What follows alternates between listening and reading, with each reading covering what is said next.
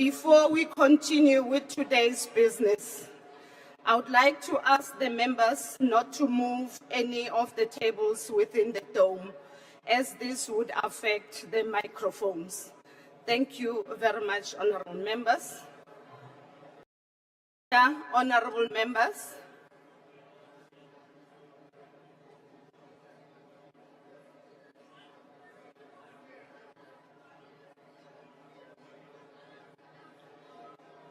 Order, honorable members.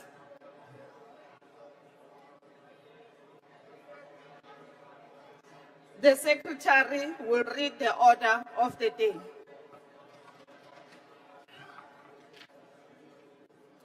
Debate on the President's State of the Nation address.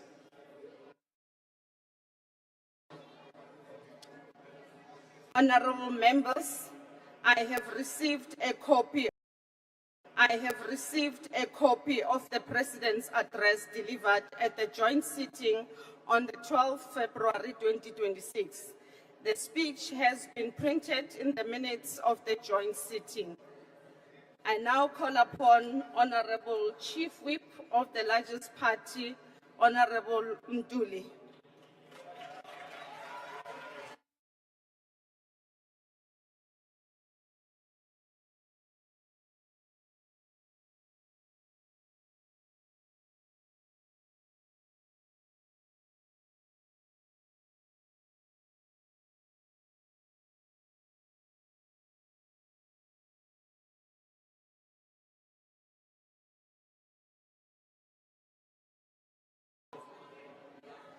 Hello?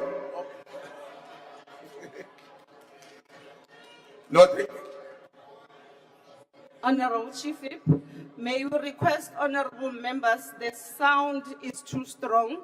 Please try and not to speak closer to your mic. Thank you very much. Thank you very much, Chairperson of the National Council of Provinces, Your Excellency, the President and Deputy President of the Republic, honorable members, fellow South Africans. It is my privilege to convey my deepest condolences to the family, the friends and comrades of Jesse Jackson, who passed away earlier today at the age of 84.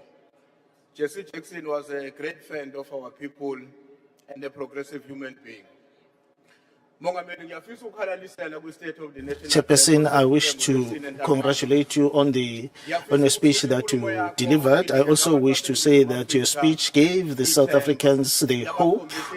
It showed them the way, or it paved them the way. I am saying, as I congratulate you, that I want to add any ideas that you've put forth, of which I support. I just want the President to say we need to really focus on the issue, or identify the issue of the water, so that we put it on the national disaster. This will assist us that we need to work without, breaking any laws of South Africa, and we must come up with a solution that will assist us so that we are able to solve this problem. Secondly, Chairperson, I'm glad, I really support your speech.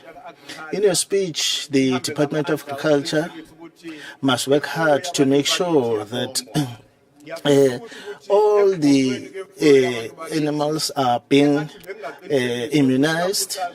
And I also want to emphasize the fact that those who are poor, who stay in rural areas, they should be the ones. We need to start with them, whereby those who live in rural areas do not get any services. I also want to say that in that program, Chairperson, if animals receive the injection for mouth and foot diseases, these cattle should not be moved from one place to another, because that on its own makes it difficult to cure mouth and foot diseases. I also wish to applaud you, Chairperson, on your speech. I remember in 2021, you made an announcement that there will be people who are called extension officers. They were employed, but that was temporarily because of, the budget did not allow that.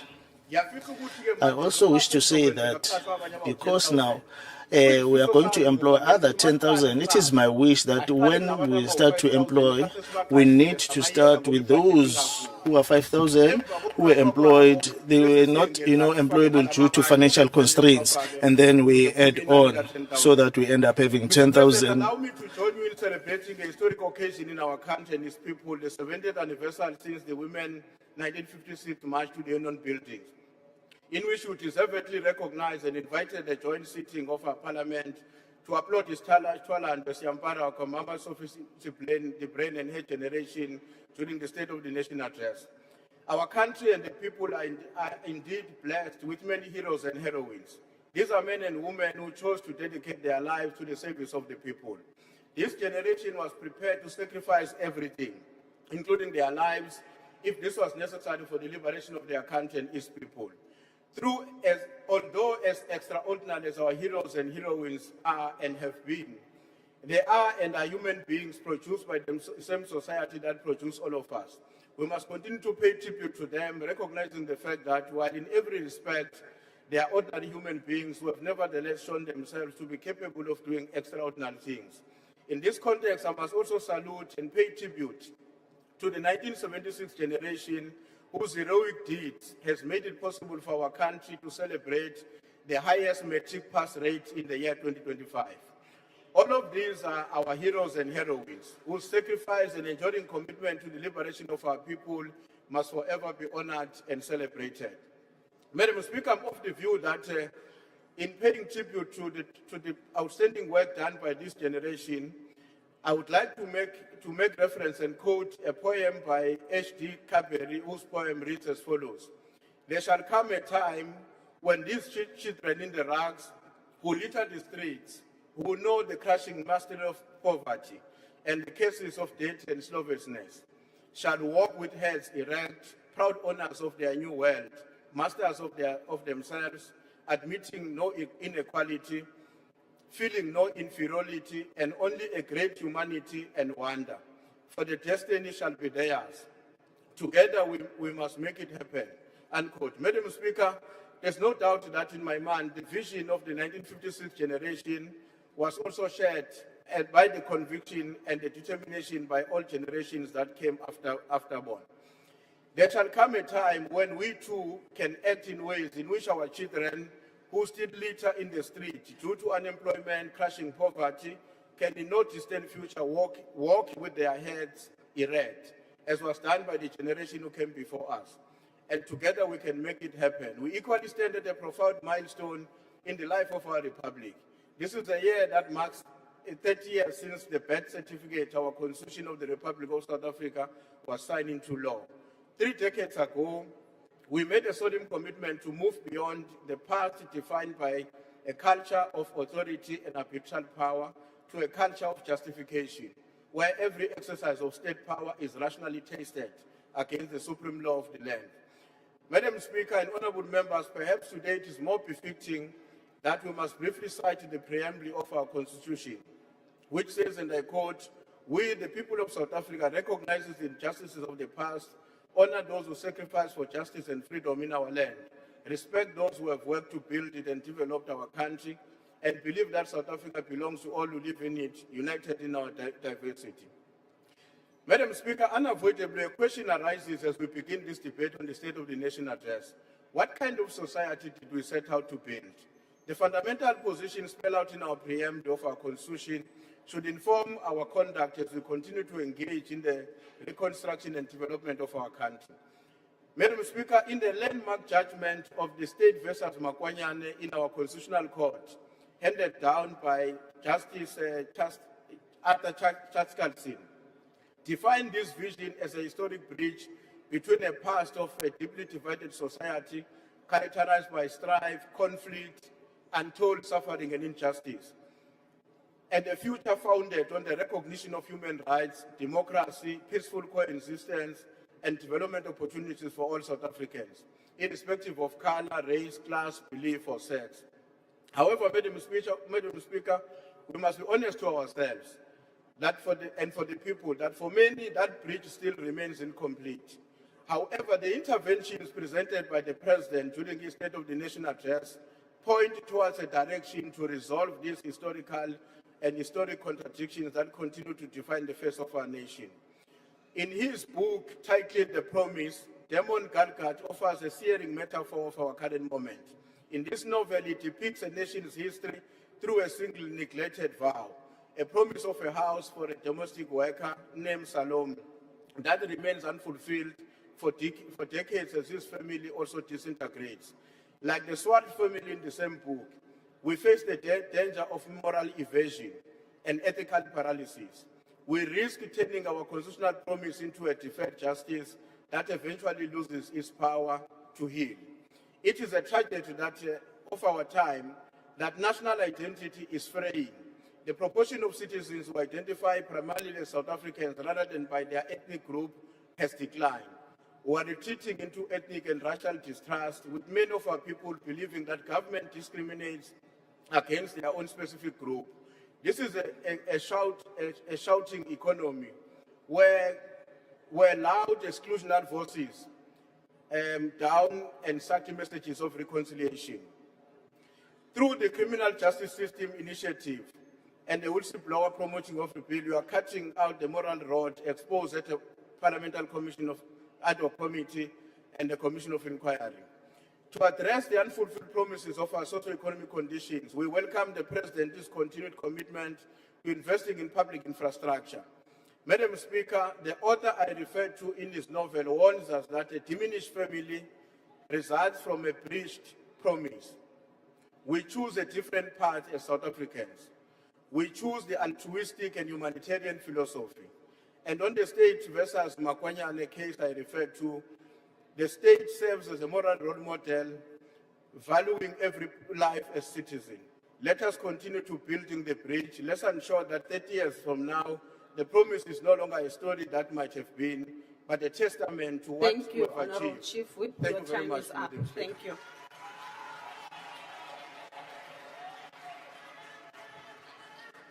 I now invite Honourable Van Rooyen.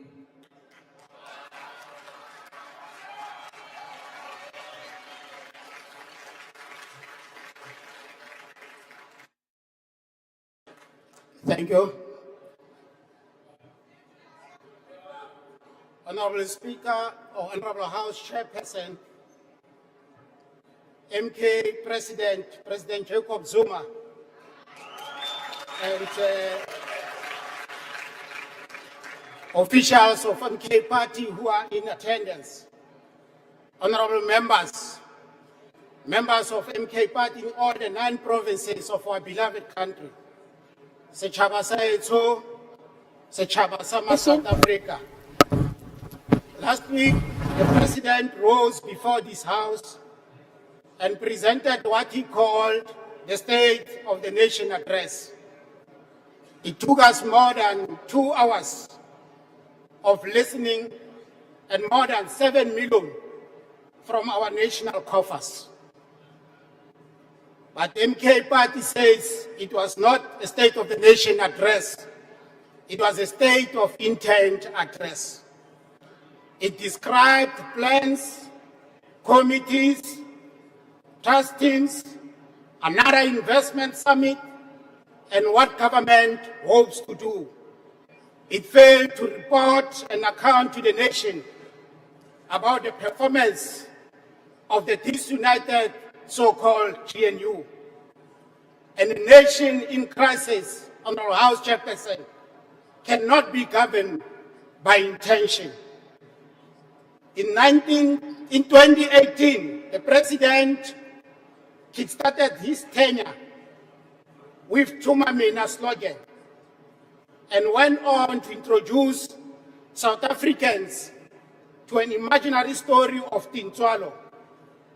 Under this slogan and story, we have heard only promises.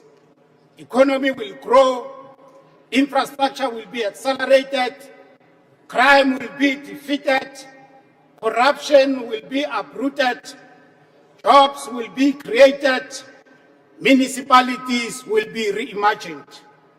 But the lived experience of our people tells a different story.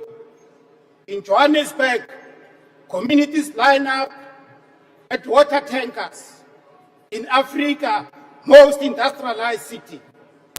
In rural provinces, families are still sharing stream water with animals, and their calls for reliable sanitation fell on deaf ears. Because of lack of commitment by the GNU to MK Party's call for free education, year after year, students face registration and accommodation challenges. Compounding this situation, even those young people with qualifications sit at home excluded from the economy. This is not what we must celebrate as recovery.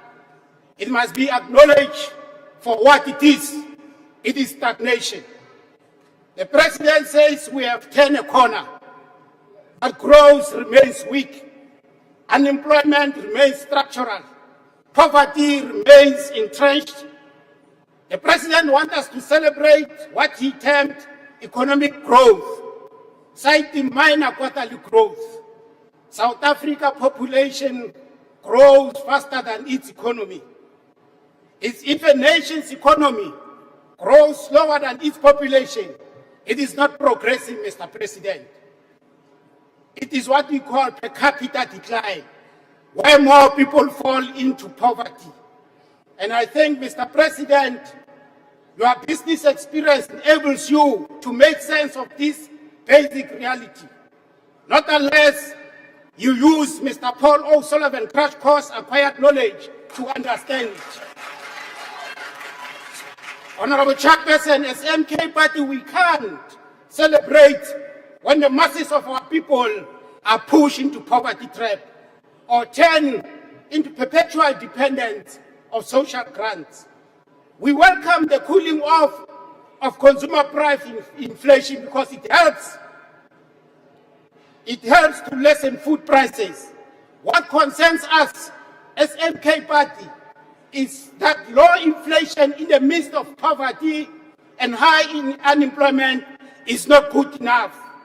Hence our insistence that low inflation must be accompanied by economic growth.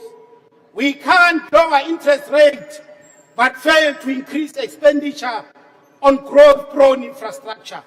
We don't need the current austerity approach by National Treasury to take advantage of low interest rate.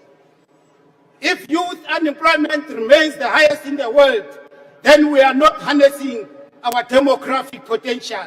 We are wasting it. Municipalities continue to deliver basic services, water and electricity, not consistently because of systematic problem of infrastructure. Honorable members, the president speaks of rebuilding institutions after state capture. But institution, Mr. President, actually deteriorated only after what you call the 9 wasted years. Collapse only came after 2018. Rail capacity declined only after you took over in February 2018. Port efficiency worsened after you took over. Cape Town became worst port in the world in 2022. Energy supply collapsed from 2020 and turned into rolling blackouts under the incompetent and the director, who was dubiously appointed at the expense of a pool of black professionals within the energy sector. It is interesting, South African, to note that with pride that ESCOM is somehow stable under the same black professionals overlooked when the leader was appointed. Honorable Speaker, it is a national embarrassment that after 4 years before 2030, National Development Plan deadline, the so-called GNU, can't measure the success and failures of what's supposed to be South Africa national plan. The global order is shifting. Nations are pursuing industrial strategy. Unlike the so-called GNU, they are protecting strategic sectors crucial for development of their countries. Our country is massively endowed with mineral resources. We have no excuse not to reindustrialize. We must reverse industrialization decisively. They are investing aggressively in infrastructure and domestic production. South Africa cannot afford this timid reform that was cited in the speech. Mr. Ramaphosa, if you do have eyes, you can see. If you have ears, you can hear. South Africa stands at a crossroad. The house is burning. We can't continue with committees, task teams, and commissions without consequences. Announcement without enforcement. The people of South Africa deserve more than this managed decline that you pronounce. They deserve a better state of the nation. MK, in few provinces, as you know, emerged in 2024. This was a historic emergence. Our party is currently having footprints in all the 9 provinces. Very known as the president, always shocked by development in his own country. Voters in all these provinces have requested us to convey the following message to you. Because of your consistent and unfulfilled SONA promises, they will make sure that your party is severely punished during this year's local government elections. They say because of GNU, when you work with people that are opposed to triple PEE and transformation agenda, your party will be voted out. And no amount of vote rigging will deter them. They say they want an alternative government that will grow their country's economy, create jobs, fight crime, combat illegal immigration, and remove them from the apartheid-created poverty trap. MK Party is ready to offer that alternative. We hope the outcome of this year's local government elections are not going to shock you, because we are warning you now. You are not going to come after the election results and say the results shocked you. Chairperson, we are very grateful as MK Party. Thank you.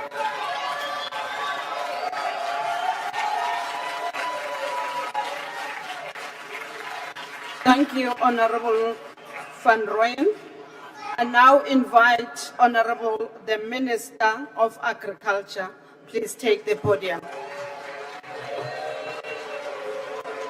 Chairperson, honourable members, Mr. President, today as I rise to respond to the President's State of the Nation address, I do so with a sense of measured optimism, but also renewed determination. The President's speech reflected a country that has begun to turn the corner after years of stagnation, crisis, and lost hope. Under the GNU, we have achieved real, tangible progress. And let me be clear, much of this progress bears the unmistakable imprint of the DA's principled participation, our relentless push for reform, and our unapologetic focus as a government on what actually works for the people of this country. Our economy is growing again. 4 consecutive quarters of positive GDP growth, a feat that seemed unimaginable not so long ago. Inflation is at its lowest level in 20 years. 2 consecutive budgets of surpluses, stabilization of our national debt, interest rates are easing, borrowing costs are declining, the rand has strengthened, and as we heard today, Mr. President, unemployment is the lowest that it has been in 5 years.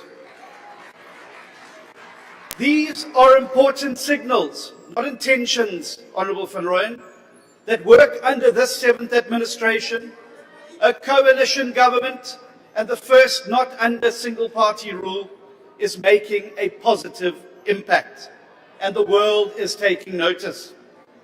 South Africa is today a better place than it was on the eve of the 2024 election. I'm proud that the DA's presence in government has been a force for good, injecting competence, fiscal discipline, and pro-growth policies into a system that was long weighed down by mismanagement and cadre deployment. But, honourable members, while we celebrate these achievements, we cannot afford complacency. At projected growth rates of around 1.5%, it falls far short of the 3% or more needed to lift millions out of poverty and to create the millions of jobs our people so desperately need.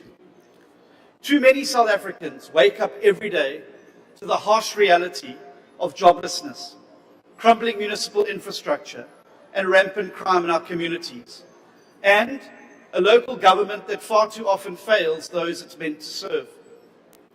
The lived experience of citizens, communities protesting for water, entrepreneurs battling red tape, families fearing for their safety at night, has not yet matched the macroeconomic headlines. We have turned the corner, yes, but we are nowhere near the destination. And that is why I say unequivocally and clearly today, we must move faster, much faster. We need urgency now. Firstly, by accelerating economic liberalization and private sector involvement. Operation Vulindlela, Mr. President, has delivered results in energy and ports, and we now need to expand it to rail, water, and telecommunications. Unbundle, concession, and privatize where necessary to unlock investment and efficiency. Replace restrictive BE policies with genuine broad-based empowerment that includes skills, ownership, and opportunity for all, not just a connected few. We must also replace failing empowerment frameworks with ones that genuinely tackle poverty. The DA's Economic Inclusion for All Bill represents a significant step forward, achieving a vision of genuine economic empowerment for all South Africans, and is the type of reform our country desperately needs. Second, we must get local government working, outlawing cadre deployment for all, appointment on merit, holding municipal officials accountable, and rooting out corruption. Competence must determine who runs our cities and towns, so that our people are served by their local government, not the other way around. Thirdly, doubling down on job creation and youth opportunity. We must, Mr. President, expand the successful models already implemented, but pair them with real structural changes, easing labour market rigidity that deters hiring, and to incentivize businesses to hire more South Africans. Fourthly, tackling crime and insecurity head-on. The deployments announced are welcome, but we need sustained intelligence-led policing, foster courts, and communities empowered to partner with devolved law enforcement closer to the people. And finally, let us recommit to the GNU's founding promise of stability for reform, not reform stalled by politics.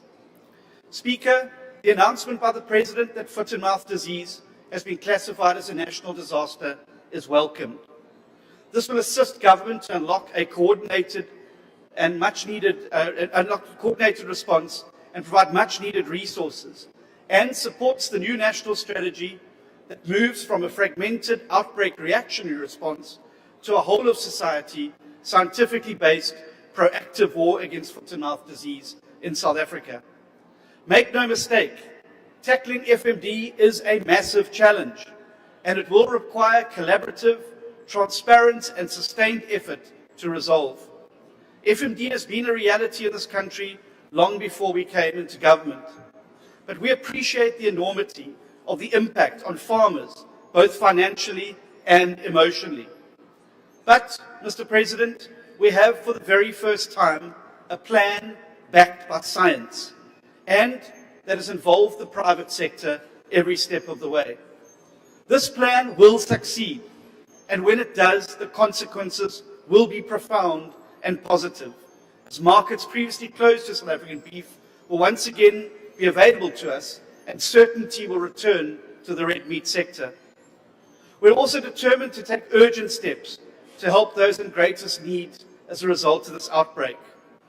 Securing a sustainable, reliable supply of vaccines has been a major priority. South Africa lost its ability to produce vaccines in 2005, and since then we've relied on vaccines only from the Botswana Vaccine Institute. Under the new strategy, we have, for the first time, secured new international suppliers, strengthening our response.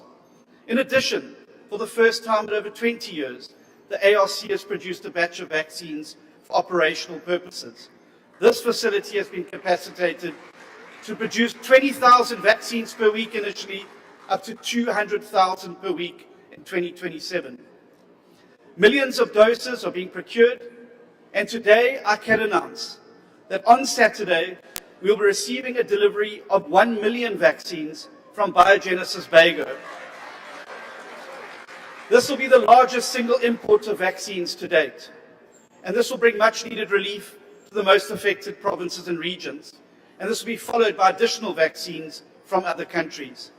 In total, we anticipate by the end of March we will have received over 5 million vaccines from 3 different suppliers.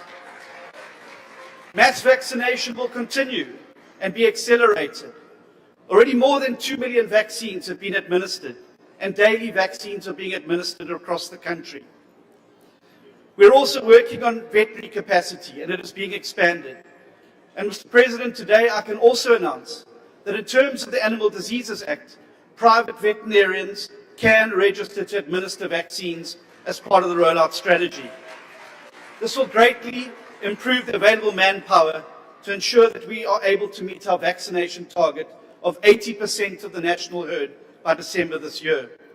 Because protecting agriculture, as we've seen from the latest economic data, is not only about farmers, it's about protecting economic growth, jobs and stability. Speaker, the DA remains fully committed to this coalition because it is delivering where single-party rule failed. But let me be clear, commitment does not mean blind loyalty, and we will continue to fight for foster bolder change and ensuring that every cent of public money works for the people and not for politicians. Honourable members, this is the opportunity of a lifetime to build the country of our dreams. But opportunity only means something if it is seized. Our children will never forgive us if we fail to capitalize on this moment by driving faster and deeper reform that confronts the things that hold our country back head on. To every South African listening today, the progress we have made is real, but the work ahead is urgent. And we will lead that change, championing freedom, fairness, opportunity and excellence. Together in this government of national unity and beyond, we can build a South Africa that rises faster. But the time for cautious steps is over. Honourable The time to Minister. sprint Your towards time is prosperity up. is now.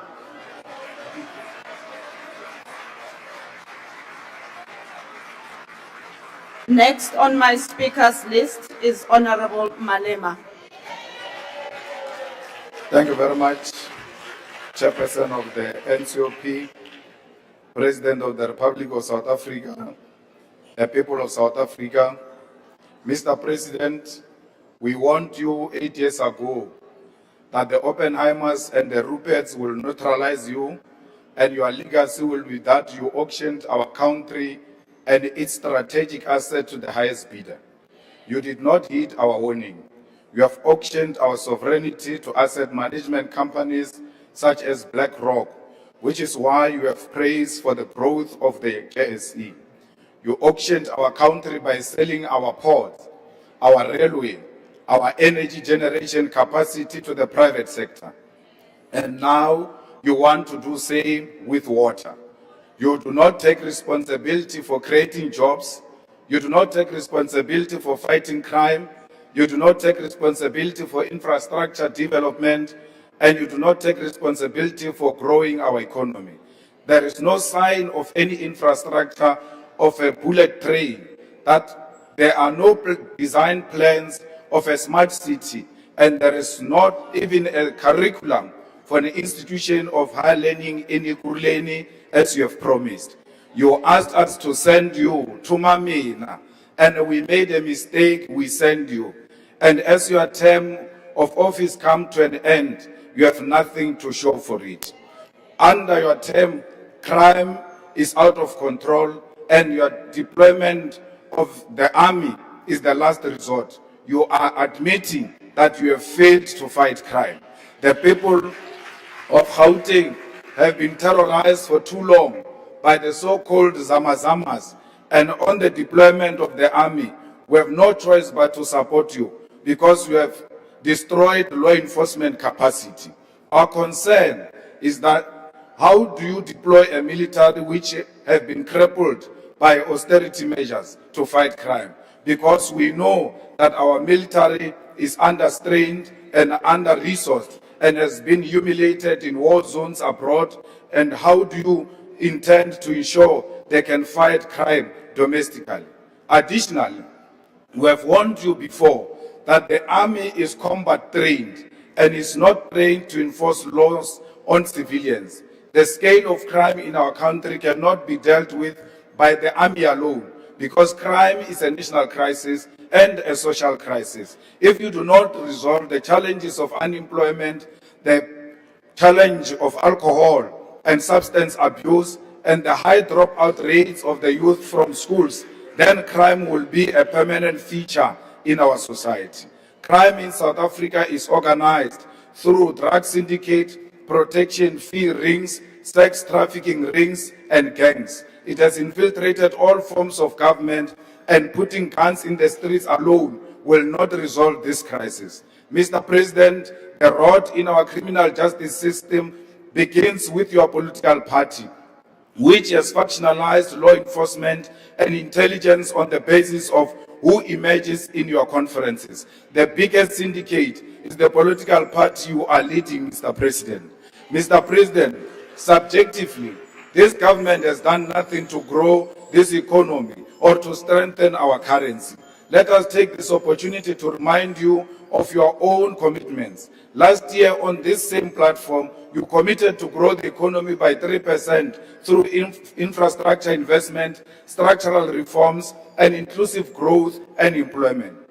You no longer speak of this figure, and National Treasury itself predicts economic growth at 1.5% and will most likely reverse this projection down as the year progresses, because that is their tradition. You speak of the achievement of a budget surplus as a positive economic indicator, but it is more of an indication that you are implementing austerity and spending less on saving the needs of the country. Why will you be proud of a budget surplus in a country with massive unemployment, collapsing municipal infrastructure, and poverty, which is leading the death of children in the Eastern Cape? You're proud when it comes to EPWP jobs is something you should be ashamed of and not mention at this level of governance. Those are temporary jobs which are used to secure income for volunteers of your political party. It is slaves jobs with no security, because you cannot secure a car or a home with an EPWP job. Mr. President, the electricity crisis in South Africa is far from over. The mistake you are making on declaring an end to the electricity crisis is the same mistake you have made with the water crisis for decades in this country. Now that the people of Sandest no longer experience electricity outage, you no longer view it as a crisis, forgetting the people of Soweto, Mdantsane, Seshego, and Ditsobot. You have given load shedding a new name, and that new name is load reduction. On top of that, you have lost control of the pricing regime of electricity, and NERSA is pronouncing an increase in the cost of electricity every few months. Your municipalities do not have an idea of the infrastructure they are seized with governing. It does not matter how many billions of rands you give them to revive water infrastructure. The fact of the matter is your minister and your mayors do not have the town planning, do not know the town planning of where water infrastructure begins and where it ends. This is why they respond to burst pipes and leakages as they happen and run after one pipe to the other. In Ekurhuleni, we have an MMC of water of the EFF, Tembi Msani, and sanitation, who is managing a water infrastructure there and has been declared as a water champion. When your minister was running around complaining about water, our MMC of water in Ekurhuleni was given an award the same week and declared a water champion. Instead of benchmarking from the DA, which struggles to provide clean water to people of the city in this township, go and benchmark from the EFF department there in Ekurhuleni on how to fix the water crisis. Mr. President, you will not fix our municipalities if you do not revise the backward and outdated equitable share model, which allocates more funding to the national and provincial spheres of government while giving the least allocation to local government. The idea that all municipalities can be self-reliant on revenue generation when you know you preside over a country that is massively deindustrializing and is suffering massive unemployment is misguided. We need to focus on strengthening municipal capacity, but in addition to that, focus on recovering revenue from major industries which consume electricity and water in bulk. These companies must be given incentives on rate paying, which will compel these industries to invest in developing municipal infrastructure such as roads, water, electricity, clinics, and schools. Mr. President, we want to say to you, we fully support you on your posture when it comes to international relations. Your support for Palestine, the people of Western Sahara, South Sudan, and the people of Cuba. We agree with you that Africa must begin to negotiate its trade relations as a bloc and with unity, and that no nation must ever again think it has got the right to bully us and impose on us who our friends must be and who our enemies must be. We agree with you that not civilians must take the law into their own hands and harm foreign nationals. And you must tell those in your cabinet and who support you that they must not campaign using violation of the human rights and murder of foreign nationals. They claim you agree with them. You must continue to denounce them, Mr. President. Others are killing people to perform rituals as we approach local government elections. They think by killing foreigners, they will win elections. They must ask their friends who came here with the name of killing foreigners. They did not win elections. Xenophobia will never win them elections. And some of them are found in your cabinet. You must remind them as you meet them on the corridors. Just say to them, xenophobia will not make you a president. I might have made you a minister. We call on you to exhibit your courage by closing the Israeli embassy, which is a resolution of this National Assembly.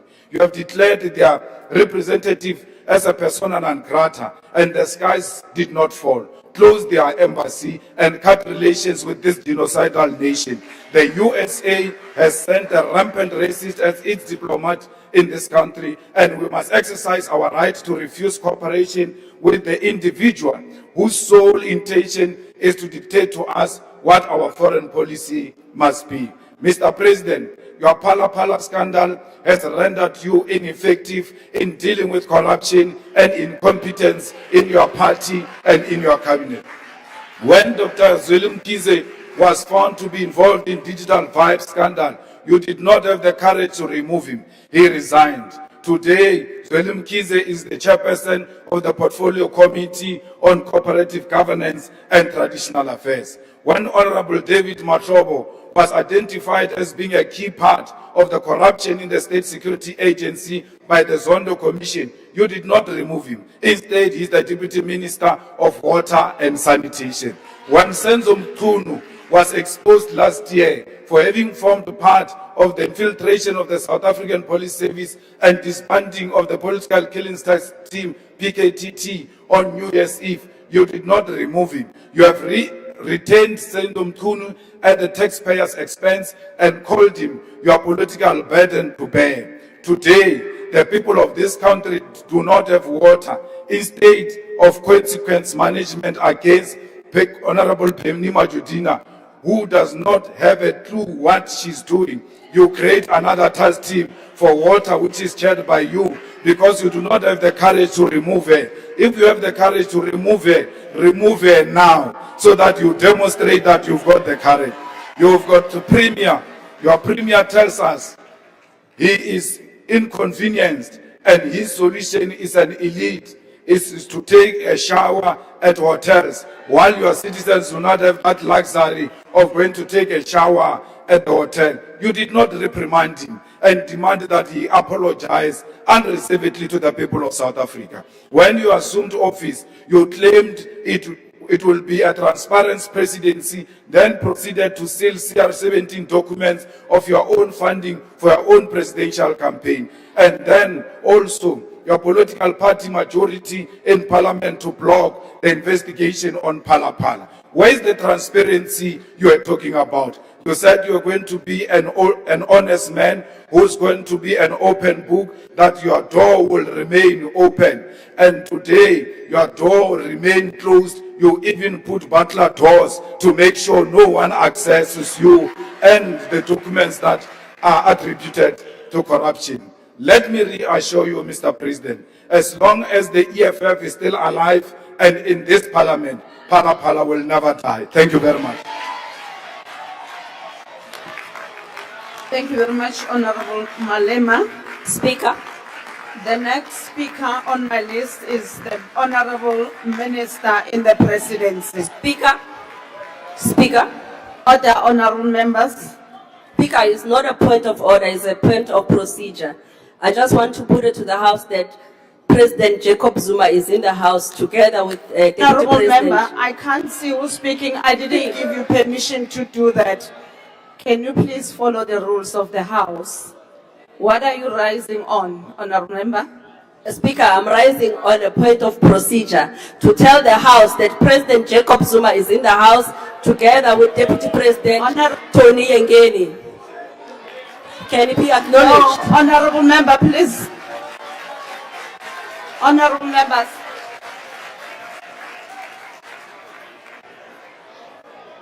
Honorable member, there's no provision for me to agree with what you are saying. Please, let's proceed with the House, sitting of the House. Over to you, Minister.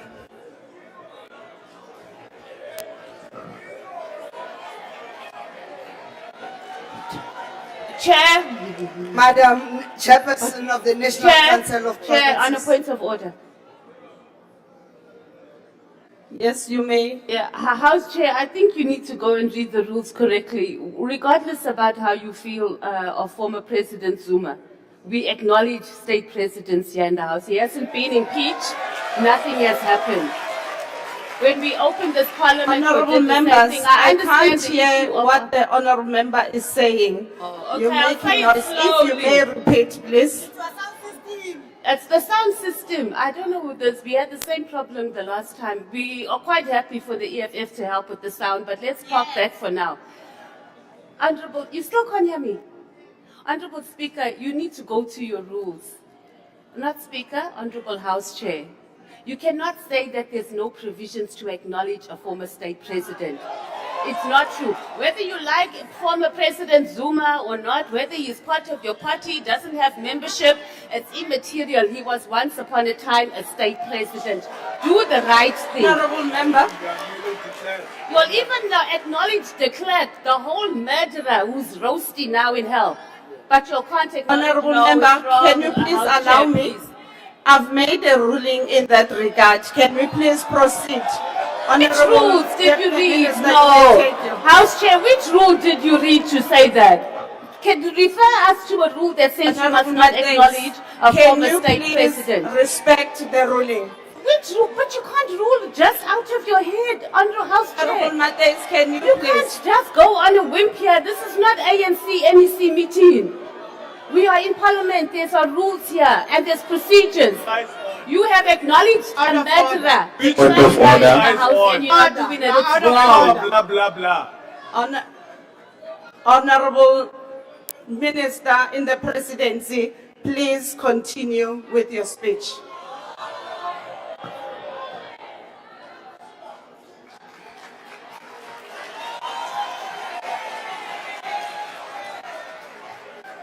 Madam Speaker and the Chairperson of National Council of Provinces, His Excellency President Cyril Ramaphosa and Deputy President Mashatile, honorable members.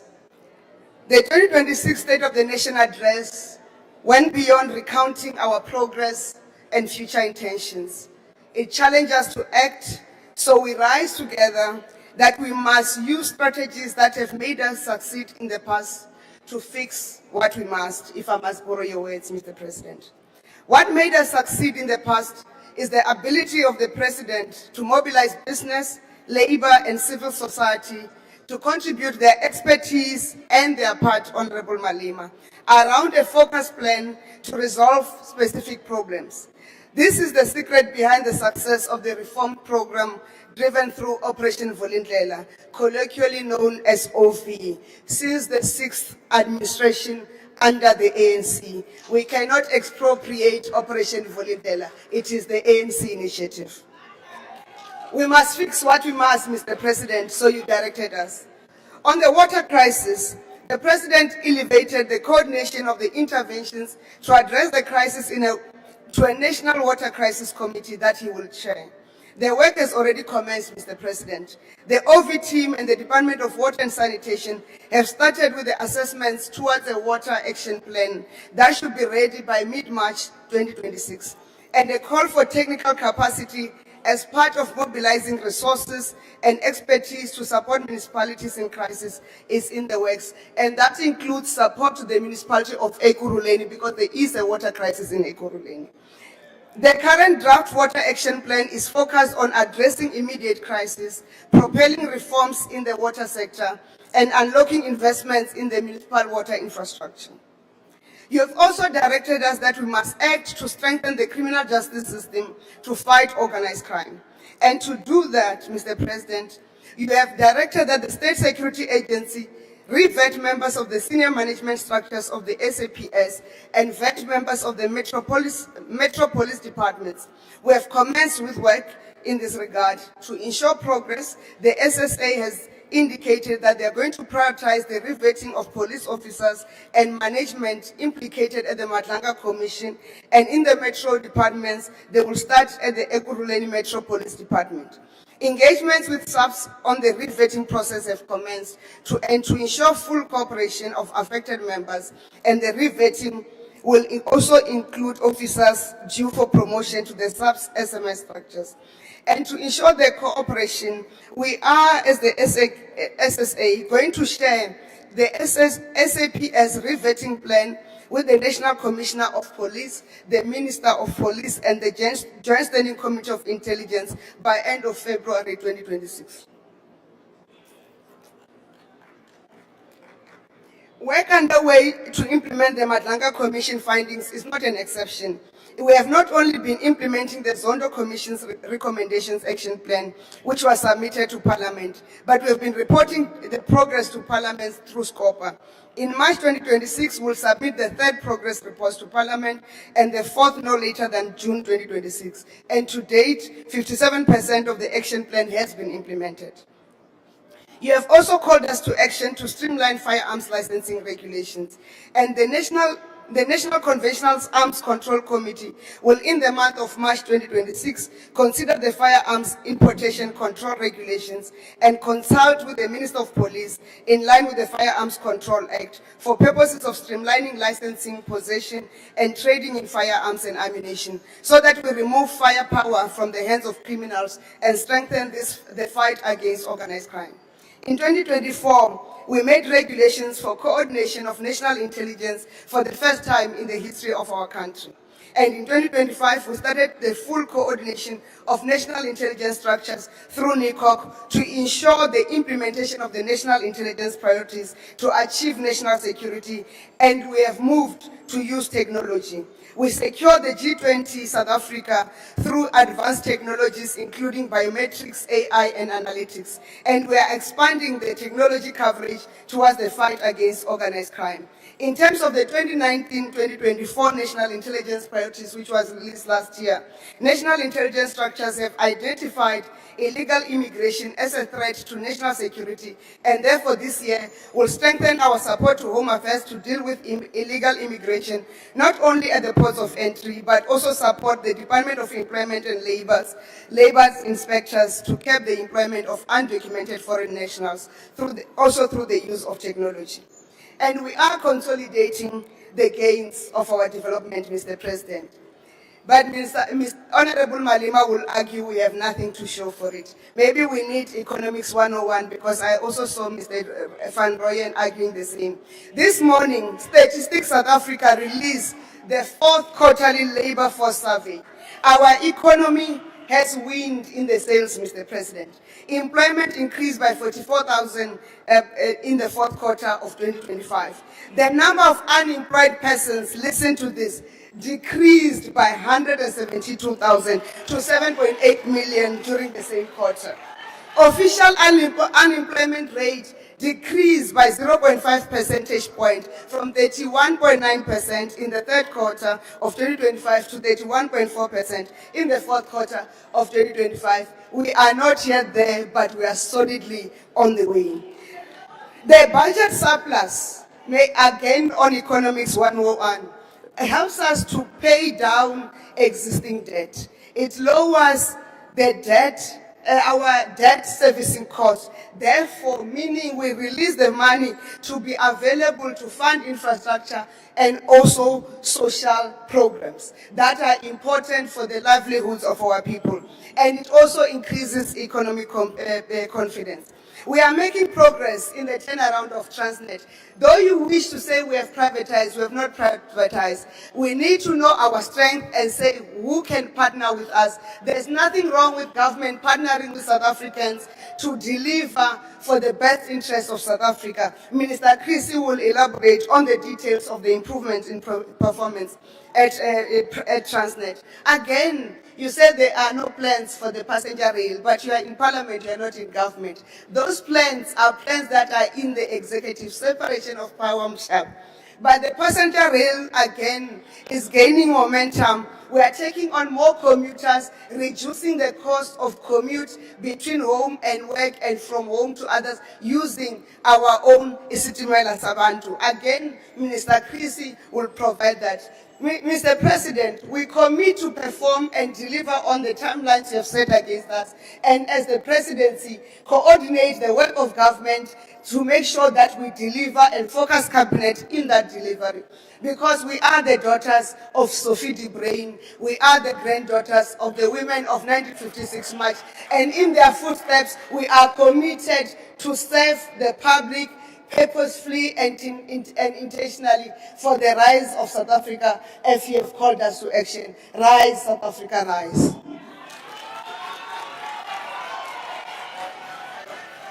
Thank you very much, Minister Nchabeni. Honorable members, before I call upon the next speaker, I would like to take this opportunity and acknowledge the presence of the former President of the Republic of South Africa, Honorable Zuma. He's here with us today. Thank you very much, honorable members. You may take your seats. Order, honorable members. We are now proceeding to the next speaker. The next speaker on the list is Honorable the Minister of Cooperative Governance and Traditional Affairs. Over to you, Minister.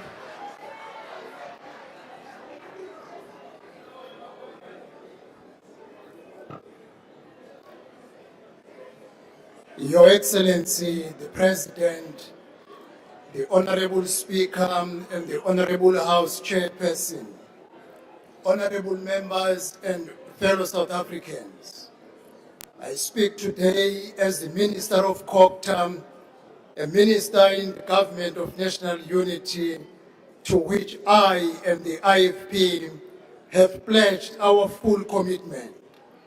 I speak also as the leader of the party with the long-standing values and principles that will not be compromised, for they offer South Africa what our country, our economy, and our people need, which is integrity, stability, and hope.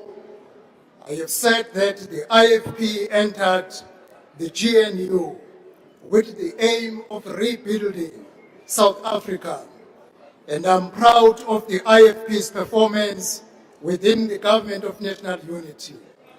The successes outlined by the President during SONA stand as a testimony to the strength of a multi-party democracy in which diverse voices are truly represented.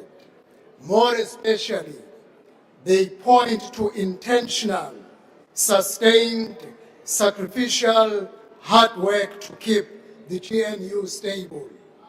We do this for the sake of furthering our initial gains. Yes, our economy is finally growing, but it needs to grow faster.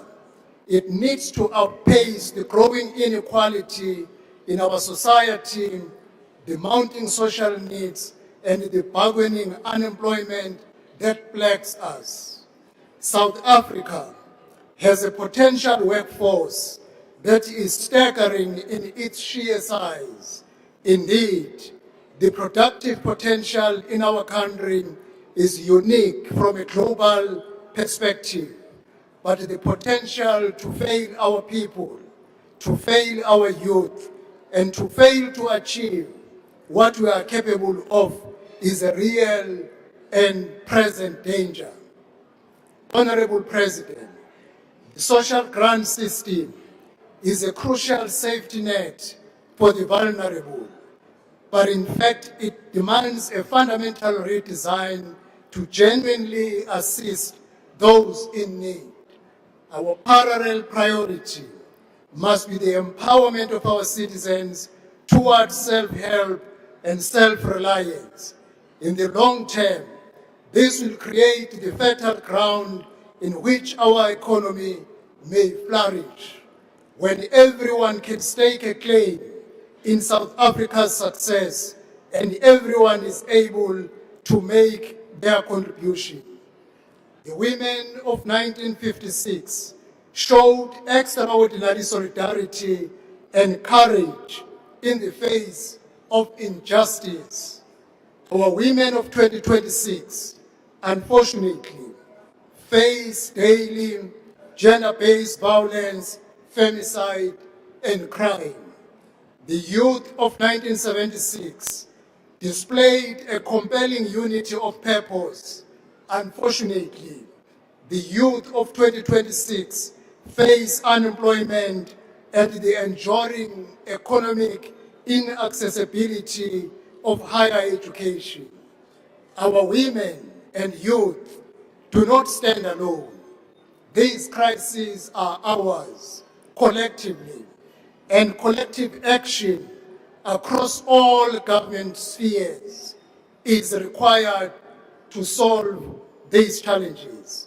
The vast dormant resource of unemployed graduates must be awakened through opportunity, not only through the Presidential Stimulus Fund, but also through the creation of a multiple of development and employment programs across all spheres of government and massive mobilization of the private sector. As Minister of Culture, I must emphasize, Your Excellency, the words that you indicated during the SONA on the centrality of fixing the many dysfunctional municipalities, a task which is being tackled and will be completed by 31 March 2026 through the review of both the white paper on local government and the municipal funding model, which will be a game changer to our local governance system. Deployment of officials will have to be on the basis of competency and professionalism, not political deployment. The white paper on local government review will place municipal governance on a sound footing, facilitate efficient cooperative governance, and harness the potential within the institution of traditional and cohesion leadership, creating genuine governance partnership with traditional and cohesion leadership. Your Excellency, the white paper on local government review will yield to great and progressive change if political parties come elections of the local government will deploy competent political leadership as mayors, deputy mayors, exco, speaker and MPIC chair who will drive and become the agents of change and service delivery. The IFP commends the establishment of the National Water Crisis Committee as a temporal measure to fix a much wider range of malaise of water crisis that has accumulated over decades. An emergency solution is necessary, and we believe this committee as a temporal measure will bring a great relief. But the long-term solution is building capacity in municipalities, ensuring that the competent leadership in municipality do maintenance timelessly on an ongoing basis, build more reservoirs, and deal with the multitude of water losses as a result of the infrastructure that is failing to perform because it was never attended timelessly. Honorable President, there is another leak that we must fix, and that is the leak of economic and social resources through unchecked illegal migration. The IFP classifies the pervasive presence of undocumented foreign nationals as a threat to state security. While we support... Thank you, Honorable Minister. Your time is up. Thank you very much, Honorable Thank you very Chairperson. much.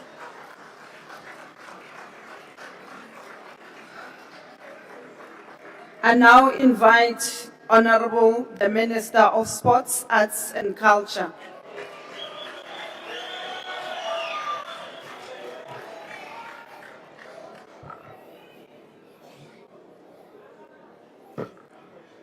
Chairperson of the NOCPV.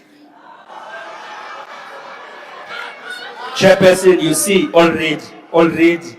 These are my fans, so leave them.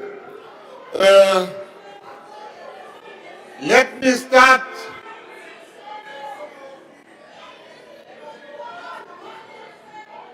It's NCOP. Let's do it together, Minister Gayton. NCOP. NCOP. Order, Honorable Chairperson. members. Order, Honorable Chairperson, members. can you we respect- allow the speaker on the podium to deliver his address? The watch mustn't go, I've got lots to say. Thank you, Chairperson. Let me start by thanking the people of George. The people of George has voted in the past 3 weeks in 3 by-elections overwhelmingly for the fastest growing party, the Patriotic Alliance. Thank you. Without wasting time, Honorable President, the people that vote for the PA has sent me here to say thank you to you for listening when we said illegal foreigners are a problem. You, Mr. President, are an example to all our mayors across the country, to all the mayors of the different political parties, that you listen to your coalition partners. You are a president that is consultative and you're listening. That's why today we have 10,000 labor inspectors that's going to go around the country. That's why today any businessman hiring an illegal foreigner shall meet with the arm of the law. Most importantly, Mr. President, and very emotionally for our people, thank you for listening to our cries when we said, bring the army to our areas. Thank you, Mr. President. Thank you, Mr. President. Mr. President, we would like you to add the Eastern Cape, because there more people die in the Eastern Cape than anywhere else. Mr. President, the GNU, these ones, they don't want the GNU. They don't want the DA, but they want the GNU. I can tell you we are very happy in the GNU. There's no space for you. We will see you in the next election maybe, but not now. Mr. President, there's a difference between reality and perception. The perception from our enemies is that the GNU is doing nothing. I stand here today to tell South Africa that indeed we have turned the corner. We had 10.5 million tourists flocking to our country. We had the highest matric pass rate ever in the government of national unity. The rand has stabilized and it is strong. Load shedding, Sputla, it's done, it's finished. There's no more load shedding.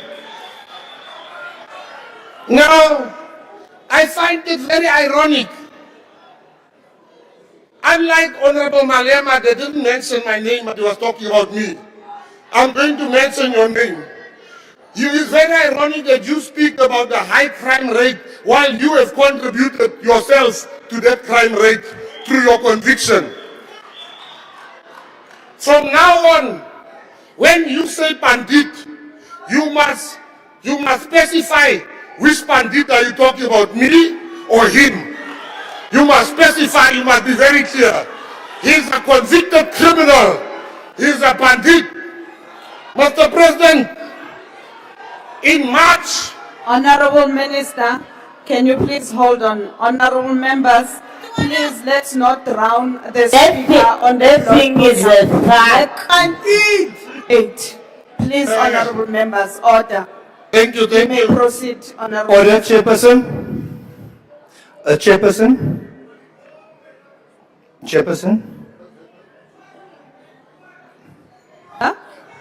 Thank you, Chairperson. Chairperson, the person on the podium is the Minister of the Department of Sports, Arts and Culture. It is not a thing. My reservation I have is the reference made to the Minister as that thing. They need to withdraw, Chairperson. That's not a thing. That is the Minister of Sports, Arts and Culture and the President of the fastest growing party in South Africa. They need to withdraw. Honorable Minister, please proceed. In March, Honorable President, we have 54 of the world's top golfers coming to our shores. We have sold 75,000 tickets. South Africa is the premier destination for people that sees the GNU Yasebeta.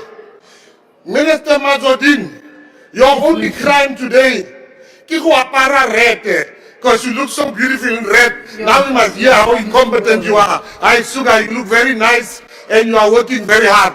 Don't listen to people that don't know what's happening in government. I am a minister, I'm sitting in cabinet. You are a government in forever waiting and waiting and waiting. In conclusion, I want to say the GNU does not work because of a particular party. The GNU is working because all parties are working very nicely together. GNU ya sebetsa, rea khubeka, rea kopile, di raha di sale, runa rea tiba mo reang teng. The GNU is the best. We must ask real economists, not pop economists. Real economists will tell you, we have turned the corner. Ons het die hoek op die hoek gedraai. Ridiculous corner. President, your tie is very nice. Thank you very much. Thank you, Minister. The next speaker on the list is Honorable Mulder. Point of order. Yes, Honorable Member, Honorable Monda, please take your seat. The Honorable Member, can I request that you speak a bit louder because I hardly hear a thing. There's echo from where I'm seated. It's very difficult to hear you. Please, that's what I'm requesting of you. Thank you. Chair, I want to understand, is it parliamentary for a Minister of Sport to stand up and say absolutely nothing about the department he's leading, sports, arts and culture? Is it parliamentary? Is it allowed? Honorable Member, that's a very subjective question you are asking and not related to the rules of the joint sitting. Can we proceed, Honorable Mulder?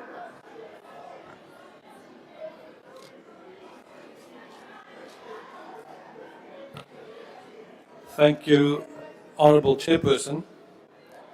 Honourable President, at your inauguration after the 2019 election, you said the following: "Yes, South Africa, to Mamina, send me. I pledge here today that I will serve you. I will work with you side by side to build South Africa that we all want and deserve." I respect you for that, and I know that you are still trying every day. Today I'm going to speak in my home language, Afrikaans. But out of respect for you, Mr. President, I've provided you with a translated copy of my speech. After that speech in 2019, there was a great expectation in South Africa, and it was believed that it would be a new beginning that would send South Africa in a positive direction, to tell everyone that was ready to stand with you, to Mamina, send us. But now, 7 years later, it's clear that things did not work out exactly that way. It was difficult Thursday evening to listen to the long list of problems that you mentioned, where you spoke of all of those new task teams. Not all of these problems happened coincidentally. No, it actually happened under the rule of the ANC party over the last 30 years. Irregardless of the task teams, we have reached a point where our country is completely grinding to a halt and stagnating, where it cannot be led ideologically into the policy directions that you've promised. Things like cadre deployment, black economic empowerment and affirmative action, that simply doesn't work. And I can just briefly address three other matters. Firstly, water supply. To have clean water is a basic human right. The crisis is so severe that you, as President, have to take control of it yourself. A water shortage didn't occur overnight. 30 years of maladministration, coupled with no maintenance of infrastructure, lies at the root of the problem. In most parts of the country, there's more than enough water, but the pipes are leaking and the pumps do not work. With cadre deployment officials that do not know how to get the things to work, the estimation calculation of Johannesburg is that 50% of water is lost due to leaking pipes. Secondly, foreign policy. There's no difference in the foreign policy that you have mentioned in this and the previous sonas. My problem remains that it still remains the ANC's policy and not the policy of the GNU.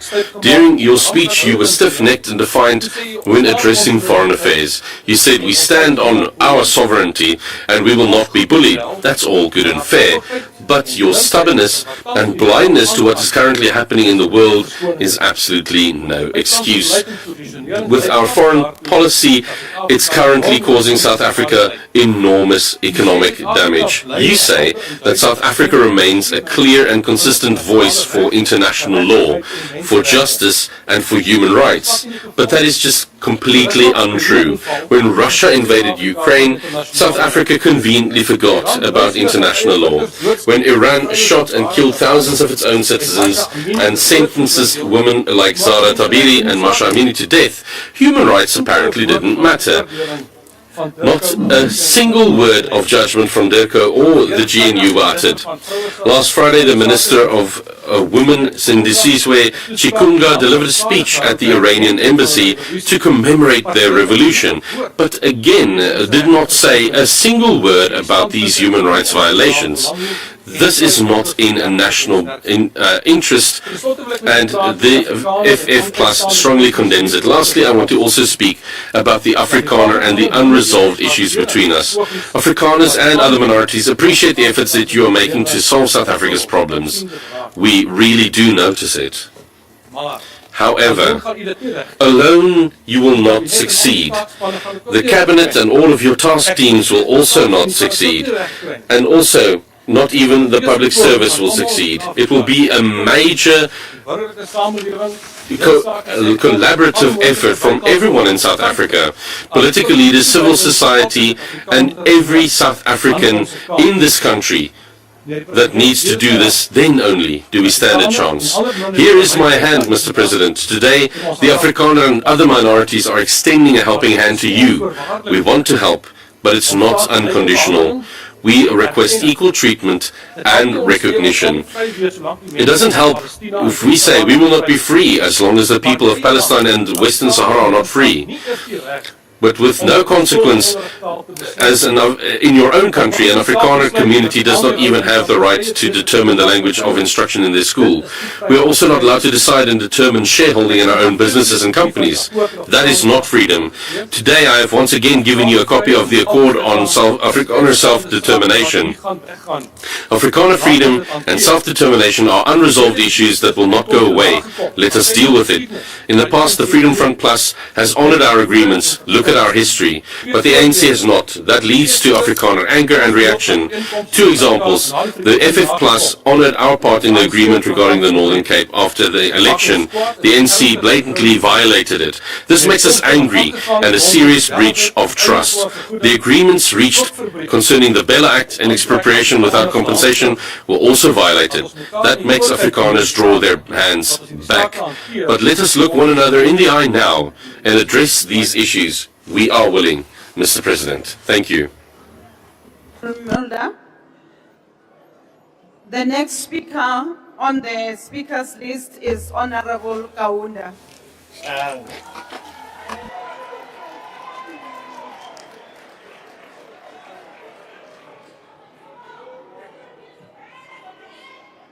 Thank you, Honorable Chairperson.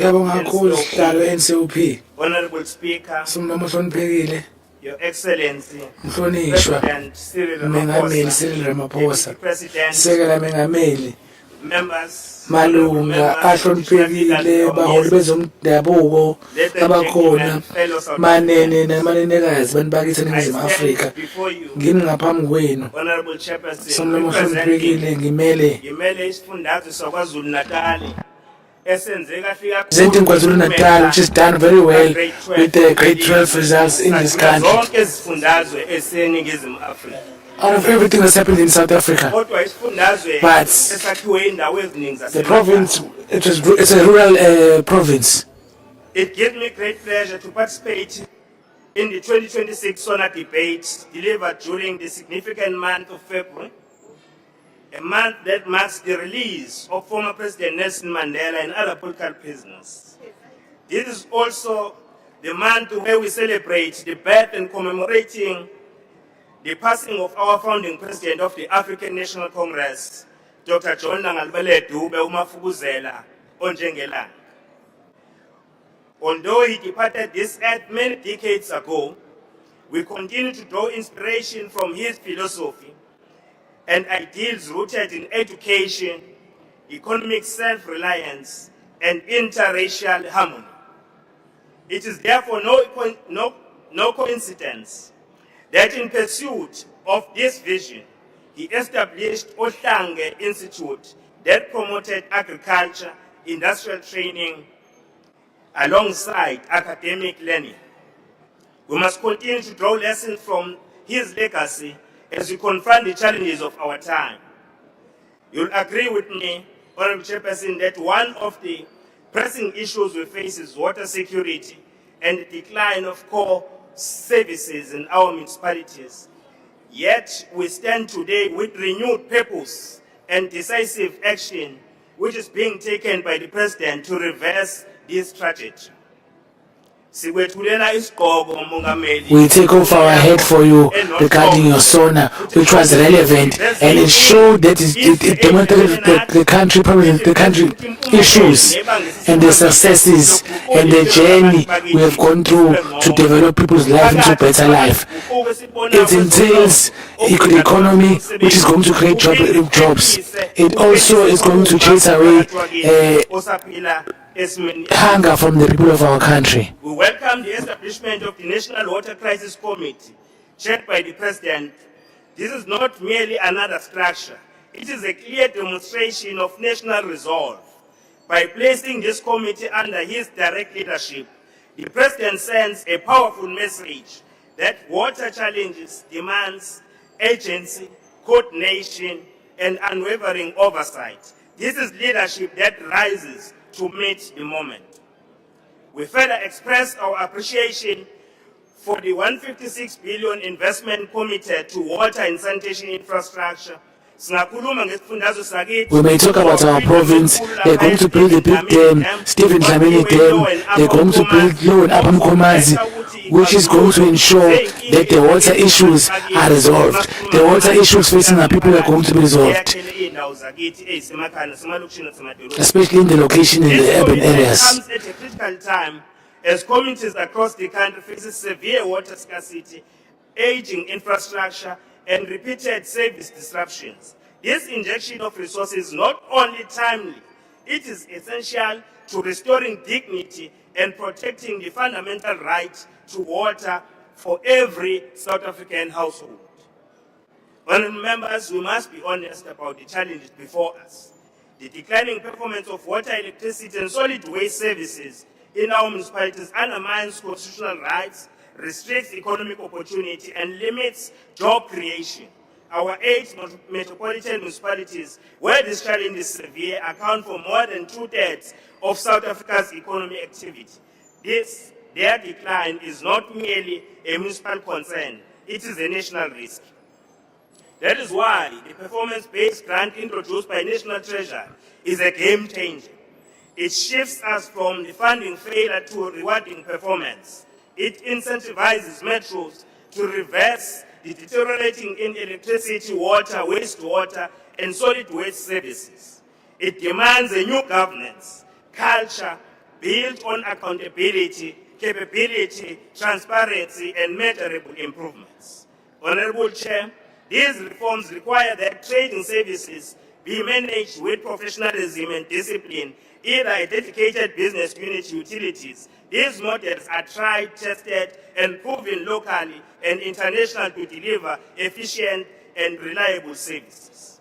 At the heart of these reforms lies a strong accountability that demands a single, empowered point of management accountability and organizational structure, consolidating all necessary functions, a clear service compact between the municipality and the service entity, full financial transparency, a credible funded business and investment plan.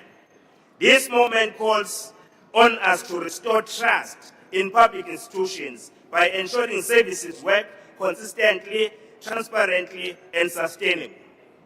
This is not merely technical reforms, it is a moral obligation.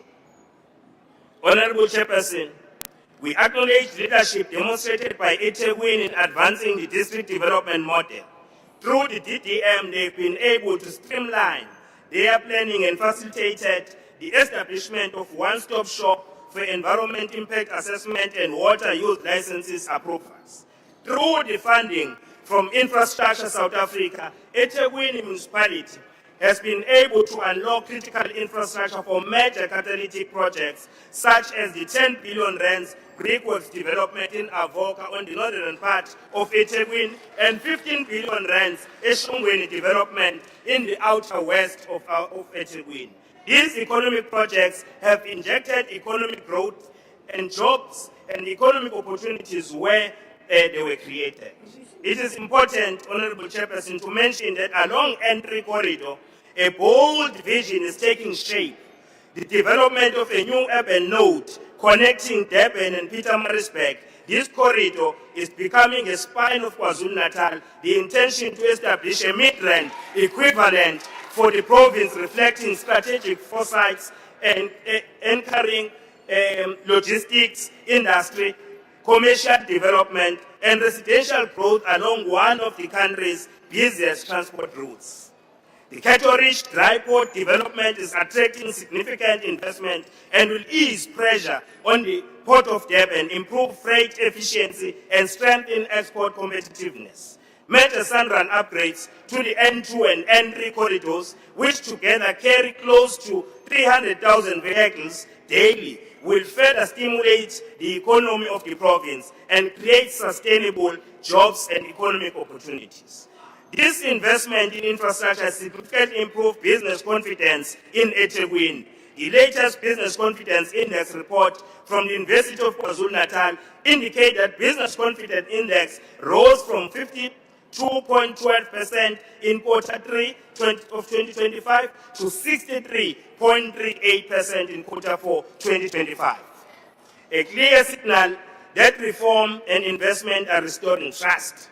Recently, the city of Durban has been ranked among the world's top destinations to visit time out worldwide. In its newly released list of best places to travel in 2026, Durban secured the 14th spot globally, cementing its status as a premier destination for tourism, leisure, and entertainment. Honorable Chairperson, no discussions of growth is complete without confronting the youth unemployment challenge. Therefore, every development agenda must place the youth employment as its core.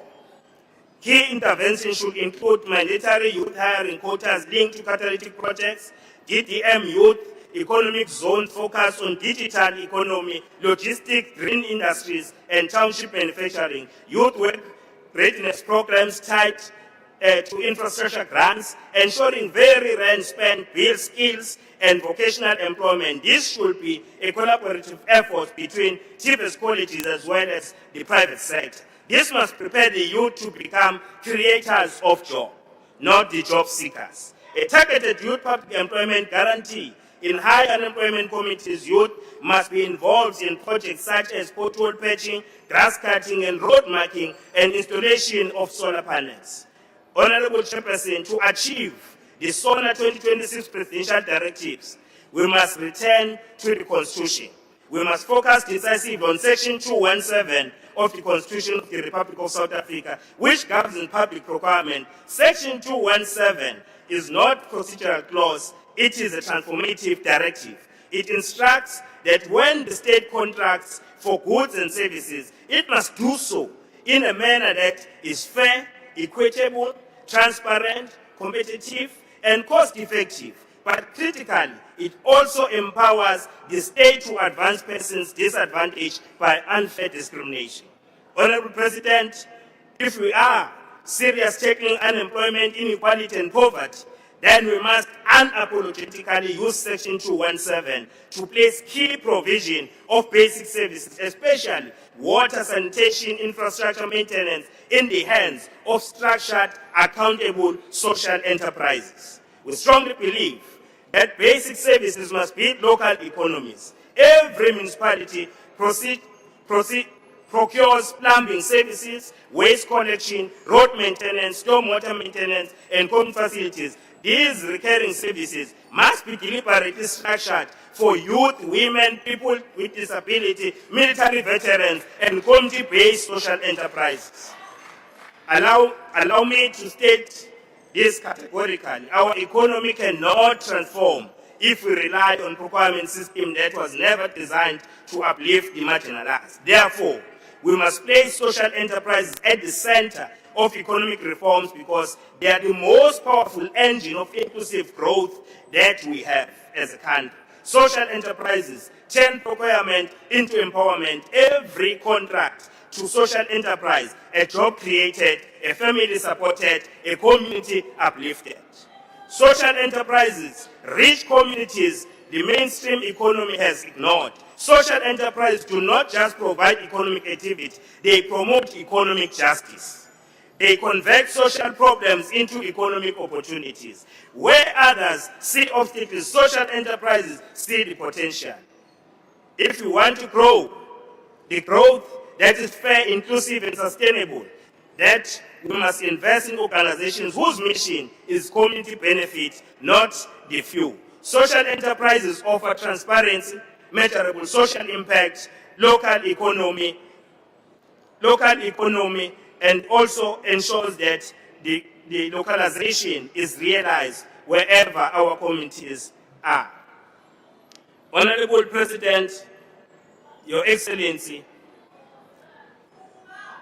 the President spoke at length about the urgent need to stabilize and strengthen local government during the 2024 State of the Nation address. He directed the Minister of Cooperative Governance and Social Affairs to lead a comprehensive review of the 1998 White Paper on local government. This review comes at a critical juncture for our democracy.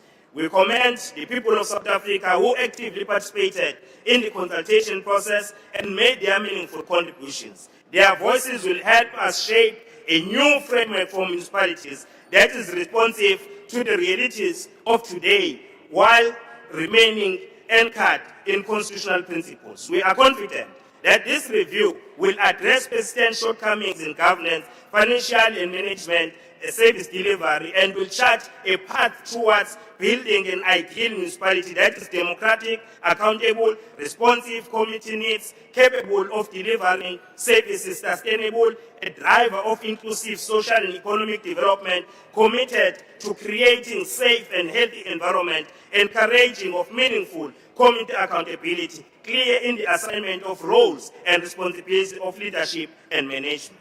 Equally important are the proposals under consideration to restore financial sustainability of municipalities. A review of the financial model for local government is being explored and it must be accelerated. One that directly addresses the structural imbalance where expenditure continues outpaced revenue while service delivery declines. Without reform, this trajectory is unsustainable. The proposed trading services reforms hold particular promise by strengthening management of core revenue generation services such as water provision and others.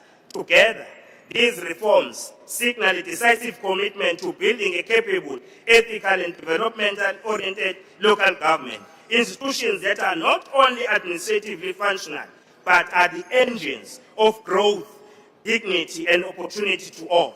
We are confident that reforms will also clearly define the role of traditional leaders as we go forward. Honorable member, your time is expired.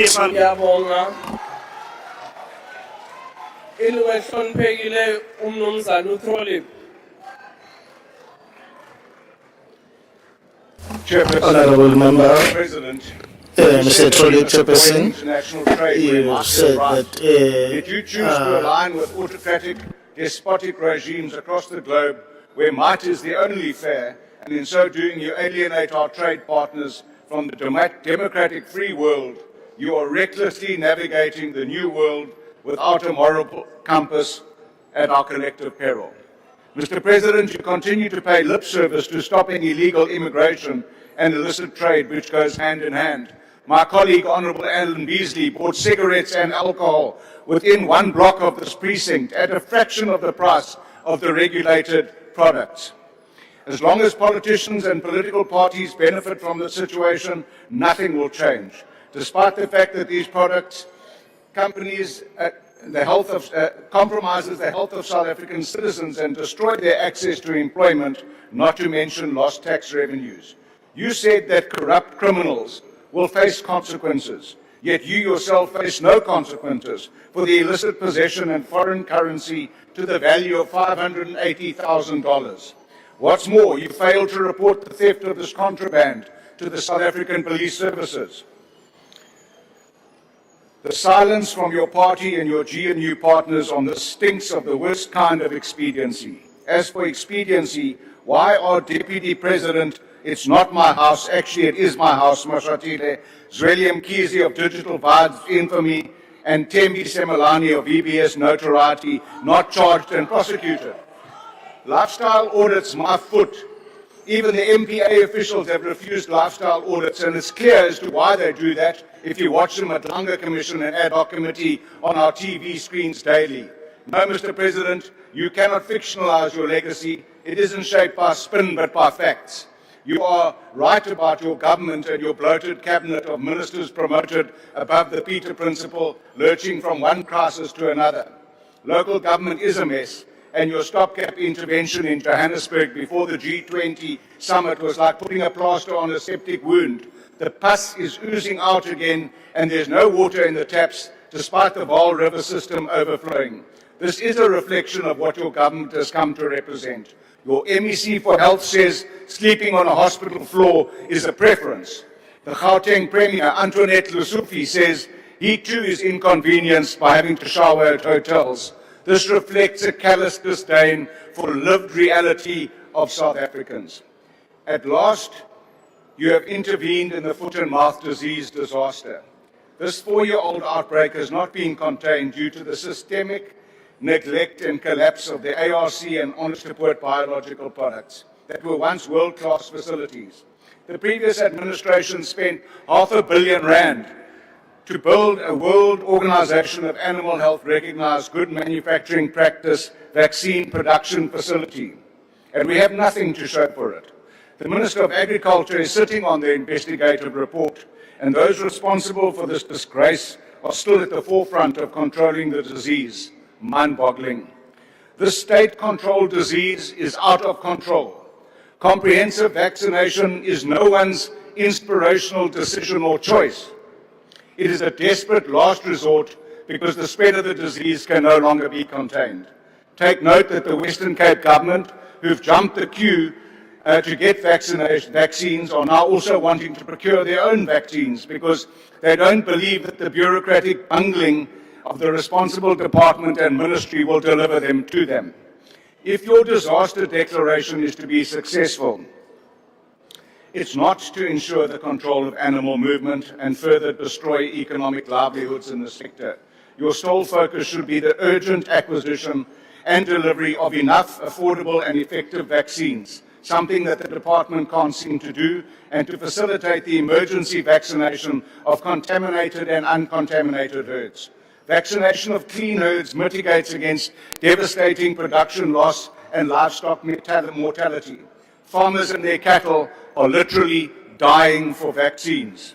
Mongameli, Boisagele, the livestock is being damaged and its life. 10 years ago, a mine shaft collapsed at Lily Mine in Mpumalanga, swallowing 3 South African miners in a container. Previously, mine rescue teams were sent to Chile. We have rescued and retrieved illegal miners, Zamazamas, dead and alive from the Stilfontein and the Buffelsfontein mine, at incalculable cost to the state. Yet you've left these 3 in that container. Yvonne Mnisi says, do not remember me only on anniversaries. Remember me every time you choose profit over people. Solomon Yerende says, I was left underground, but my family lives above ground. Their pain has never been relieved. Priti Nkambule says, I went to work to earn bread for my family. I did not know I was walking into my grave. 10 years later, my children have grown, but I have not come home. Your Minister Mantashe has promised repeatedly in this parliament by saying, Sizabakupa, Nizabakupanin. Yet, the parents of these deceased and neglected miners are still stuck in despair, and for the past 8 years have camped 1,000 meters from the mine entrance, watching Zamazamas go to work at the mine, where the business rescue practitioner is stuck in a careless time warp of inaction. I, Aninanga Talo, your government You has don't no care. Your time is up. Honorable Reverend K.R.J. Mishwe.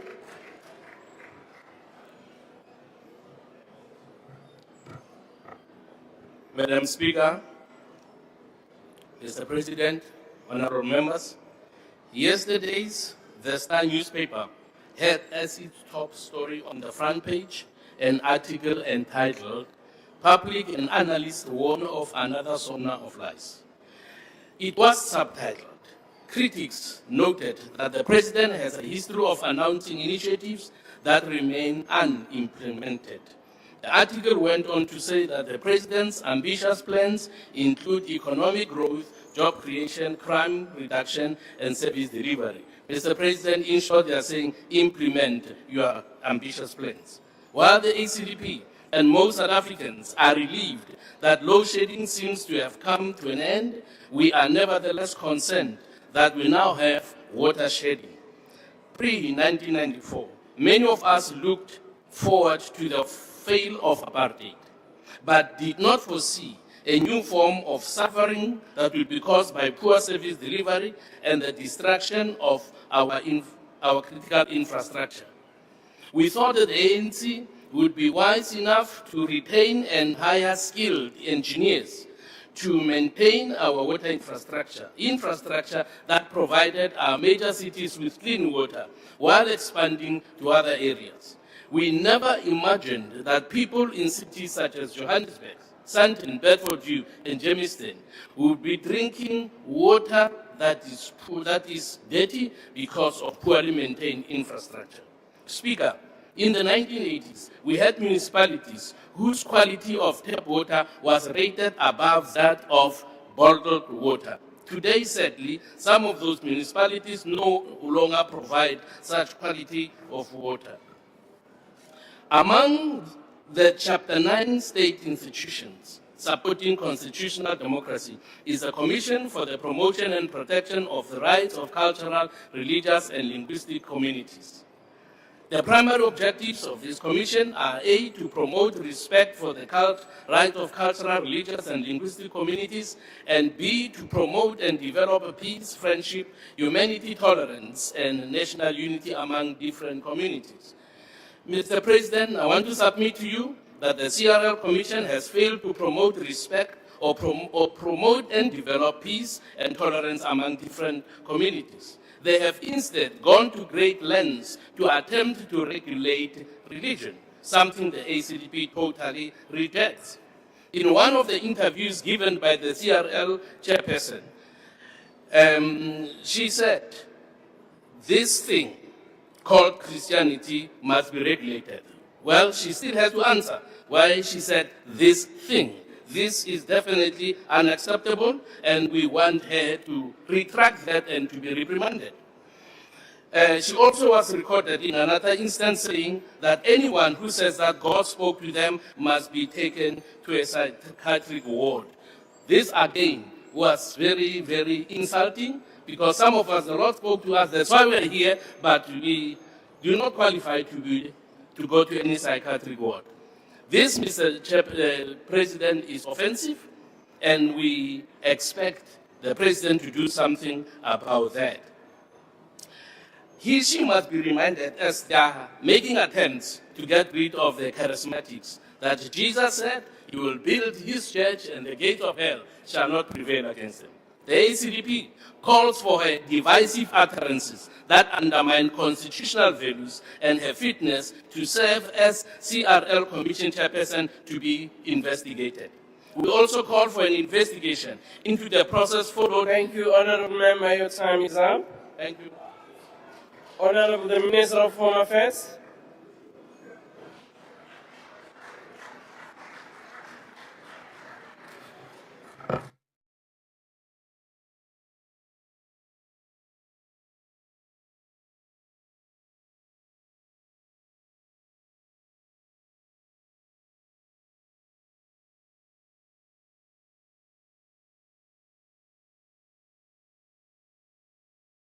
Can the service officers please help the Minister?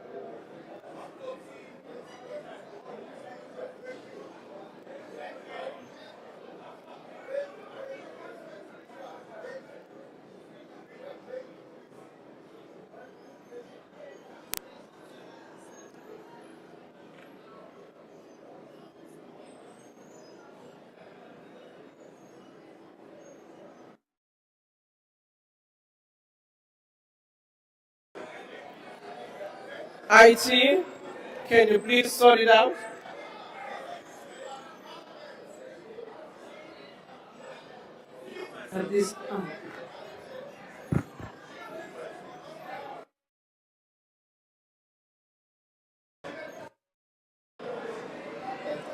Speaker. Order. Yes, you can take a point of order. Thank you, Speaker. While they're busy with that, these plugs don't work. There's no power in here. Thanks. Very much. I'll also try and ask them to deal with that. Honorable Skosana. Ngiyathokoza Speaker. Lokhu kuyakutshela ukuthi iGNU iyahluleka Speaker. Sihlula into elula kangaka Speaker. Awa nisiphathise inhloni. Order, honorable member. This is the work that Parliament and Public Works were doing in terms of the dome, not government. Honorable Schreiber.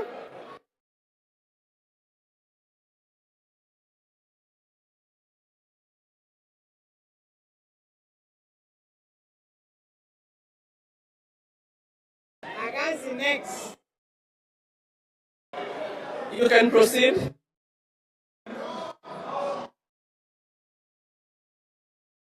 Order, honorable members, we can have a 5-minute break while we are sorting out the communication system. Oh, to-lo-lo, to-lo-lo. Oh, to-lo-lo, to-lo-lo. Oh, to-lo-lo, to-lo-lo. Oh, to-lo-lo, to-lo-lo. Oh, to-lo-lo, to-lo-lo. Oh, to-lo-lo, to-lo-lo. To-lo-lo. To-lo-lo, to-lo-lo. Capacity, oh, to-lo-lo, to-lo-lo. To-lo-lo. Oh, to-lo-lo, to-lo-lo. To-lo-lo, to-lo-lo. To-lo-lo, to-lo-lo, to-lo-lo. Capacity, oh, to-lo-lo, to-lo-lo. To-lo-lo, to-lo-lo, to-lo-lo.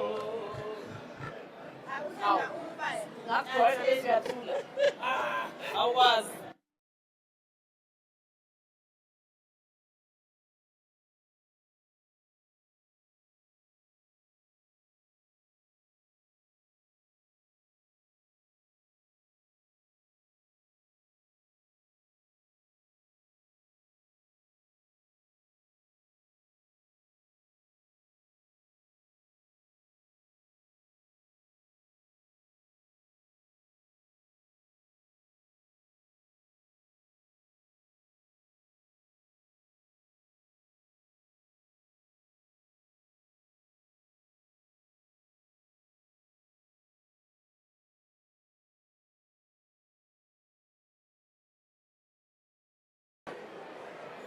One, two.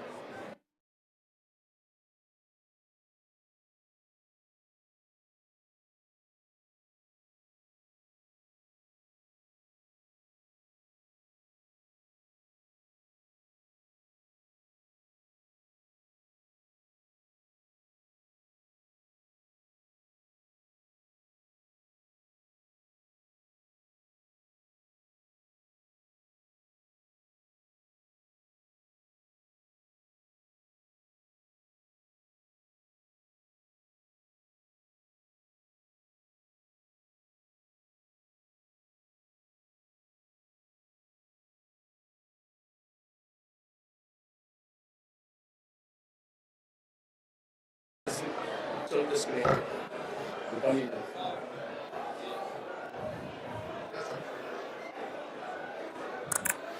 One, two. Bogey mic, 1, 2, 1, 2.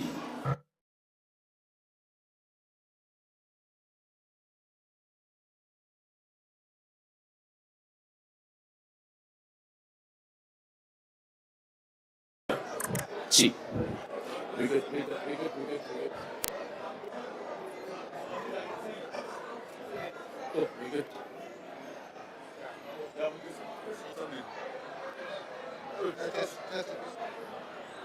1, 2, 1, 2.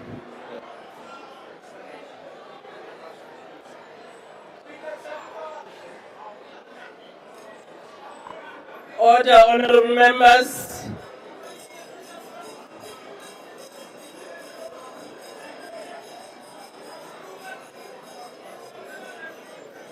The break is now finished. We are back to resuming.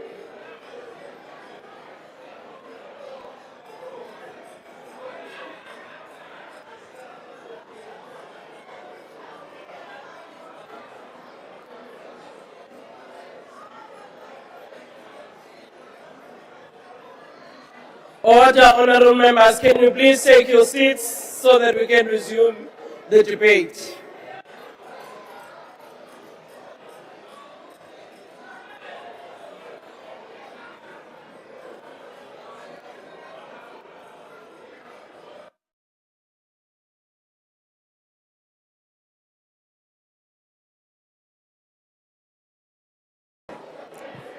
Order, honorable members, can you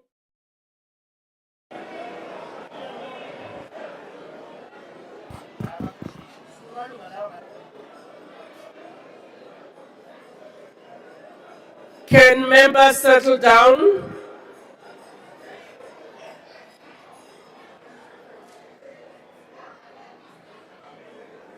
Honorable members, I will call you by your names so that you can sit down. Maybe you don't hear when I'm calling you as honorable members.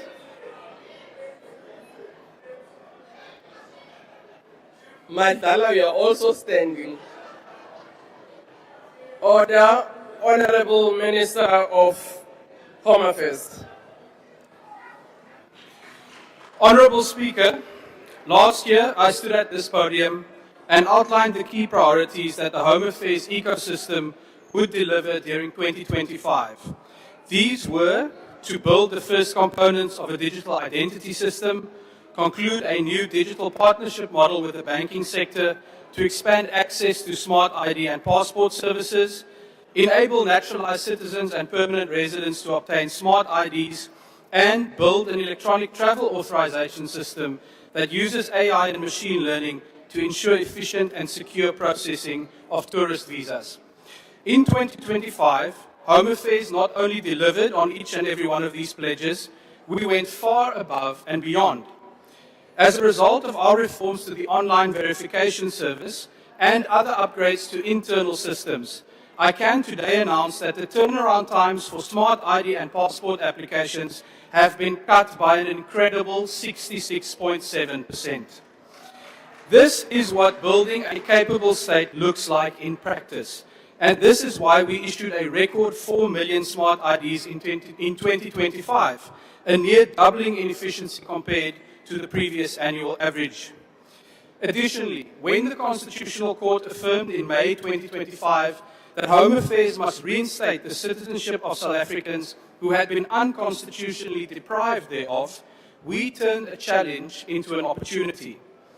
In the past, implementation of this judgment would have required affected people to stand in long queues and fill in mountains of paperwork. But we rejected the old way of doing things and instead enabled South Africans to verify and confirm the reinstatement of their citizenship online through facial recognition within just 1 hour. The technology we built for this portal is also a key component of the digital ID system that we are rolling out in 2026. If you want to get a taste of the future we call Home Affairs at Home, simply visit myhomeaffairsonline.dha.gov.za.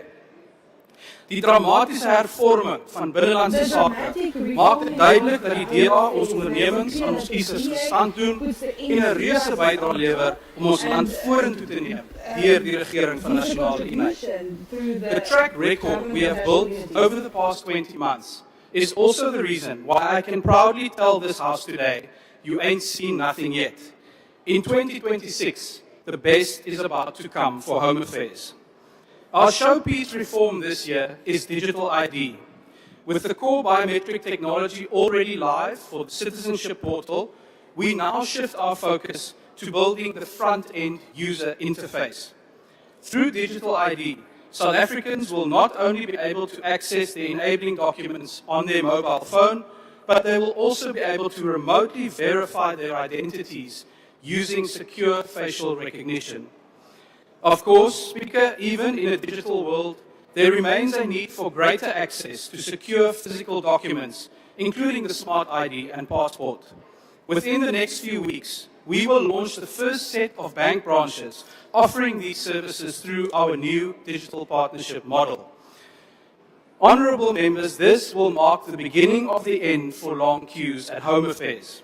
Under the new digital partnership, you will be able to walk into your local bank branch, including in rural and underserved areas, and apply for a smart ID in as little as 3 minutes. The Home Affairs digital revolution is also enhancing border security and immigration management. Following the successful launch of the ETA ahead of the G20 leaders meeting, the Border Management Authority, in collaboration with the South African Revenue Service, is currently expanding facial recognition cameras to all international airports and major land ports. Once this is complete, we will scale up the ETA to eliminate visa fraud, ensure that biometrics are recorded for every foreigner who enters South Africa, and enable legitimate tourists and travelers to obtain visa outcomes digitally within 24 hours. At the same time, the preparatory work for the public-private partnership to physically rebuild the 6 busiest land ports of entry is nearing completion, with an announcement to follow shortly. Speaker, these reforms, coupled with the President's announcement of more labour inspectors and greater funding for border management, as well as the proposals contained in the draft white paper on citizenship, immigration and refugee protection, lays the foundation for major progress against illegal immigration and illicit trade this year. Honourable Speaker, through focused delivery on these priorities in 2026, the digital-first, modern and efficient Home Affairs we are building is fast becoming unrecognizable from the problems that people had before. This is the DA difference that we proudly contribute by working together in the GNU. And in 2026, the best is about to come. Thank you. Thank you. Honorable the Premier of Northwest.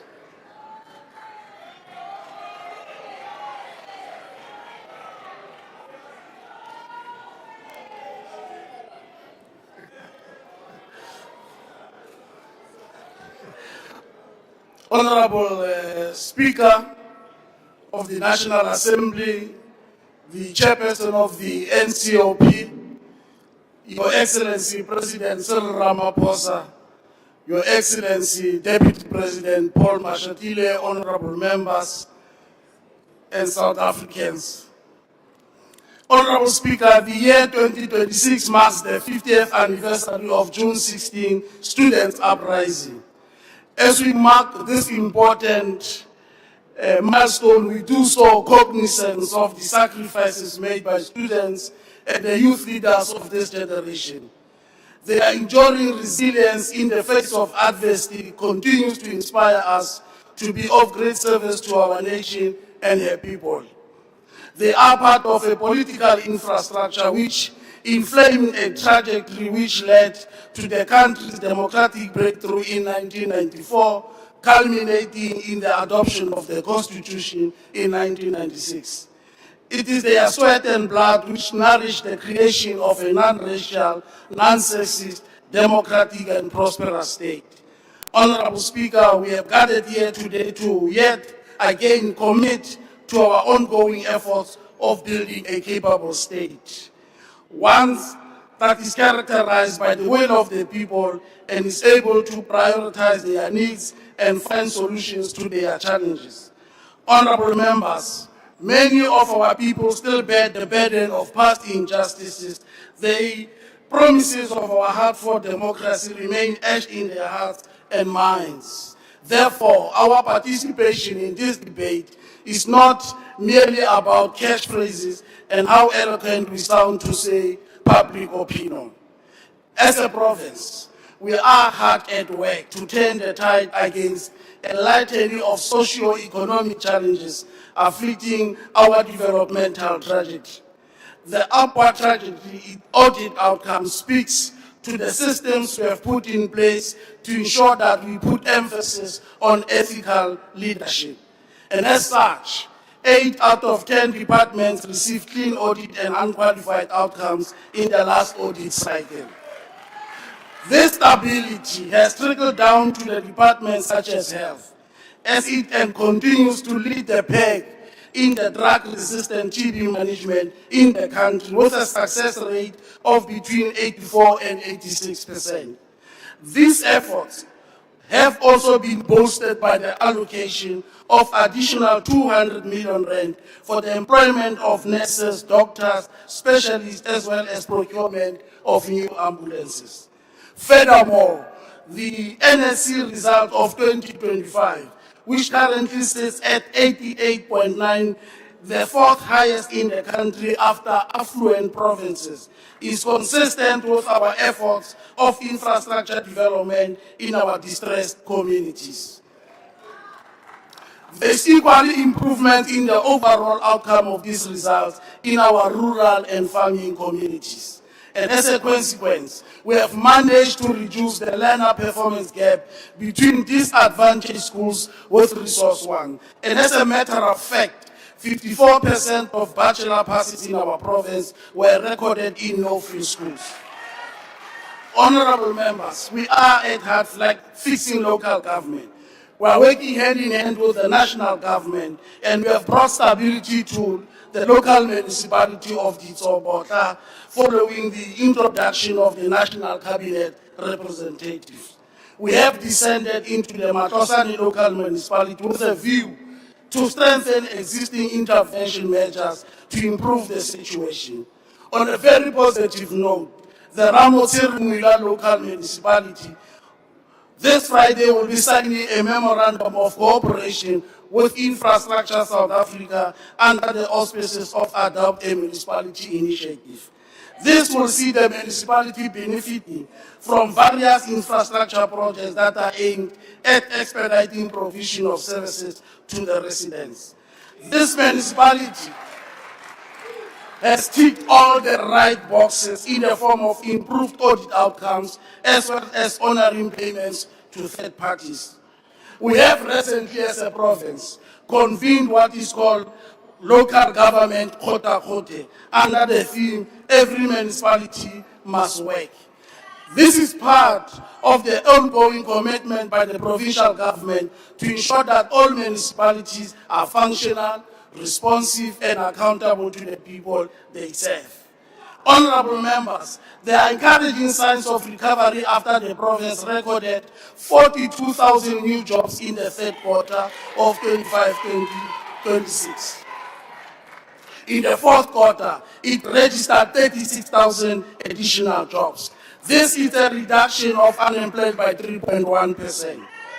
Our efforts, members, of creating additional 12,000 jobs are gaining traction as we seek to implement the Budala Special Economic Zone, which will be anchored on investment commitment amounting to 12 billion rand.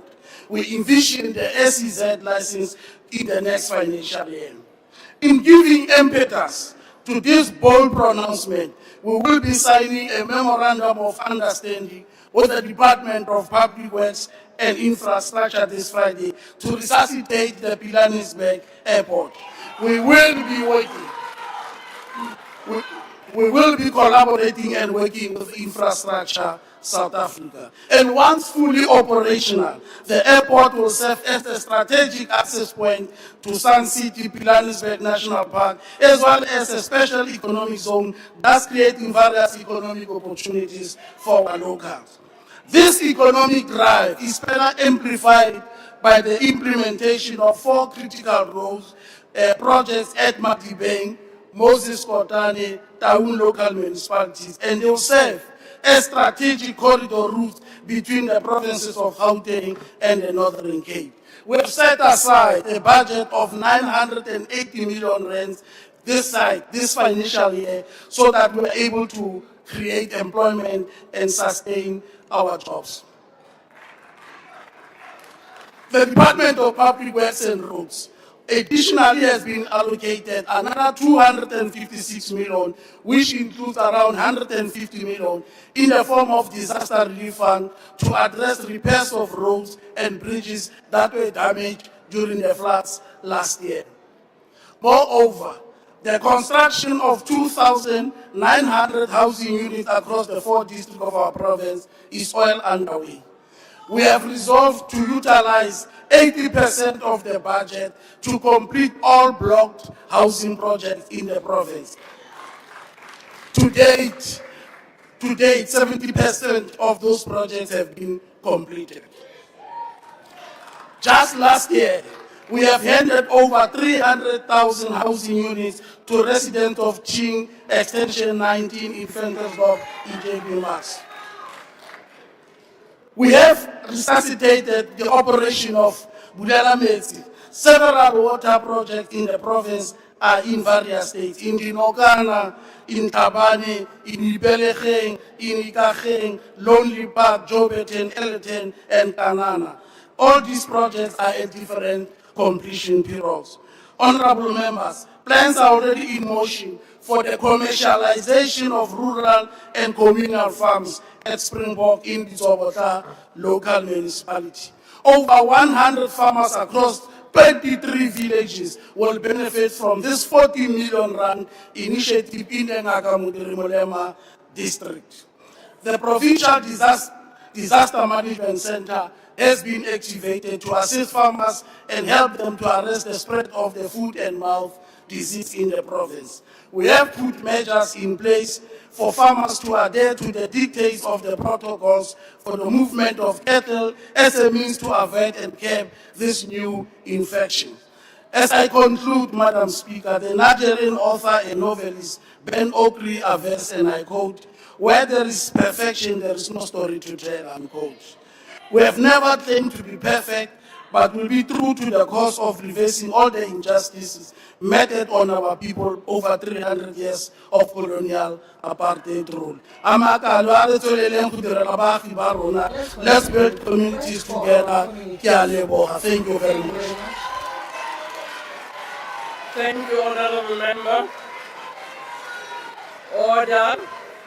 I'll now ask Honorable Acting Minister of Police to take the podium.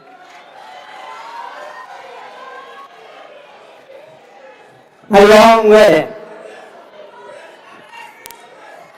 Madam Speaker, Chairperson of the National Council of Provinces, His Excellency President Cyril Ramaphosa, His Excellency Deputy President Mashatile, Ministers and Deputy Ministers, Honorable Members of all parties. My condolences to Reverend Jesse Jackson's family. Order, Minister, if you can take your seat. Yes, Honorable Mauta. Thank you very much, Speaker. Can we be respected? Everybody's been addressing us there, has been standing. Now this one is addressing us seated. This is unfair. Honorable Mauta. No. Order. It's wrong. Order, Honorable Mauta. That's not a point of order. I do think we need to respect one another because nobody chooses the height that he or she has. Honorable Minister, you can continue. You are standing, we can see you. Thank you, Honorable Speaker. Those comments really don't offend me, Honorable Member.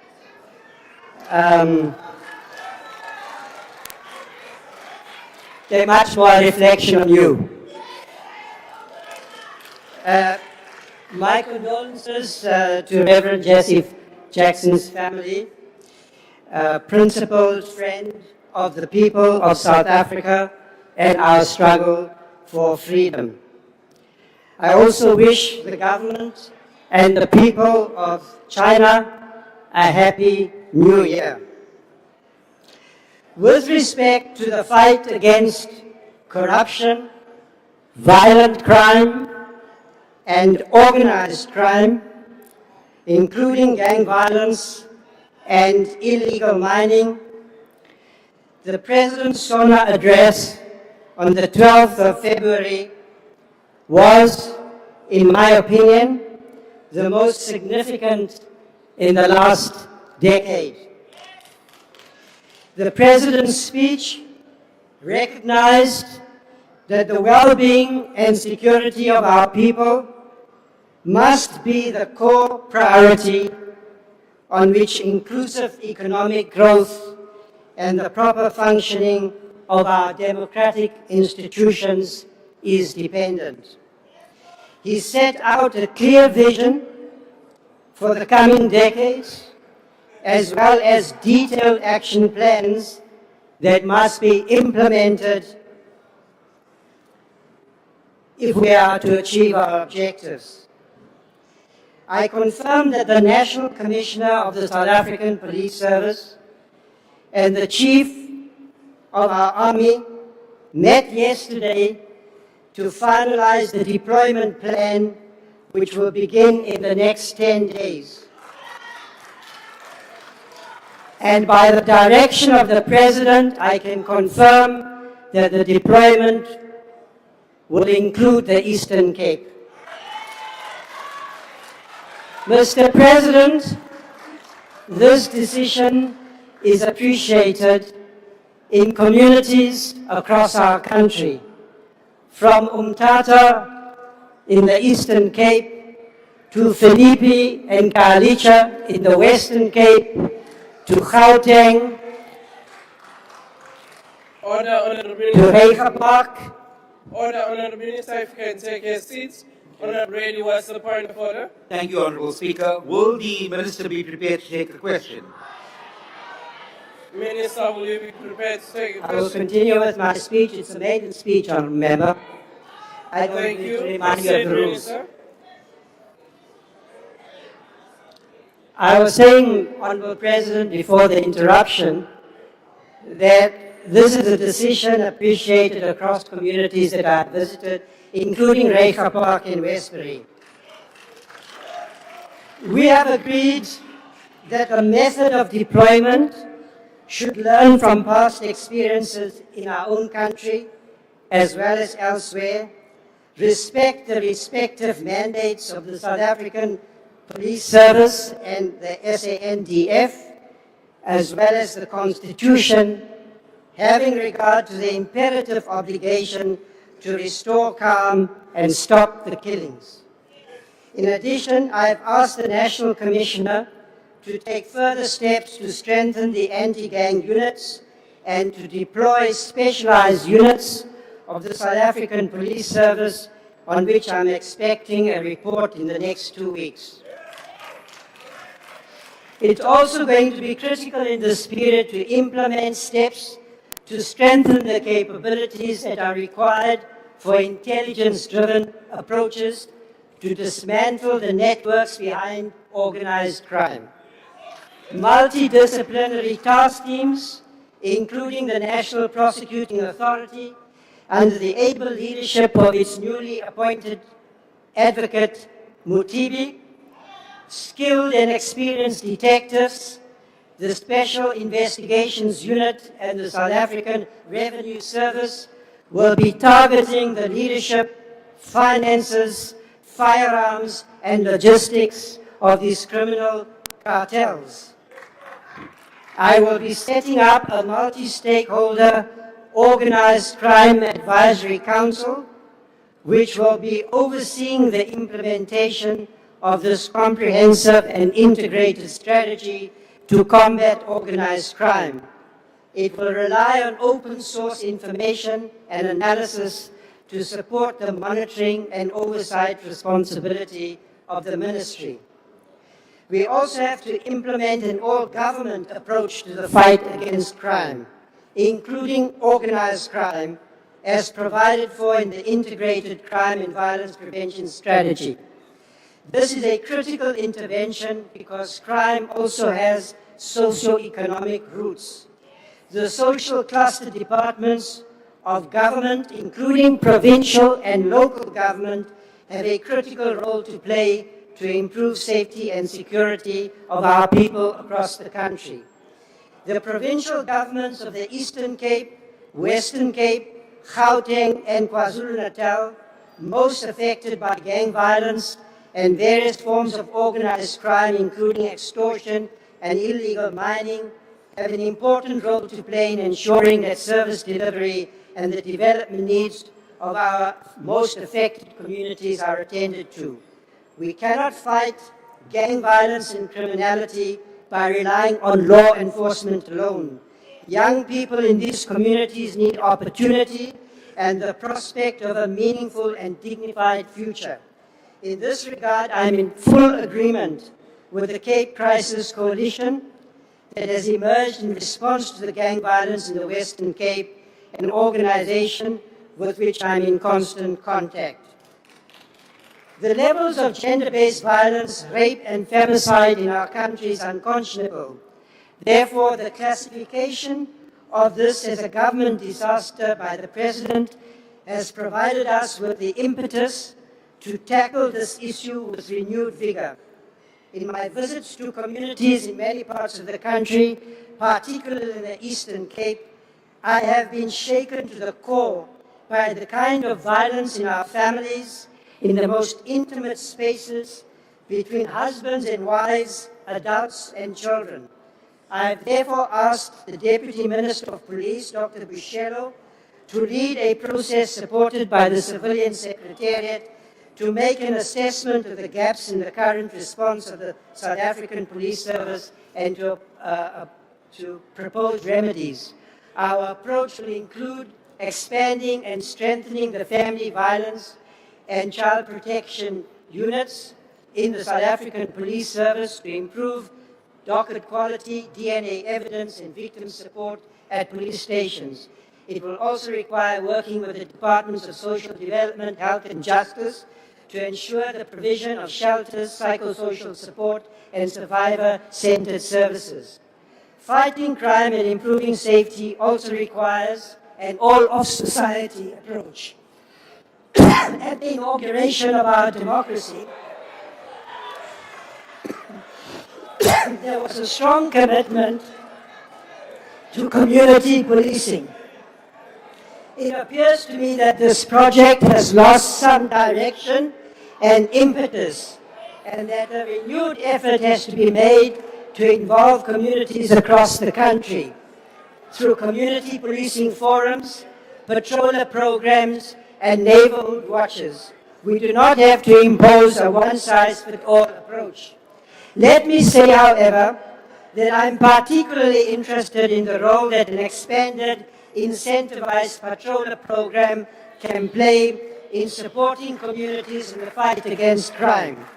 One option for funding to be sourced by provincial governments from the Presidential Employment Stimulus or the EPWP program.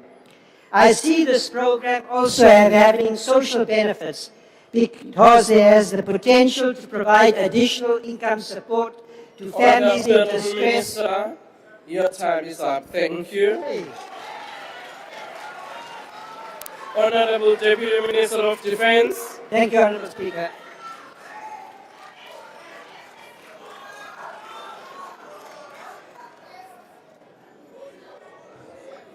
Madam Speaker, Honorable President, Speaker. and Deputy President.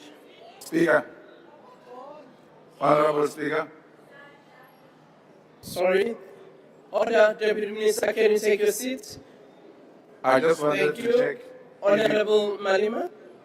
I wanted to check if it's parliamentary because when the minister was choking, I asked Honorable Mantashi to give him water. He said we must give him wine. Order, honorable member. I think both of you were involved in what is unparliamentary. Thank you. There is the water there, which is available in this house. Honorable Deputy Minister of Defense. Madam Speaker, Honorable President and Deputy President, honorable members of this House, Mamalala. The government of national unity will not be judged by the promises tabled during the opening of Parliament, but by whether that skeletal plan is implemented with urgency, discipline, and measurable results.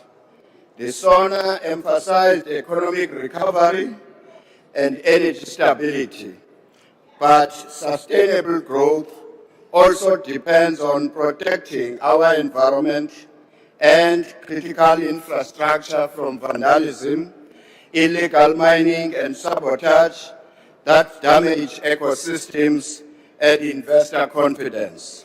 We are strengthening enforcement, deploying coordinated security, but sustainable growth also depends on protecting our environment and critical infrastructure from vandalism, illegal mining, and sabotage that damage ecosystem. I repeated that deliberately. We are strengthening and force deploying coordinated security and accelerating prosecutions because environmental protection, stability, and growth are inseparable. The GNU further recognizes that development cannot flourish without security. We therefore welcome the deployment of the SANDF in support of SAPS in crime epicenters such as the Cape Flats, Western Cape in general, as well as Eastern Cape, and now the issues related to the mining as well.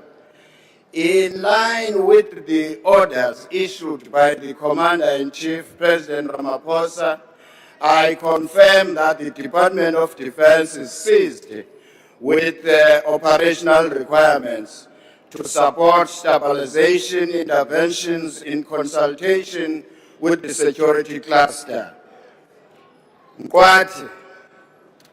Let me assure you, Honorable Mandase, that these thieves, their time is over for these thieves. Law enforcement agencies. You must allow the law enforcement agencies to do their work. Those who are doing protection fee, they even close down clinics in Khayelitsha. Their time is over. We're going to deal with them decisively. The honeymoon is over. Corruption and maladministration have not merely touched the state, they have engulfed it, reaching even into our law enforcement agencies. The rod did not spare the Department of Defense either. That is why we acknowledge the President's decision to sign the proclamation authorizing the SIU to investigate these matters and more. Accountability cannot be selective. It must be decisive and it must reach everywhere. At a briefing to the Portfolio Committee and Joint Standing Committee on Defense, the SIU, the military police, and Hawks assured us that we have recovered over 1.6 billion linked to corruption and mismanagement within the Department of Defense. This is just a start of restoring the image. Thank you, Honorable Member. Your time is up. Okay.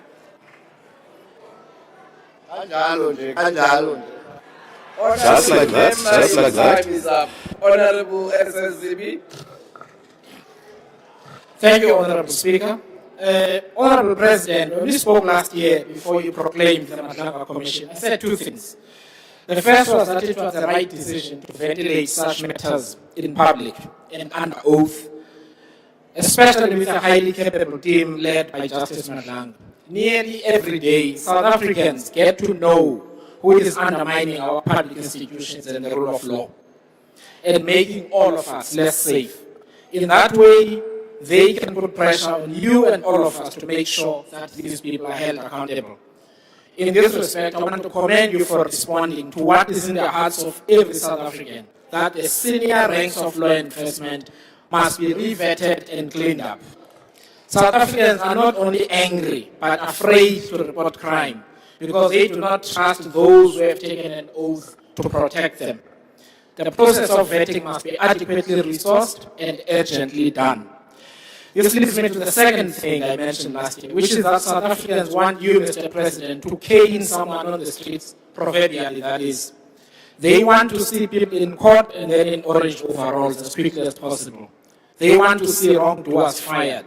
I urge you to be unrelenting in pushing the relevant ministers and the National Police Commissioner to complete this task as soon as possible and keep Parliament appraised. What we have heard being revealed at the Commission amounts to treason, and we must be harsh and unforgiving in dealing with it. These people have to learn that at the end of a treasonous journey lies great punishment. For the South African people have waited too long for a safe country to be undermined by greedy people who have no care for society. I also noted that you dealt with the issue of local government. Mr. President, I want to encourage you to use more blunt language. Local government is a very weak link in the economic recovery chain. The level of mismanagement, misallocation of funds, and corruption in municipalities undermines nearly everything that is being done at national level to drive economic recovery. Key underperforming municipalities must be placed under administration. Why? Because every business that employs people is in a municipality, and the failure to deliver basic services continues to strangle investment. Lord knows how many investors are thinking twice about investing either in the city of Johannesburg and other cities where there are water problems. Of course, this man-made crisis needed decisive action a long time ago, and given how little time we have to avert the bigger crisis, a more decisive intervention is needed. Lastly, effective deployment of the budget needs us to take hard political choices and decisions. Only about 4% of the health budget goes to capital expenditure and about 3% to education. This formula is unsustainable, yet resources are limited. That means we must pick our battles and prioritize. Therefore, the composition of expenditure is the next frontier of the things we must tackle. And I challenge my fellow honorable members in Parliament to push the finance minister in that direction. To govern is to choose. We must choose where to direct our limited resources. We must choose between what is urgent now and what must wait until later. Because if we lack the courage to prioritize, we guarantee that nothing of substance will get done. And thank you, Honorable Speaker. Thank you, Honorable Member. Honorable Mamabula.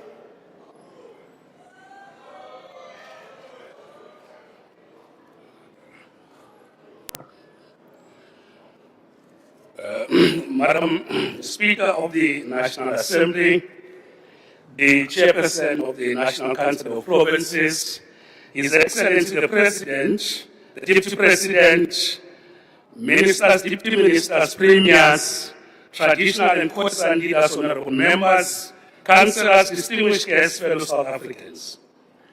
On behalf of the Premier of Gauteng, Honorable Panyaza Lesufi, whose apology I'm pleased to convey, please receive our sincere greetings. We congratulate His Excellency the President on the State of the Nation address well delivered. We believe that the address was delivered so well that it reverberates and echoes in the hearts and minds of the people of our country. Well done, Mr. President. We appreciate the manner in which you correctly remind us of our past and militant struggles waged by women and youth. We also appreciate that you invited and paid tribute to the contribution of Mama Sophie Dubrain, who is a resident of our province.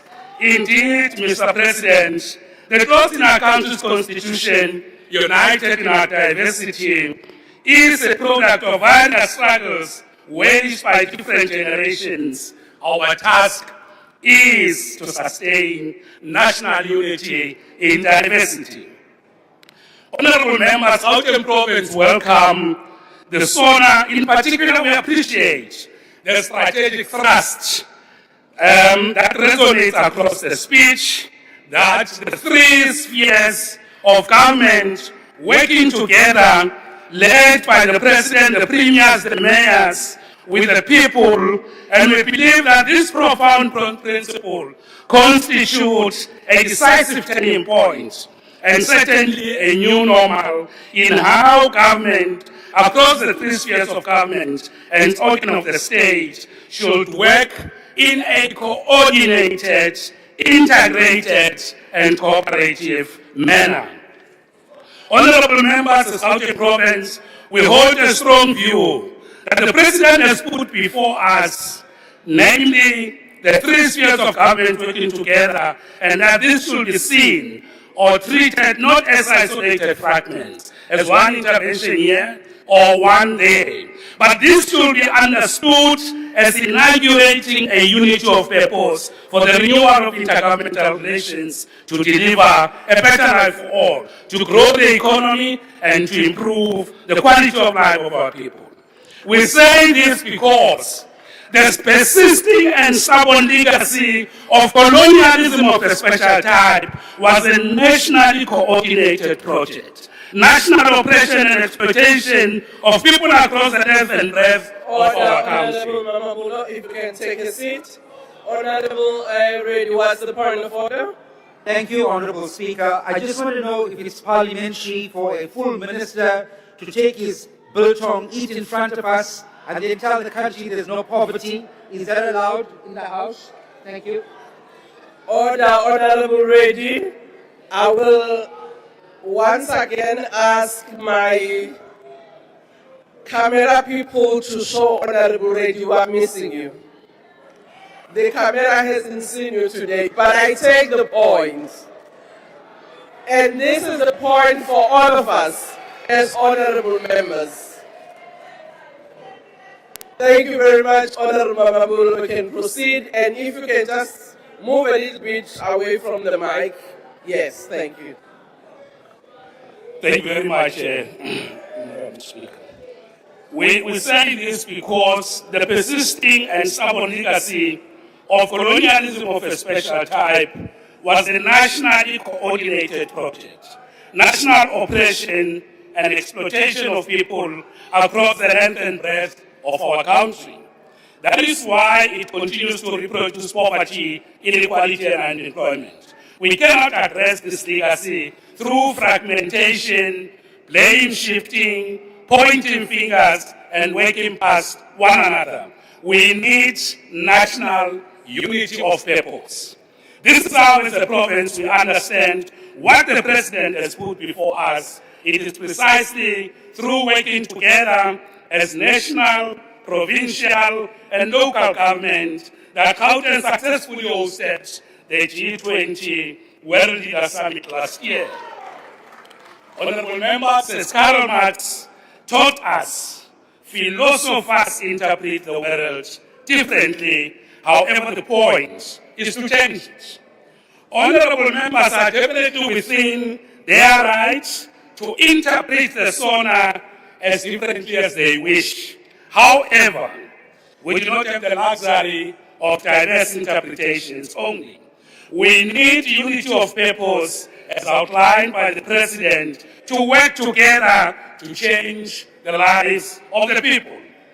Honorable Speaker, if we do not adopt this new normal as put forward by the President, we run the risk of what Karl Marx would have advised us, open quote, easy come, easy go, close quote. In other words, we must not, in any other way, do anything except what the President has advised us to do.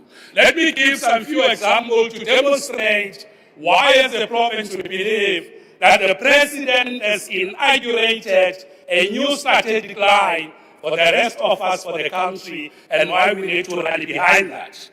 Now, let's take the issue of water security. We want to say, President, we welcome the establishment of the National Water Crisis Committee, which will be chaired by the President. Already, we have seen the President send ministers and deputy ministers of water and sanitation and culture to attend to the water challenges in our province. We are pleased to announce that there has been significant improvement in stabilizing the water network. We are attending to a number of required interventions, such as increasing water storage capacity in municipalities, reducing non-revenue water, responding promptly to water leakages, replacing old water pipes, and improving the delivery of water infrastructure projects. We also welcome the provision of financial resources to address water infrastructure backlogs. Honourable members, alone as a province, we will never be able to achieve this. I would like to thank Honourable Matodina, the Minister of Water and Sanitation, for excellent leadership and guidance. I would like to thank the Minister, thank you very much for good work well done. On fighting crime and lawlessness, Mr. President, we welcome the decisive announcement on the deployment of members of the South African National Defence Force to assist in the fight against illegal mining.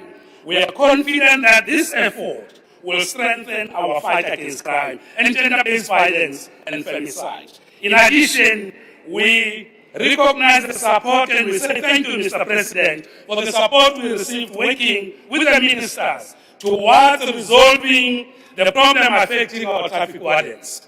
We are very much pleased, President, that the traffic wardens are now formally recognized and designated as peace officers. We are very clear that working alone, Mr. President, we will never have achieved this, and would like to thank you. Let's take the economy and creating jobs. You have clearly and correctly said, open quote, all our actions now are driven by the need for rapid and inclusive economic growth to create more jobs and better quality of life, close quote. You further indicated that Cabinet has adopted and approved a comprehensive implementation plan to drive growth and inclusion. As the economic hub of this country, we can say, without any shadow of doubt, President, to achieve the objectives of the plan, we need to work together as the three spheres of government. No single sphere can grow the economy, create jobs, particularly fight youth unemployment, on its own. We do need to work together. For that, we thank you, President. Let's take health and NHI. We welcome the fact that you visited Dr. George Mukari Hospital and further welcome your approach at working with various public and private financing institutions to finance the building and revitalization of care facilities. This will certainly enhance our readiness for national health insurance. Even on this, we need to work together to realize the objectives of NHI. On energy, we welcome what you said, Mr. President. You correctly said open quote. We will work in each province to address transformer overloading, illegal connections, equipment failure, with the objective of eradicating load reduction by next year, close quote. While the province has been doing some work in this area, but once more, President, to achieve these objectives, the three spheres of government should work together because our national operation was nationally coordinated. We need to work together to resolve it. On issues related to infrastructure, we applaud what you're saying, President, and you have said, open quote, infrastructure is much more than investment in brick and mortar, concrete and steel. It is an investment in jobs, productivity and growth, close quotes.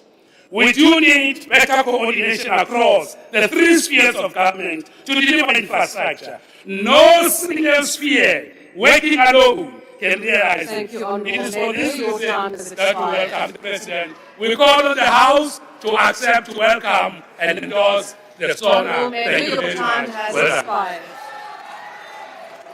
I now invite the Honourable Maimane.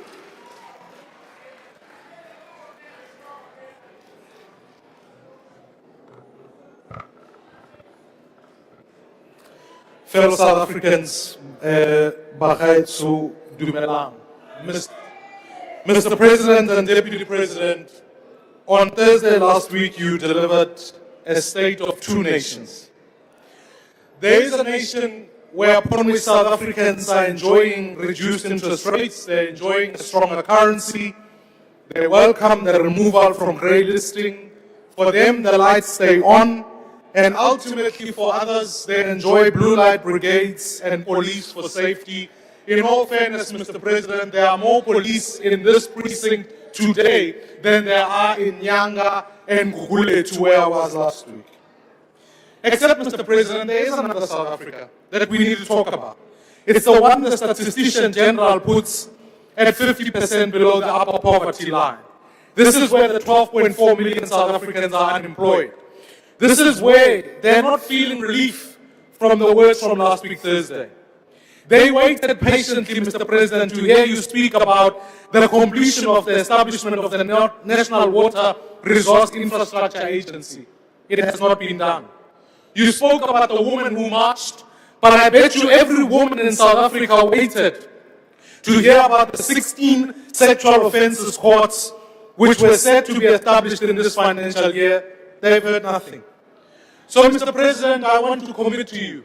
We are here to build one South Africa, and I want to work with you to ensure that all South Africans enjoy the true freedoms that you speak about. So when we speak about your speech, we must divide it into 3 areas: the good, the bad, and the ugly. Here's the good, Mr. President. I celebrate that we are off the grey listing list. I celebrate the fact that this has been ratified by the EU. I celebrate that Africa is the pathway. This is a good thing. On the bad, Mr. President, you spoke about many promises of things to come. Yet in truth, none of them were costed. Here are some costs that you need to count.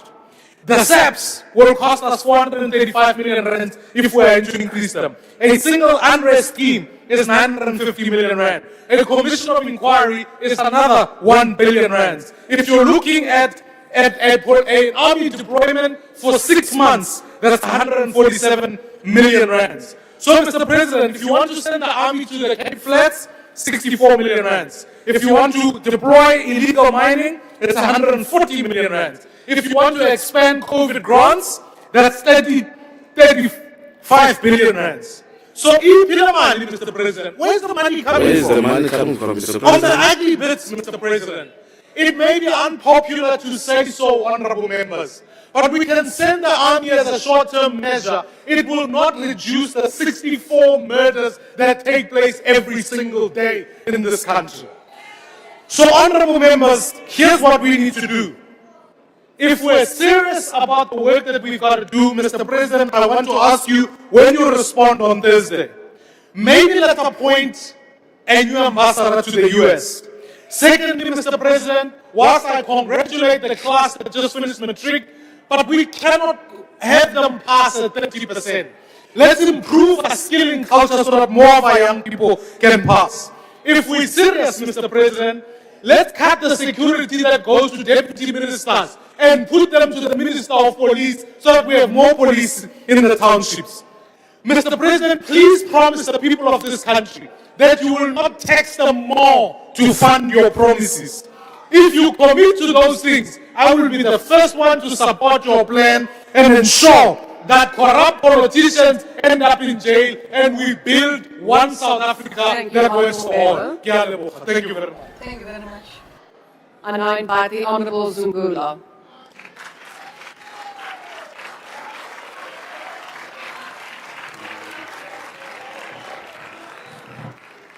Progressives, Ndiyanibulisa. Christian and Progressive Caucus. People need a leader. They can confidently say, the President hears our cries and is on our side. They want a leader that sympathizes with them. A leader that will not gaslight or chastise them when they are expressing their views on what affects them. You believe in the private sector to address our problems. Hence, last week, you mentioned private-public partnerships more than 8 times. When citizens turn to their own activism because the state is clearly failing them, the answer is not to label them vigilantes, but to fix the problem that gave rise to it. We have had 8 years as president of this country. In that 8 years, the rich have become richer, poor, poorer. Even the economy you say is growing is not creating jobs at the rate required. Instead, companies are closing. When over 1 million young people apply for 5,000 SAPS vacancies, It is a crisis that should be declared a national disaster. The reality is over 40 million people in the country are living below 3,000 rands a month, yet the food basket price is 5,300. In your 8 years as president, black people have been displaced from the entry-level sectors of the economy and jobs. Black people have resorted to taking their own lives to escape their daily suffering. It is black children that are dying in pit toilets from eating snacks from spazas and have to walk over 20 kilometers just to get to school. Black people in Randfontein are refugees in their own country, fleeing illegal miners that are enabled by porous borders and weak immigration controls. Black students do not have accommodation in CPUT and NMMU, and the state unleashes the police and private security on them. Black businesses receive a tiny share of government spending, are made to pay bribes for their invoices to be paid, and to receive funding from the PIC. If they don't pay bribes, they are blacklisted. A black nation of Amatlubi is still not recognized, yet historically, they are one of the oldest nations in the country. Inkosi are sidelined in the land their forefathers fought for. It was in Ngonyama Langalibalele, Chief Auchumato, Inkosi Jongumsobomvu Maqoma, who were among the first political prisoners in Robben Island for resisting colonization. Yet the institution of monarchs is undermined by the current government.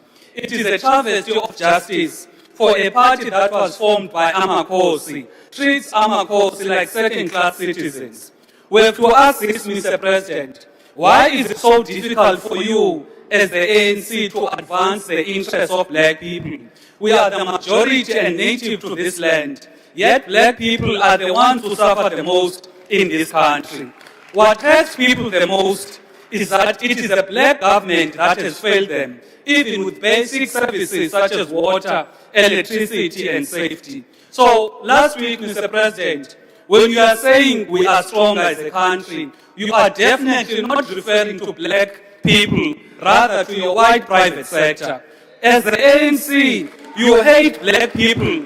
Hence, you chose to govern with parties that are against BEE and affirmative action. Parties that openly practice apartheid in Cape Town and are pushing for Cape independence. Fellow South Africans, we must rescue the country from the failures of this GNU. In these coming elections, we must vote them out. Mr. President, in Palapala, you are still going to account for Palapala. Thank you. The Honourable Premier of the Eastern Cape.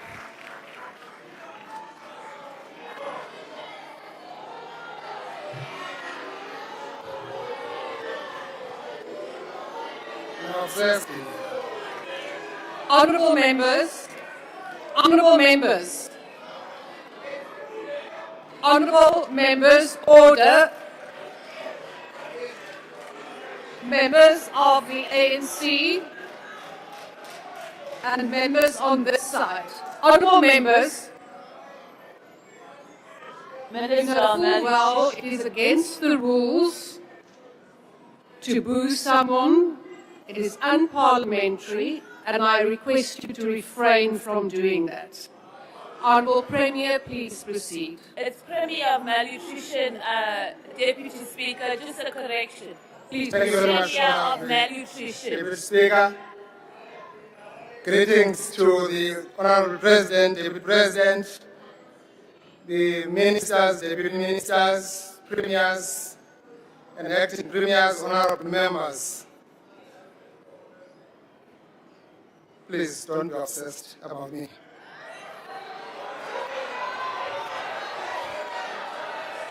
As public representatives entrusted with the historic responsibility of advancing a better life for all, we do not gather in this august house merely to debate policy, but also to reflect on whether our collective actions are improving the lived realities of the people of South Africa. From the rural hinterlands, small towns and industrial corridors of the Eastern Cape comes a clear message. When we invest in people, infrastructure and security, development becomes visible, hope becomes tangible. We are rolling out, Honorable President, the massive work in our province of building the state-of-the-art schools and healthcare centers in our rural areas. We are connecting our people to service centers by revitalizing their village towns through our multi-million investment on small town revitalization program. We are steadily restoring dignity of our people as enshrined in the Bill of Rights. It is on this basis, Honorable Deputy Speaker, that we support the State of the Nation's address as a program of action to deepen opportunity, restore confidence, and advance the promise of our democracy.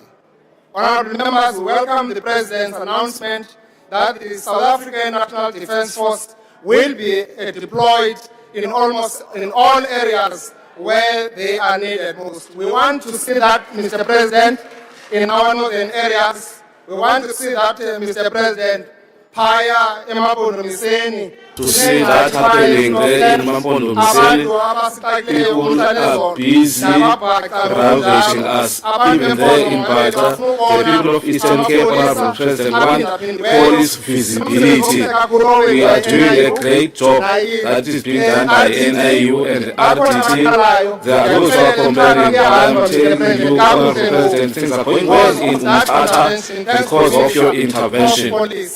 It is showing that a great job is being done in the Eastern Cape. That province is led by ANC. And we are not going to govern Eastern Cape. We are behaving like this on my left side. Honourable Premier, please take your seat.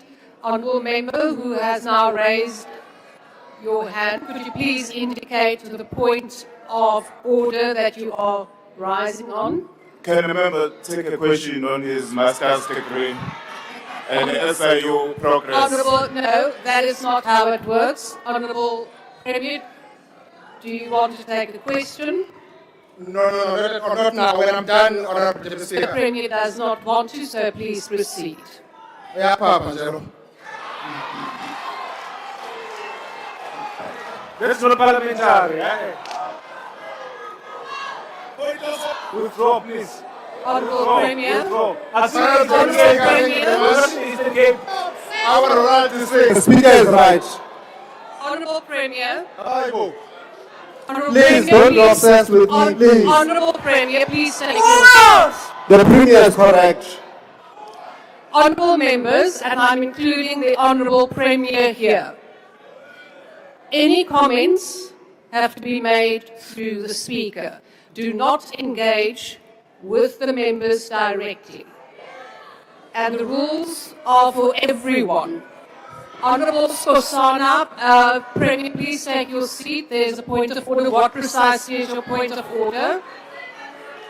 Ngiyathokoza mgcinihlalo iphakamisa la ngokuthi okhulumako ngaphambili uPremier akahoqise igama lokuthi honorable member ohloniphekileko uyaphala. It's unparliamentary. Speaker, upapa nyani. Indeed, that honorable member what? The Premier did not make anybody. Who tell law? Whose law?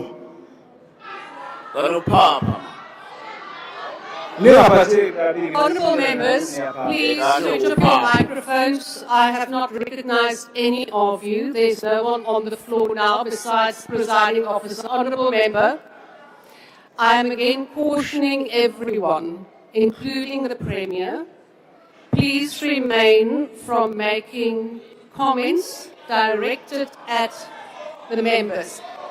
Honourable members, the Premier said that the Honourable member is to forward. Honourable members, I will then consult the Hansard and come back with a ruling. We will now proceed. Honourable members, that is my ruling. Honourable Premier, please proceed.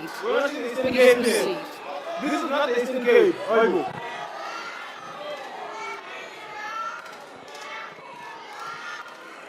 Thank you very much, Honorable Deputy Speaker.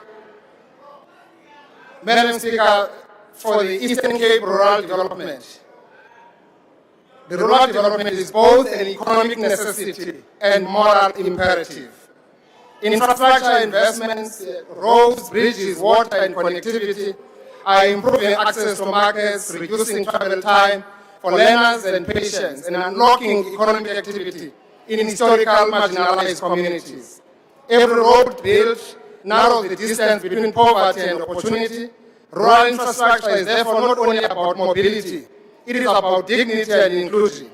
Work we are doing, Honorable Deputy Speaker, is in partnership with Central, has turned our province into a construction site. We are doing a massive road infrastructure because we believe on what Chinese are saying, if you want to be rich, build roads.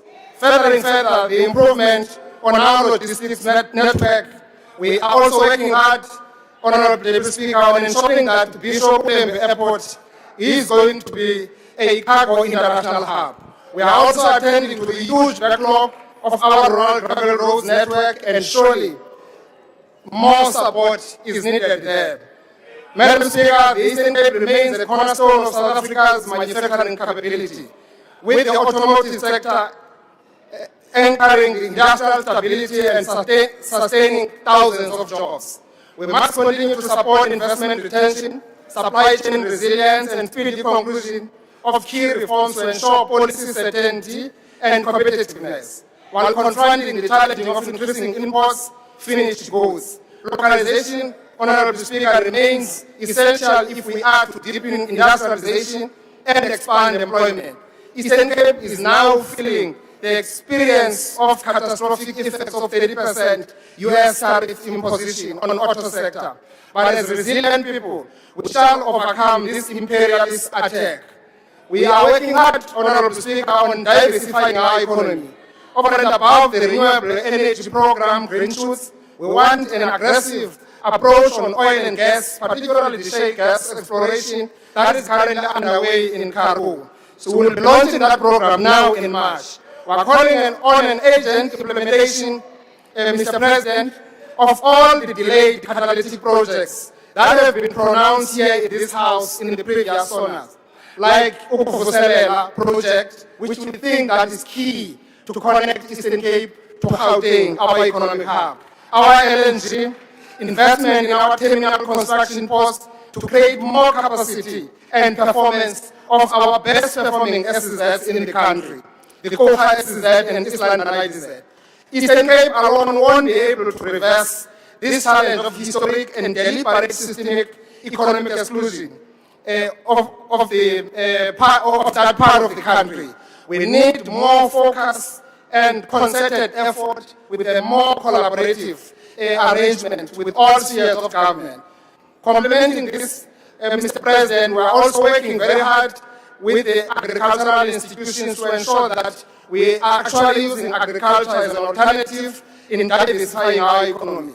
Our Department of Agriculture is working hard on that. We are also rolling up our sleeves in ensuring that we are confronting the FMD challenge. The commercial farmers in the Eastern Cape, Honorable Speaker, have been demanding from me that government must relax the regulations around this. They would want to procure the vaccine because government has delayed so much, and our fear is that this thing now is rolling out, is actually spreading like wildfire.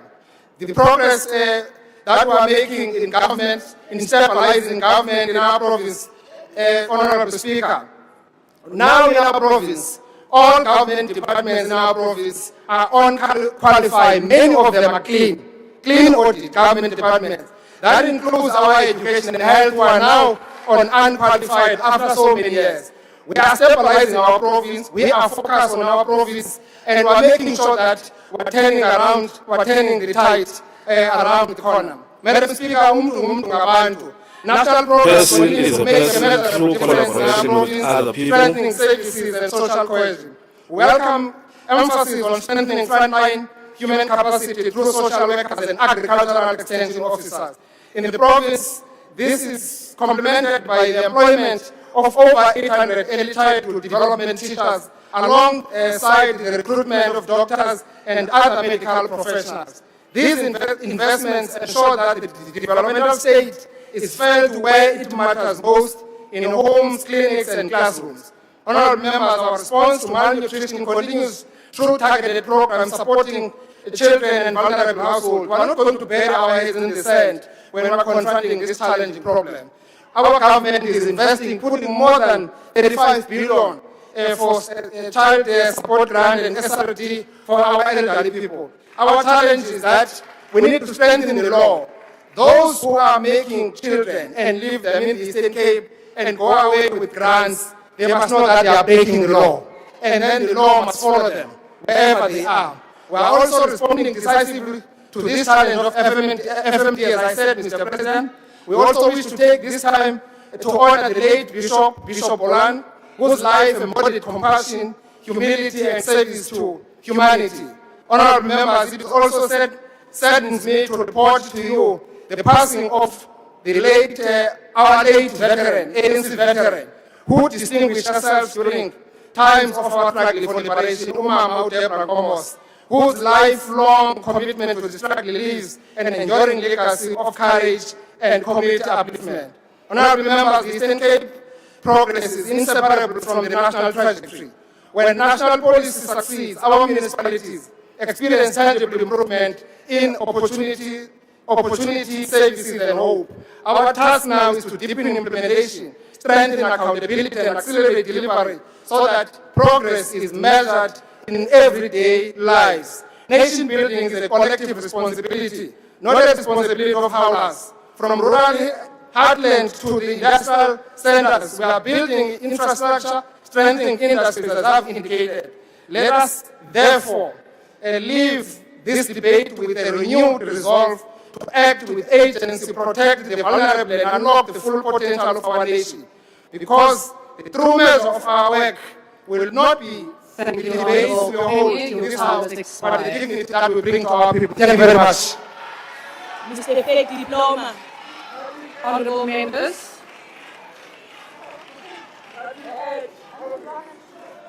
Honourable members, business will now be suspended for 15 minutes for a comfort break. Bells will be rung to alert members to the resumption of business. Business is now suspended.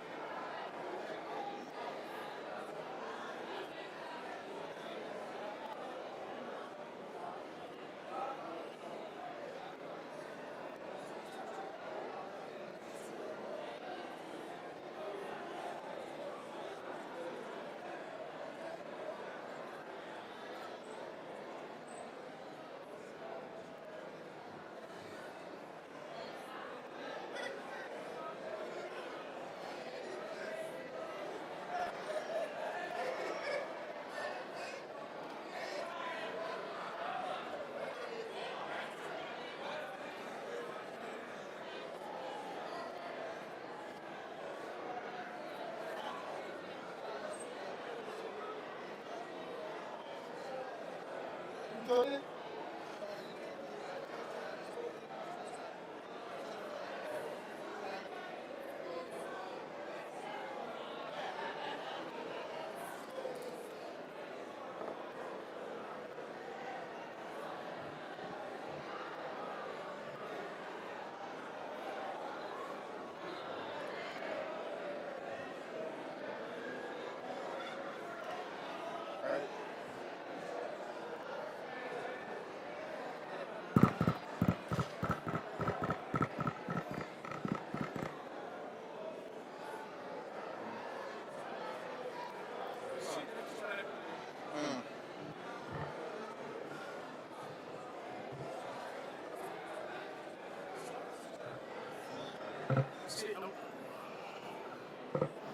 need the thing to fast it.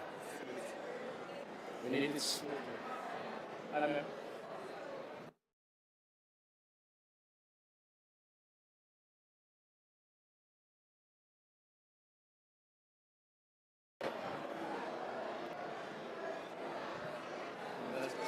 This one here.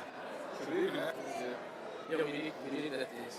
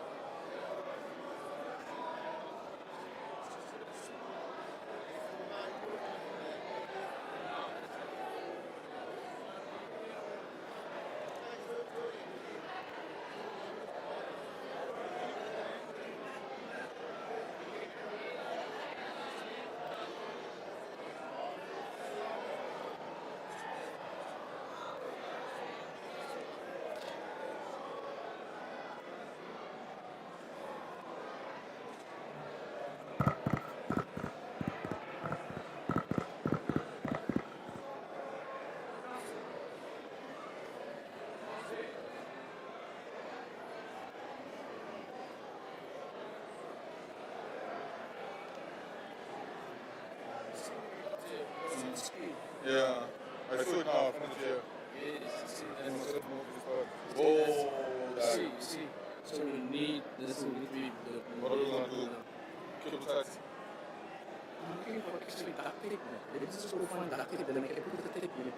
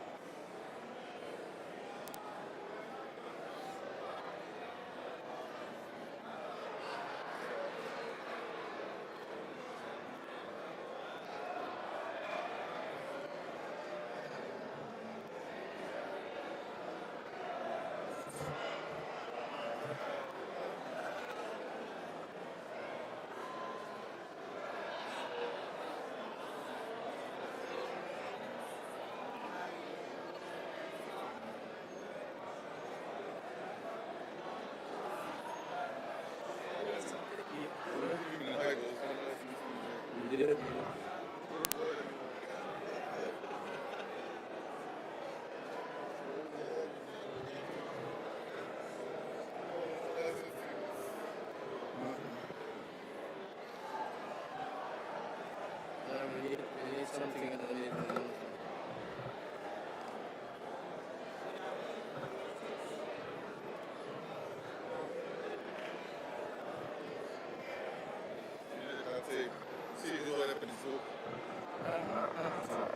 Uh-huh. We need something to put underneath. And then we put cable ties. That was your point.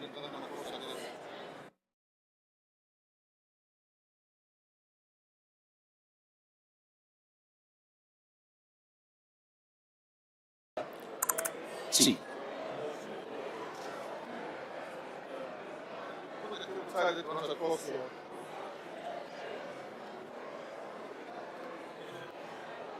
One.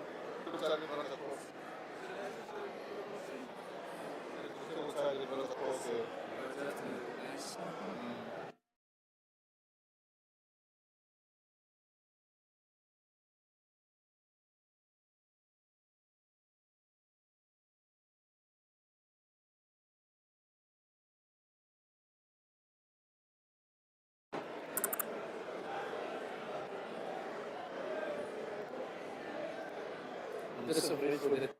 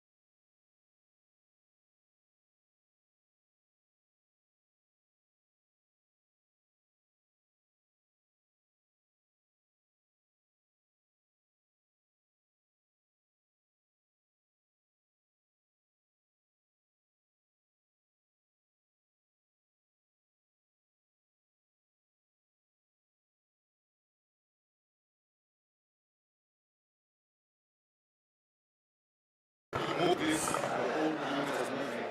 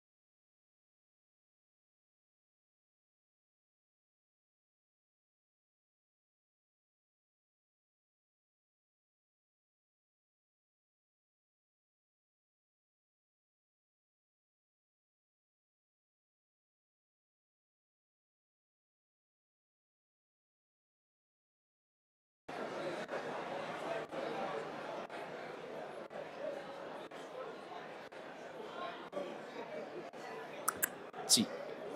Sì.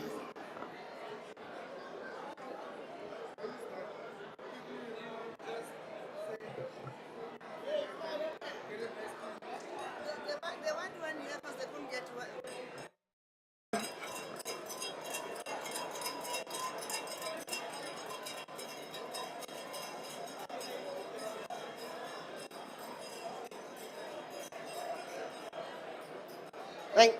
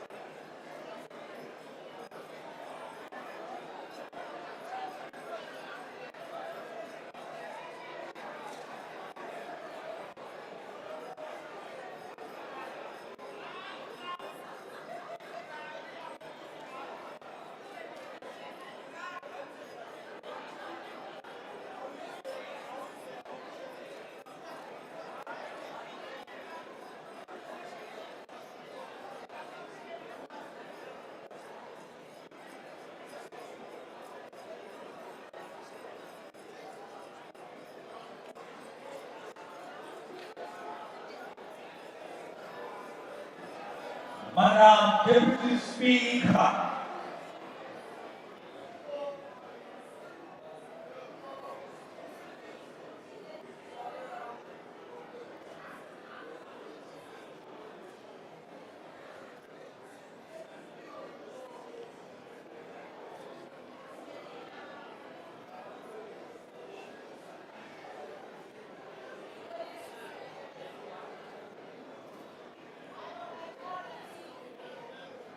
Please be seated.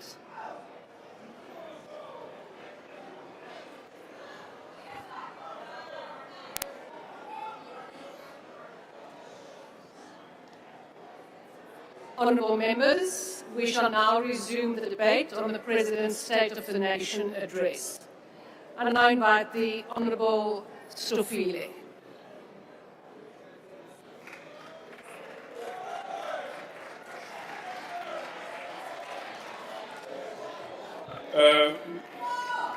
Deputy Speaker, President welizwe lakwethu umhlaba ihlangene, Sekela Mongameli, the Speaker of the National Assembly, the Chair of the NCOP, the Executive Leadership in the Cabinet, the Premiers of our province, the Chair of the House, and honorable members and different political leadership that is in this House.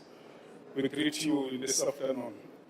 On behalf of organized local government, in the contribution towards the State of the Nation address that has been made by the President of the Republic, which has dealt with the number of issues that our nation is pursuing and the work that lies ahead, we express our gratitude to the President for dedicating a significant portion of his address to local government, particularly in light of the considerable challenges faced by this sphere in serving our people.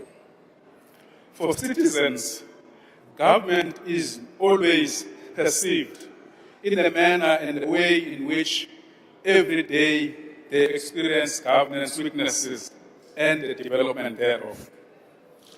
It is perceived in a tap that flows or runs dry, a light that remains or extinguished, refuse removal that is collected or left to decay, and road that enables safe movement or hinder livelihoods. Local government is where democracy becomes tangible and where dignity is either upheld and deferred. We share the President's concern that this is not merely a municipal program. When the services fail, citizens experience a failure of the state. This year, as we all remember and be reminded by the President, we are completing 30th anniversary of our Constitution and the establishment of developmental local government, which position municipalities at the core of transformation. And it is the same year that we are celebrating the establishment of SALCO, and Malachi as the founder president and other leaders that have built this organization. That promise remains valid, but it must be renewed through practical reforms, capable institutions, and sustainable funding. At the center of this conversation is the fiscal reality. Municipalities bear critical responsibilities, yet frequently lack sufficient support, rendering cooperative governance an unfunded obligation. Municipalities are expected to generate approximately 9% of their revenue internally, despite sluggish economic conditions and limited affordability in many communities. Local government is accountable for approximately 46% of the 100% constitutional assigned to different spheres of government. Yet municipalities receive only 9.5% of the total government budget. This discrepancy is unsustainable and directly undermines reliable service delivery. And this, President, is betrayed by the SALGA research that we have conducted when we are putting this matter on the table. SALGA research highlights a cumulative funding gap of about 1.5 to 1.8 trillion rand, a current annual shortfall of approximately 150 billion. Municipalities are owed, and they are owing in that process. Because, President, one thing that we have not done properly in our engagement is that we, together in South Africa, when we are struggling for the country to be free, we encourage the citizens not to pay. And we have never engaged the citizen back that it is about time to pay, because if you don't pay a municipal service, you are collapsing the government. If the state expects municipality to deliver, then the state, business and society must also honor their payment obligations. And the rules must be applied consistently. Hence, integrated enforcement is essential, where, for instance, President, which we are suggesting, that, for instance, it can't be proper in a country united such as South Africa. Banks were told that they are collecting 100%. SARS is collecting 100%, and municipal space is not collecting, but we are operating in South Africa. It means there is something that we need to do differently. That includes that when a vehicle hits in a municipal pole, a poor mayor must go and steal money in the budget somewhere, and that money cannot be recovered anywhere to fix the pole that is not even budgeted. This is the issue that probably we need to look at. As SALGA, we express our appreciation, President, for endorsing the review of the white paper, and we have been asking this for a very, very long time. Looking into your previous State of the Nation address and looking into the recent one, you gave an update, and we are really appreciative of that fact. This process is crucial, as it must address a key constraint facing municipalities at large. The current funding model of Formula, President, it is a matter that it needs to be relooked. The existing funding model is misaligned with the responsibilities of local government, limiting municipality capacity to deliver reliable services and undermining cooperative governance in practice. And the critical question here, President, is as we look into the freedom that we've achieved over the last 30 years, the question that we must answer or ponder around, how much does it cost to address or redress the imbalances of the past, of the spatial planning that we have acquired? It is important for us to look at that as we look and have engagement with regarding of the funding model of the municipalities. SALGA therefore advocates for comprehensive review that prevents performance regression, strengthens accountability, improves financial sustainability and revenue management, and mitigates the destabilizing effects. And in this process, President, we are requesting the political parties, you leaders, requesting the political parties to play their role. It's political parties that take councillors to council. There is something that is missing in the between. What is that something? And I think it's a matter that probably we need to talk about, address it as we deal with that issue, so that we avoid the governance failures. SALGA welcomes the President's prioritization of water as a national issue and the establishment of the National Water Crisis Committee. Let us explain why we are appreciating this.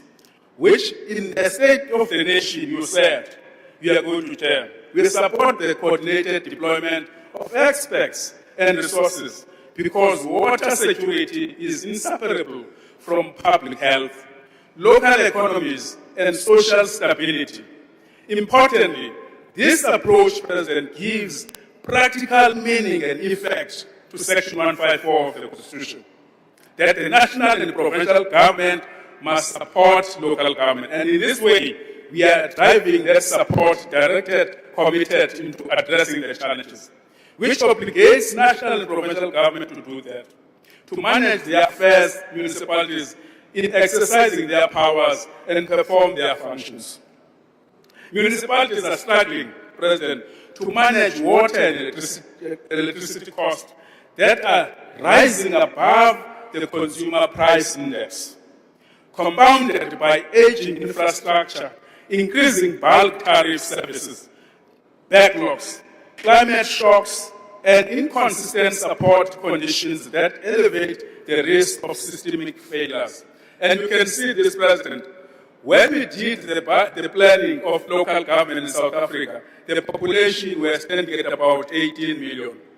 The population today is about 64 million, with an unaccounted people that have visited the country. They are using the infrastructure. And the infrastructure, therefore, is bound to collapse because it consumes more than what it was planned for. While maintenance is crucial, the growing disparity between municipal tariffs and bulk charges is leading to unfunded shortfalls that council cannot sustain indefinitely. Financial pressures can swiftly escalate into a community crisis. For instance, President, the metro of Ekurhuleni in around Gauteng adjusted the electricity tariffs, including fixed charges, in response to public backlash as the public were pushing back that.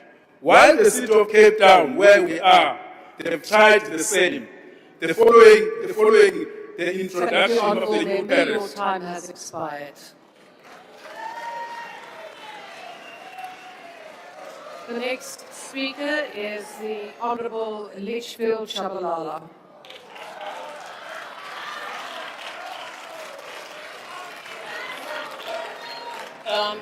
Thank you, Deputy Speaker. I recognize His Excellency Malala and the MKP leadership remover. Mr. Ramaphosa, there is a fundamental difference between diagnostic analysis and symptomatic analysis. There is no difference between Isona And somebody who's sick, they go to the doctor then diagnoses him so that they can be results. What you gave us last week is based on symptomatic things Osbona in South Africa. Because if you had diagnosed, you would have known. The analysts are telling you, academic analysts. Of 2018 until now, the lost decade. And another reason why the reason why they call it the lost decade. The lost decade, the economy only managed to grow by 0.7% annually, meaning the economy was growing lower than the population. So in the last decade that you produced, South Africans have become more poorer. National unemployment has chronically refused to go below 30%. Youth unemployment is sitting at 46%. Now listen to this one, and I'm sure you won't howl on this one. Your last decade has produced 2.8 million chronically food insecure South Africans. It has produced 3.6 million food insecure South Africans. These are not numbers. these are people not more phone the way they're They don't call them a Dutwa. If you speak to them, they say, here we last ate on Wednesday. You find it is Friday the day. There's nobody there. There's no leadership. There's no leadership. There's no leadership. The people they are leading, they can say I go and shower in a hotel when I don't have water. What is this? The minister can come here and say how many tourists have come to South Africa. We don't care about that. We want to know if you and your children partners, how many Africans. Somewhere else. How many formally marginalized people can visit Eswatini? That is why your Minister of Defense will deploy defense force. He doesn't tell which defense force you are going to deploy. They don't have workwear, they don't have boots, they don't have uniform, they have to buy, they lack equipment. The Navy ships are parked in Chinatown because we don't have soldiers. Based on symptoms. You are telling us things based on symptoms. The analysts have said this. They said they are going to deploy the defense force. You see, one day you must look into your eyes and tell you, you are a complete failure. You are a complete failure. Go. You need to go. Go now.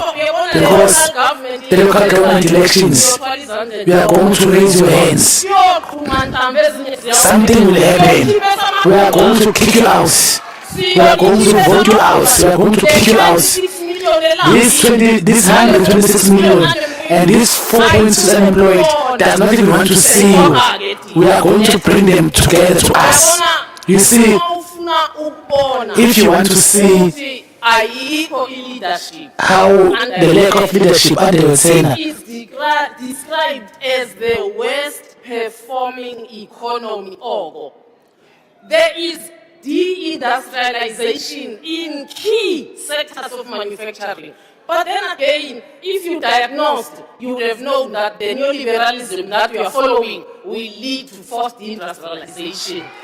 Take over Mkondo.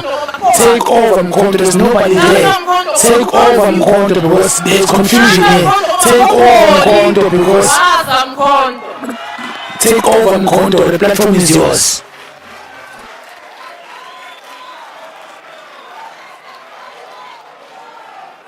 The Honourable Sharif.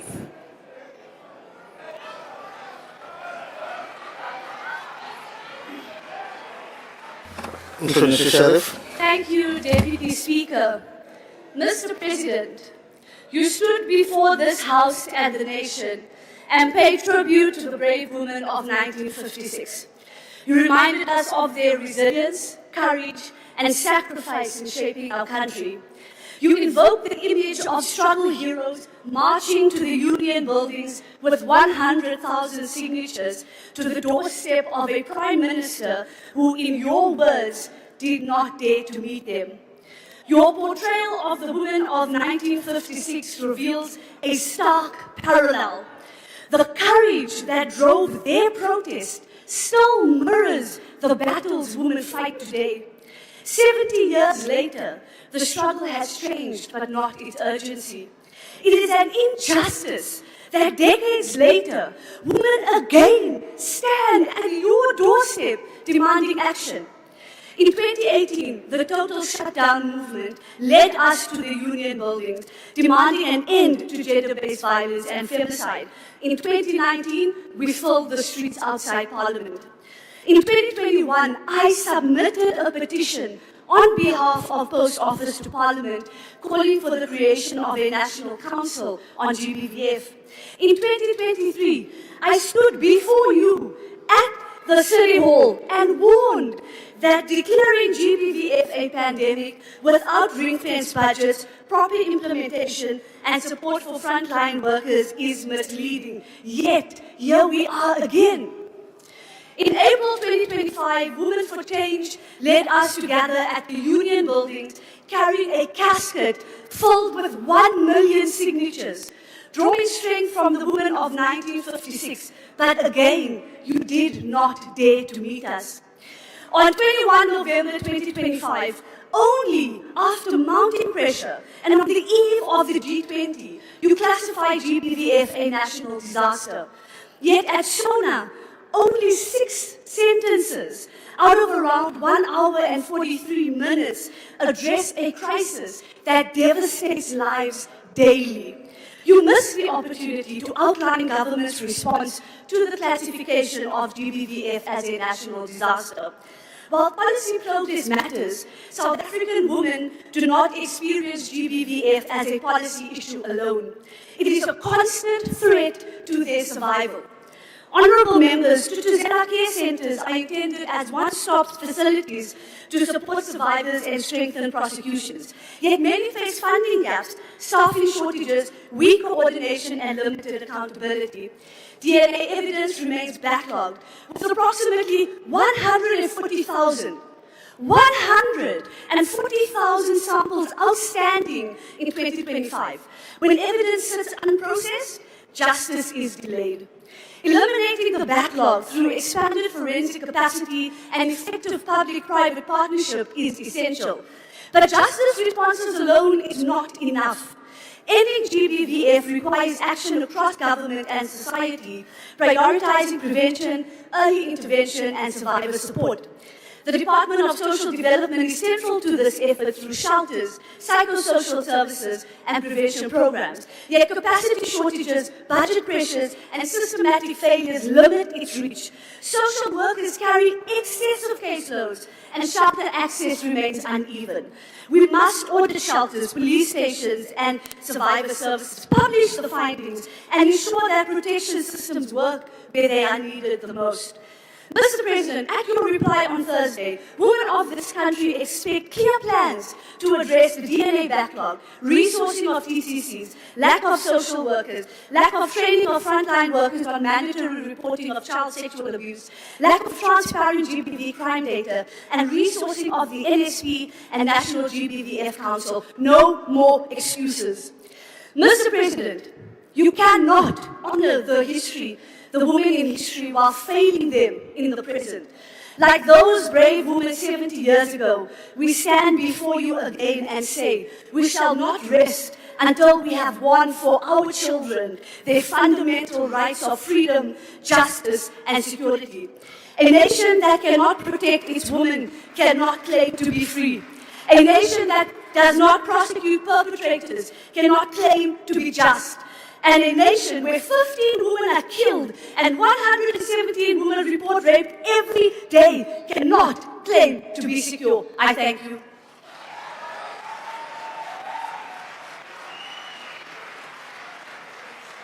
Minister of Trade, Industry and Competition.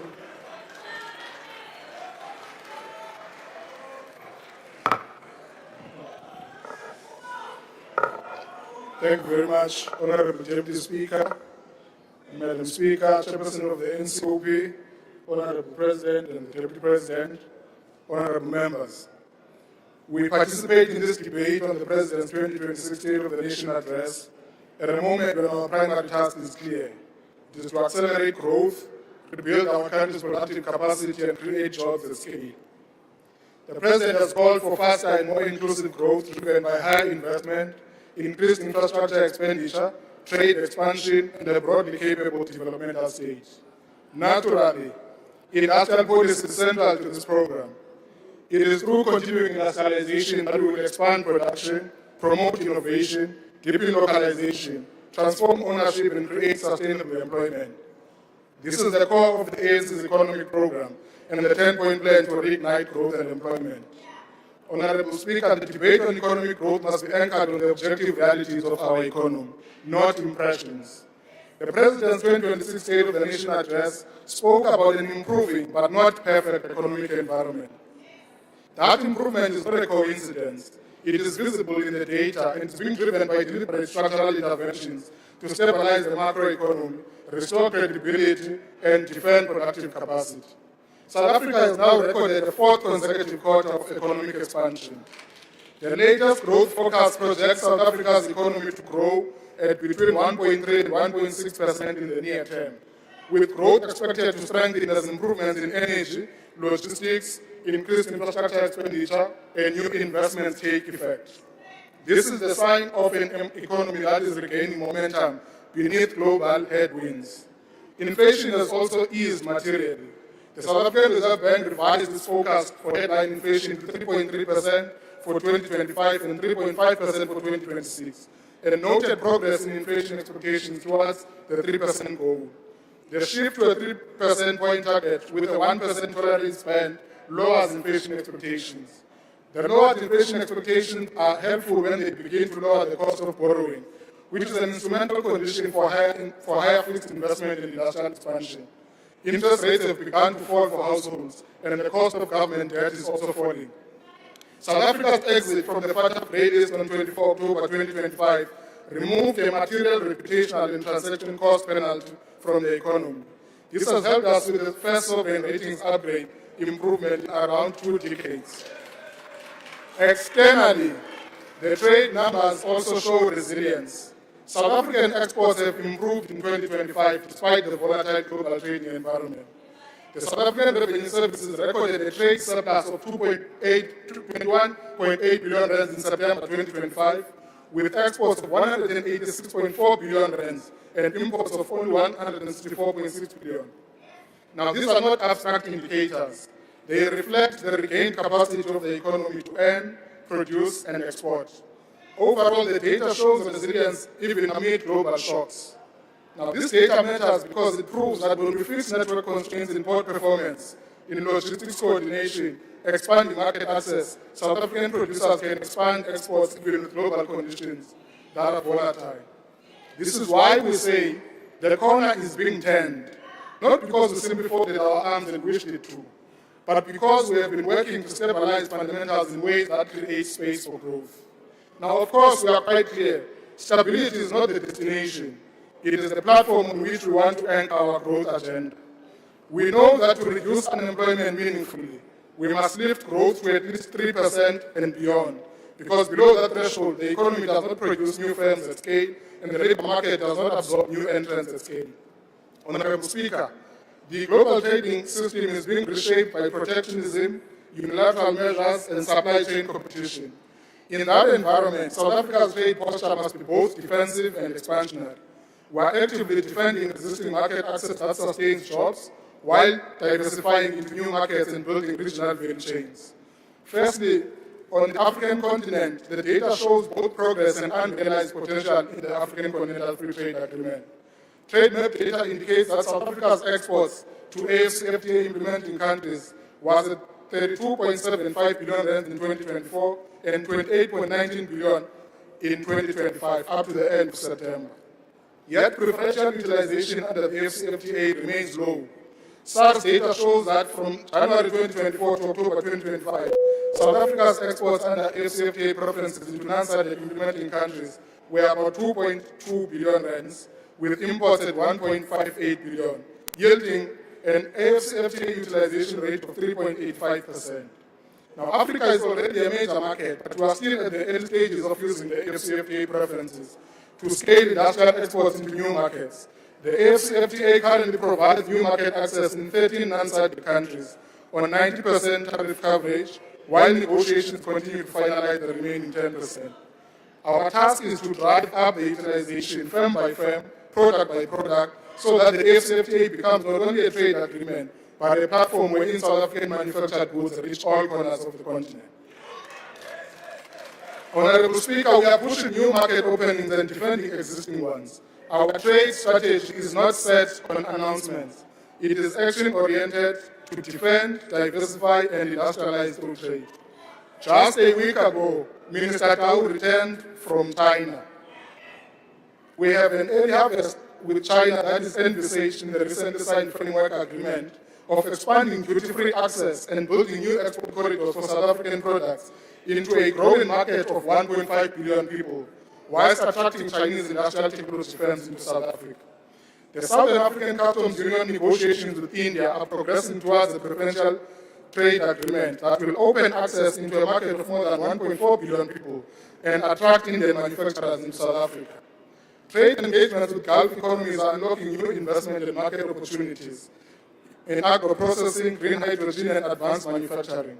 The renewal of AGOA, even for a limited period, provides important relief for exporters and is a positive signal for continued strategic engagement with the United States. On that note, Honorable Speaker, I wish to take this moment to pay tribute to Reverend Jesse Jackson, the legendary civil rights leader of the United States who passed away today peacefully at the age of 84. Reverend Jesse Jackson was a lifelong friend and dependable ally of the people of South Africa and ANC. Reverend Jackson tirelessly championed our cause of freedom during apartheid, and up to his last day, he continued to champion the truth about democratic South Africa against hostile political opinion in America. I thank you. Thank you. I now call upon the next speaker, the Honorable Makasini.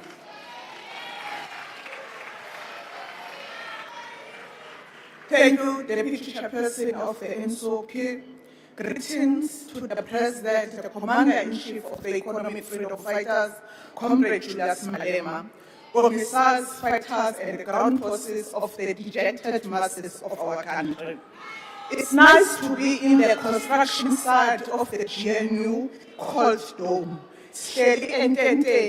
We are sitting in the tent. That's what the South Africans need to know. The tent you never see. Honorable Chairperson of the NSOP, people of Mthatha in KSD, President, when they were listening to your speech last week, they lost hope because ever since they have been in floods, they are affected by floods. They were put in no-press hall.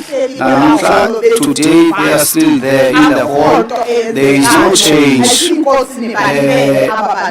have forgotten about the people that you put them.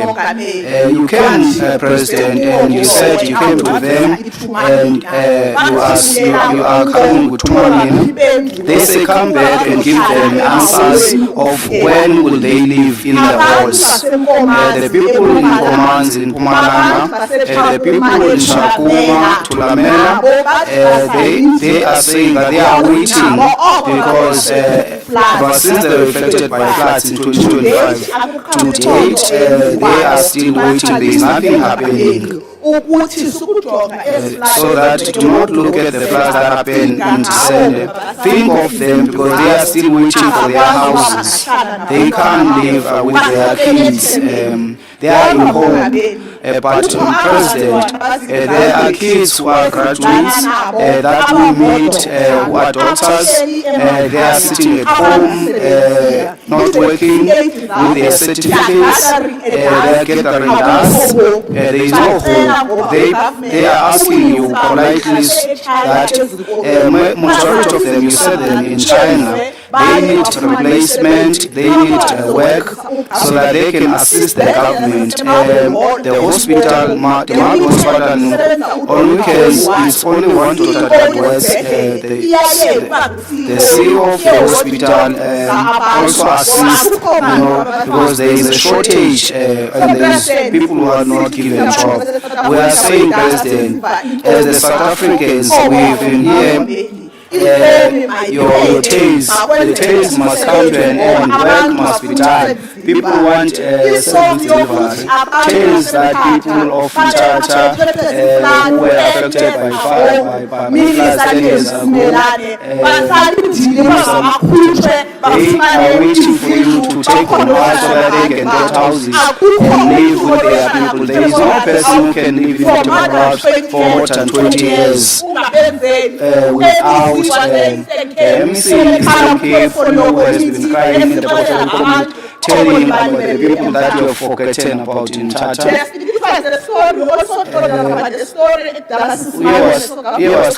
You told that about the story where you told that there is a child who's called Tinswale who will get freedom. today namhlanje ootitswale asivisite amadolobheni today they are hungry today they are sitting without hope, they have lost hope, they in and out of rehab, killed by drugs. If you are going to send people and forget about people who are going to school who end up using drugs while you are there, you need to stand up. The President also told us the story of the $1 billion that we are going to invest in the infrastructure, establishing yet another national crisis committee. Yet he never spoke about abantu abalinde amanzi. For the people who are waiting for water, where there are no water, who should they get water? They have not given us the plan, but they need to do those who are affected in Gauteng. They've been without water for 7 days. You have not told the 75-year-old mother who wants to drink the medication. We are here today because they sent us, the South Africa sent us. We are not sent, we did not send ourselves. What they are saying to me is that stop giving promises. They need actions now. Of water and sanitation is being placed under a special focus in 2025. Yet again, in 2026, kukho i-national emergency crisis yamanzi. Kodwa last year unanisixelele uba kuneplan eniyenzayo. You told us ukuba umama uhleli emadodini akakwazi ukusebenza, she must leave and go back to step. iimpompo zethu The taps are high, people do not have water. The things that we are going is when we are going around the street is the sewer, it's in the street, children are playing with dirty water. President focus on fixing the municipalities. Our municipality admitted that under we agree, President, that our mosquitoes are not working. The thing that you are doing, President, always coming with this section, taking people who have failed in being MC and taking people who have failed to their responsibility and make them administrative. It's not helping us. Check on people who are capable to do the work. Namasipala for the highest municipality in South Africa, okusoleka une 8 administrators since the dawn of democracy. Till today, in the service delivery ezekayo. There is nothing that is happening. There is all a problem with administration. We need you to look at these things. You cannot do Section 139 with people that you know yourself that have failed. Madua can testify on this because they also have the same municipalities where third parties are not being paid. People are struggling, the third parties are not being paid. They pension without getting their money. And Fulani municipality, they also have the same challenge. From 2018, they were under Section 139. Why are we having such situation in our nation? Let's go to Machabeni and Mawulunge, Mafubenia, and Masilonia, and Komasi, where you said you were going to have a system of administrator where there is no political interference. Last week we went to Komasi municipality where the administrator, he did the report, he didn't want to issue it. The administrator, said we are waiting for what level at Gomaransi. We got 283 houses that are affected by disaster. After the report was rejected as the committee, we got that disaster report. It It was also Ward 5 of Mpumalanga and Ward 17. Ward ST report whose reports were not submitted. The fact that you lie so much, they are quiet because they have taken manners. They are just sitting, they are not working, just like the Deputy Minister of Water. We don't even know what they are doing. He's just eating with all that bigger stomach. Our municipalities are having such a challenge. You need to make sure things are happening. We need to create committees that are going to deal with our problems, but the task force is not going to help us. President, appoint competent people, appoint people in the committees who are credible, who will give services to people who know when there is a problem with the pipe, they will have the plumber to fix that. If the electricity is not working, they know what to fix in terms of electricity so that people can work. Many committees are not going to help us because our people are starving. Maybe that you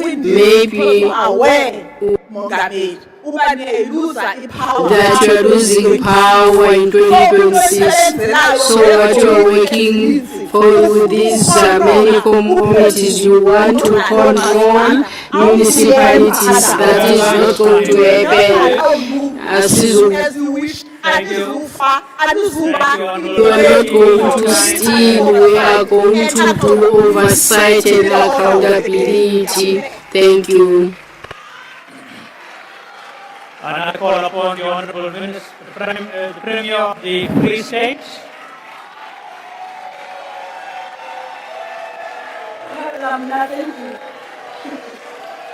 All honourable members, please take your seats so that we can continue. Thank you. Thank you, Honourable Speaker. Chairperson of National Council of Provinces, His Excellencies, Dr. Matamela, Ramaphosa, and Dr. Paul Mashatile, members of Parliament, premiers. Uthi ngiqale nje ukulungise member uSizimandisa. First of all, I'm happy that you can recognize our president. I'm happy for that. You know some of these issues that we are raising today about municipalities in the Free State. Main contributors, problem that we have today, people cross the floor, they are there, that's where the problem is. They were messing because they knew that they are leaving. We are going to remind them, you know who they are. Others are there, others are there. I don't think that I don't know. What I know is that they messed up and ran away. We asked today, President, to express our support for the State of the Nation address delivered by President Cyril Ramaphosa, which we regard as profoundly people-centered address that spoke to the collective aspirations, dignity, and rights of our people. On behalf of the people of the province, the President, we also wish to extend our sincere gratitude to you for attending the Men's GBVF Summit held in Bloemfontein last year. This event brought together over 5,000 men from all walks of life across the province.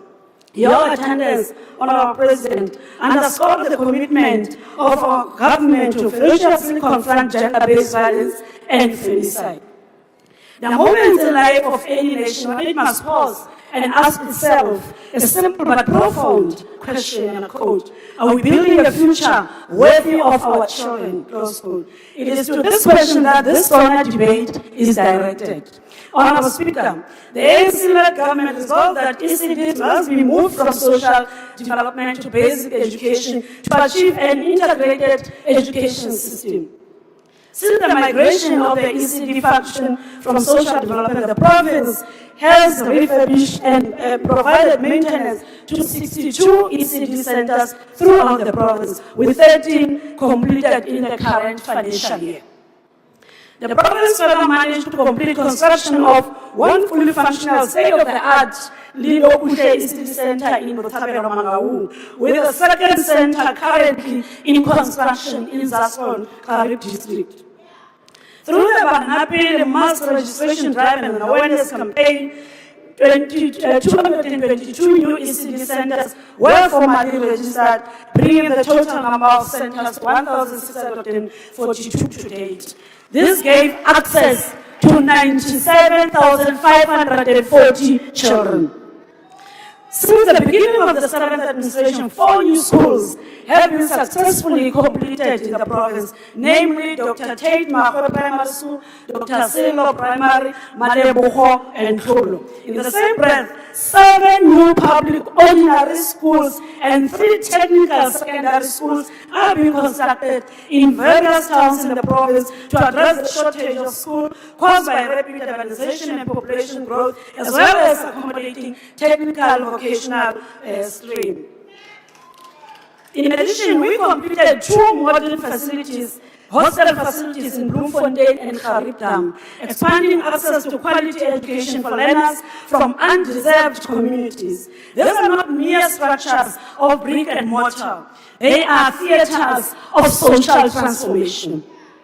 Honorable President, your administration has prioritized access to quality education for all learners. We have repurposed underutilized schools by offering multiple learning pathways leading to general education certificate, technical occupational certificate for learners with mild intellectual disability. In 2024-25 financial year, 2 schools were successfully repurposed and learners were admitted in different skills subjects, one in Mangaung and other one in Ejolipisa. Furthermore, 3 hostels for learners with special education needs are currently at different stages of construction in Transvaal, Karib district, the Boning in Velkom, the Jolipusa district, and Buitumelo in Tabanchu. Siyakuba, President. In the first academic year, 2 additional schools are earmarked for repurposing in Tabofusanya and First Ledabi. On a later note, to my colleague in KZN, Deputy Speaker, we'd like to inform the Department of Education in KwaZulu-Natal that they should not be comfortable. Free State will reclaim its position as a top-performing province in 2026 when the Minister announced those results of the 2026 National Certificate. Siyabuya. And you are number 1, but in record, you are actually not. The record is with us. Honorable Speaker, a society that does not train its youth facilitate its own demise. Through the Free State Training and Development Institute, the FSTDI, in the office of the Premier, we have appointed 67 engineering graduates who are due to commence their graduate program on the 1st of March 2026. The graduates are drawn from the areas of electrical, civil, mechanical engineering, hydrology, construction management, urban and regional planning, and quantity surveying. These young people will not only gain practical experience, they will strengthen our government and improve service delivery.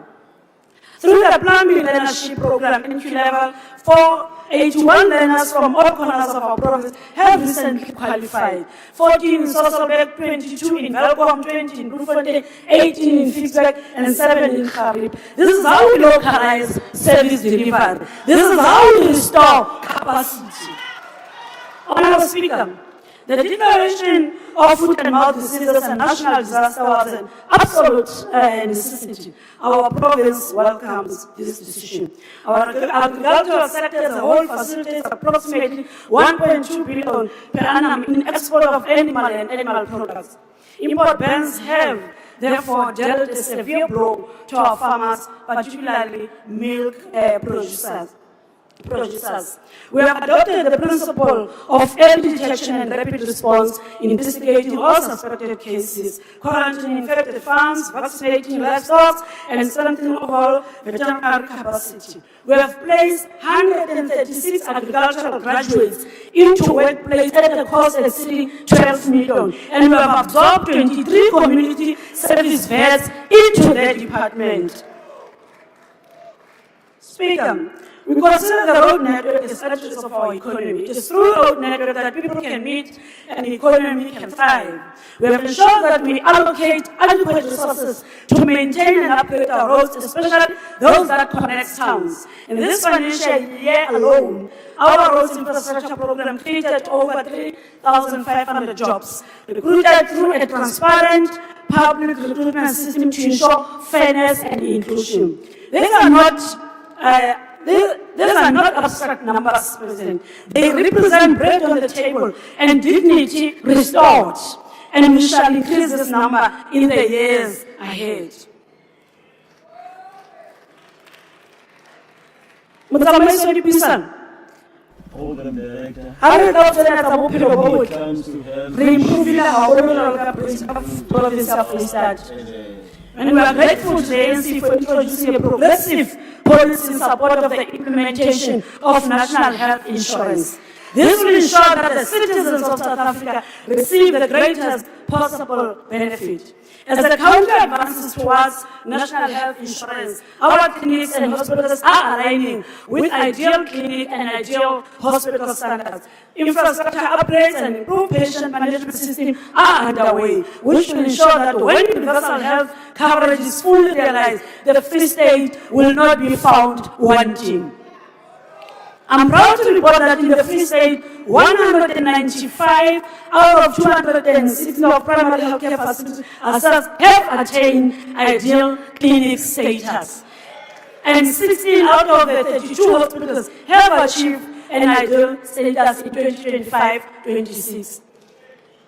Honourable Speaker, to ensure that all citizens receive government services, the Office of the Premier utilizes integrated service programs to reach rural and underserved communities. This initiative brings together a variety of government entities, departments including SASSA, IC, SAPS, Health, Home Affairs, etc.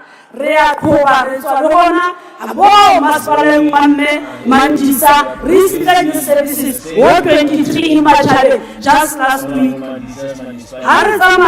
Thank you very much, Honorable Premier. Thank you. Thank you, Honorable Premier. Bye. House Chair.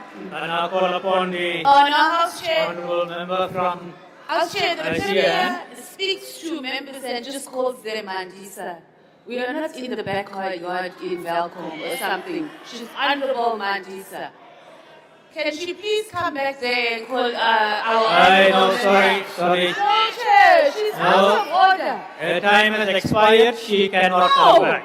I now call upon the Please, Speaker, your mom, because she Honorable might be Body. listening.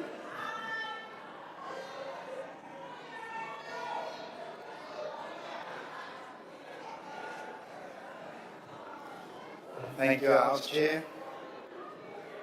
Mr. President, Deputy President, Honorable Speaker, and all of my colleagues. Chair. Mr. President. Body, can you take a seat, please? Chair. Honorable Fadil. Honorable Malema. The Honorable Mateus raised a very important point, because if you want to degenerate this house and we start calling each other like that, as if we are in a netball team, it's incorrect. You are chairing, your head is calling Mandisa, not Honorable Mandis. You have a duty to put this house into order. You know, if people are used to permanently staying in taverns and they address each other like that, we are not part of that. Thank you, Honorable Malema. Honorable Farid. Thank you, House Chair. Mr. President, Many things were said in your speech at the SONA, but I'm going to focus on the most pressing thing for my community. You mentioned the bullet train that you want to build, but you spoke very little about the bullets flying in our streets. We understand that for the last 30 years, the colored people have been taken for a ride by this ANC. It is the ANC that took away our quotas as fishermen and handed them to people in Joburg where there are no seas. When you turned our fathers and our sons into poachers. It is the ANC that closed the factories in Woodstock, Saltwood and Observatory and turned our mothers, the finest seamstresses in the world, into nothing. It is the ANC that allowed foreign nationals to take over the construction business. Farid, can you take a seat, please? There's a point of order. Honourable member. Thank you, House Chair. House Chair, niemand, ik wil net vragen, je hebt net zo 5 minuten gegeven om die time te krijgen, alsjeblieft. Alsjeblieft. No, that's not a point of order. That is not a point of order. That is not a point of order. Continue, Honourable Farid. Ik heb ons hier gekomen als gebouwwerker, maar niet als MP. Je moet niet vergeten. Not all of us forget where we come from. Leader. It is the ANC that has turned our sons into what they are. It is the ANC that allowed 27,000 guns to be pumped into our ghetto by the South African police services and then classified the report.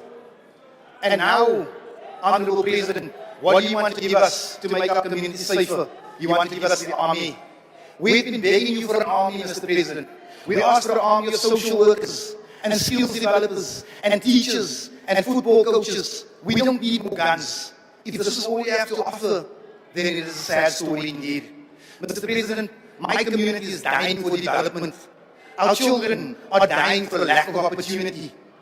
Our children are not involved in the tertiary education system. But you're going to give us more guns. You're going to normalize firearms, weapons, soldiers. Our community is a community in trauma. We beg, Mr. President, we will beg no more. We have asked for fairness. You gave us QBE. We've asked for jobs. You put us out of the system. Come into the Cape Flats and see our foreign nationals, undocumented foreign nationals and their children occupy the school spaces while colored children sit in street corners.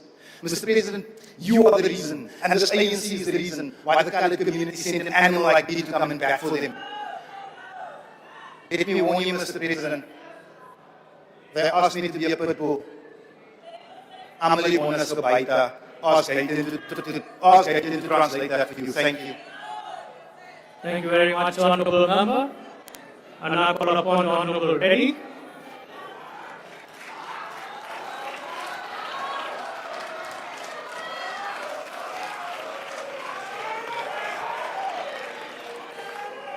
His Excellency, the People's President, Jacob Zuma. Deputy President Tony Ngeni, leadership of the MK Party, and all protocol observed. How do you tell 8 million unemployed South Africans that the economy is improving? Just think about that. How do you tell 6 out of 10 young people with no job that this is recovery? How do you tell matriculants who passed but cannot secure university space that this is progress? Let's be honest. The last time a university was built in this country was when President Zuma was the head of state. Because, friends, honorable members, the reality does not live in percentages. It lives in households. The MK Party will prioritize industrial expansion, infrastructure-led growth, and state-supported manufacturing to create real, permanent jobs, not temporary statistics like we've been hearing here today. You know, the former DA or outgoing DA leader, John Steenhuisen, he described the past 8 years under Mr. Ramaphosa as being the most disastrous years.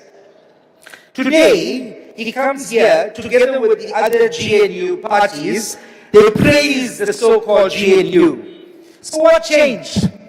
The country or the coalition? Now, I want South Africans to know the truth today.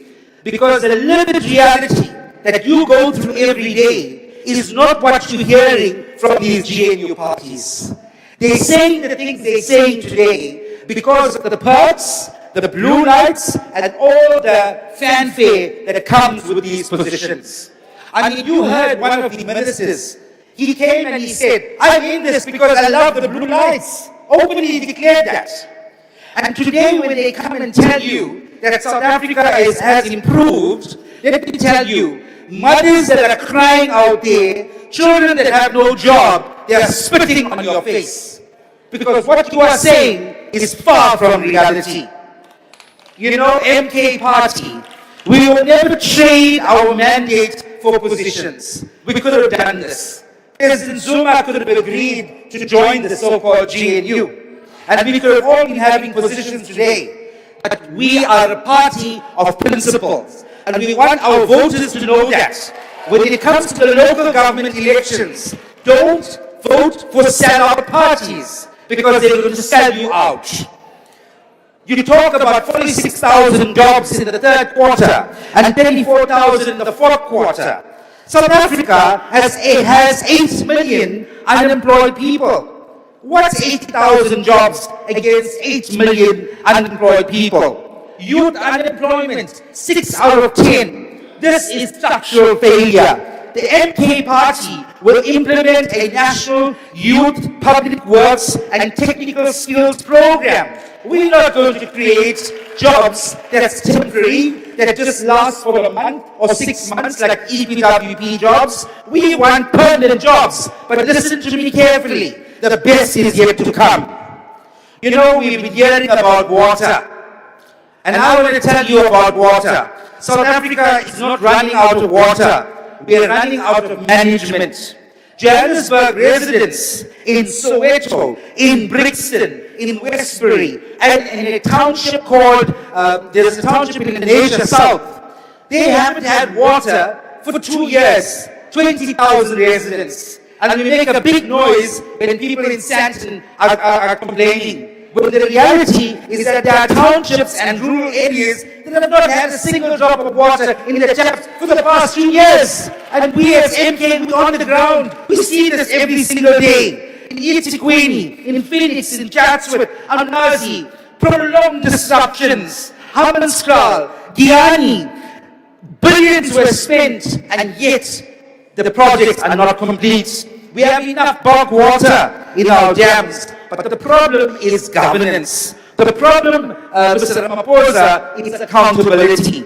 You know, more than half of planned maintenance remains incomplete. Now this is neglect. I want to share something with you. In March, your time has expired. Thank you. And I call vote MK in the local government elections.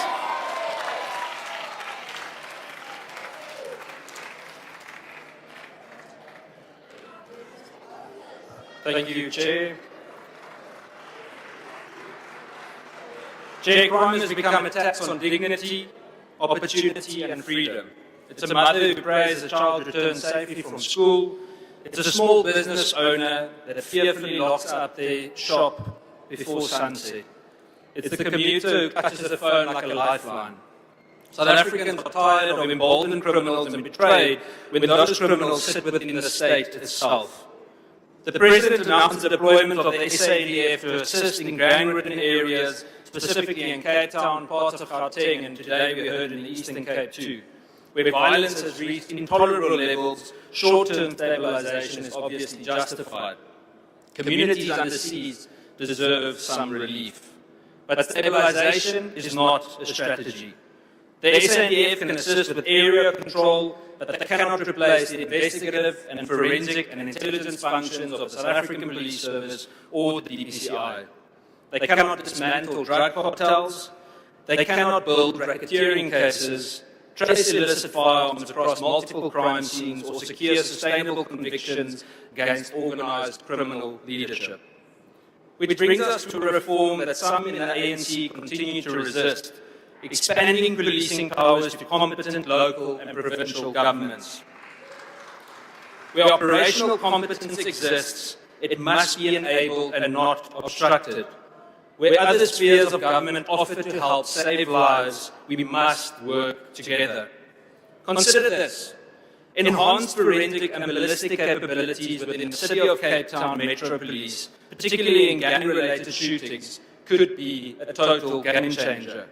Rapid ballistic tracing, fully integrated with national systems, would allow cases to be linked more quickly, track the repeated use of illicit firearms, and link cases faster and strengthen prosecutions, effectively amplifying the impact of the existing South African Police Service resources. If reform measurably improves safety and saves lives, why would we block it? We must ask ourselves today, is this about politics or is it about the people? Because South Africans are not interested in turf battles between spheres of government, they are interested in getting home alive. Our police officers are often under-resourced, overstretched, and placed in impossible conditions. Communities feel abandoned and criminal networks exploit systemic weakness with ruthless efficiency.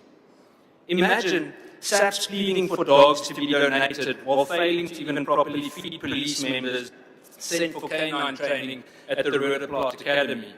Yet the same SAPS supply chain division could pay the likes of Kat Mklala to corrupt supply chain commanders and processors. In fact, the Divisional Commissioner of Supply Chain Management in the South African Police Service is still in his position. In most cases, the men and women in the South African Police Service on the ground are not the enemy. They are also often victims of poor leadership, corruption above them, and of a system that too often fails to protect those who try to protect us. Allegations of collusion and corruption remain unresolved. Even the Deputy President's protection thugs were allowed to stay in the South African Police Service after having earned that name, the Blue Light Mafia, when they violently attacked innocent civilians for no reason. The Malanga Commission is welcome, but South Africans have grown weary of commissions without consequences, reports without dismissals, findings without prosecutions, truth without accountability, if wrongdoing is exposed but not punished. And let us not forget the cost borne by whistleblowers and witnesses, individuals who risk not only their careers but their lives, often with inadequate protection.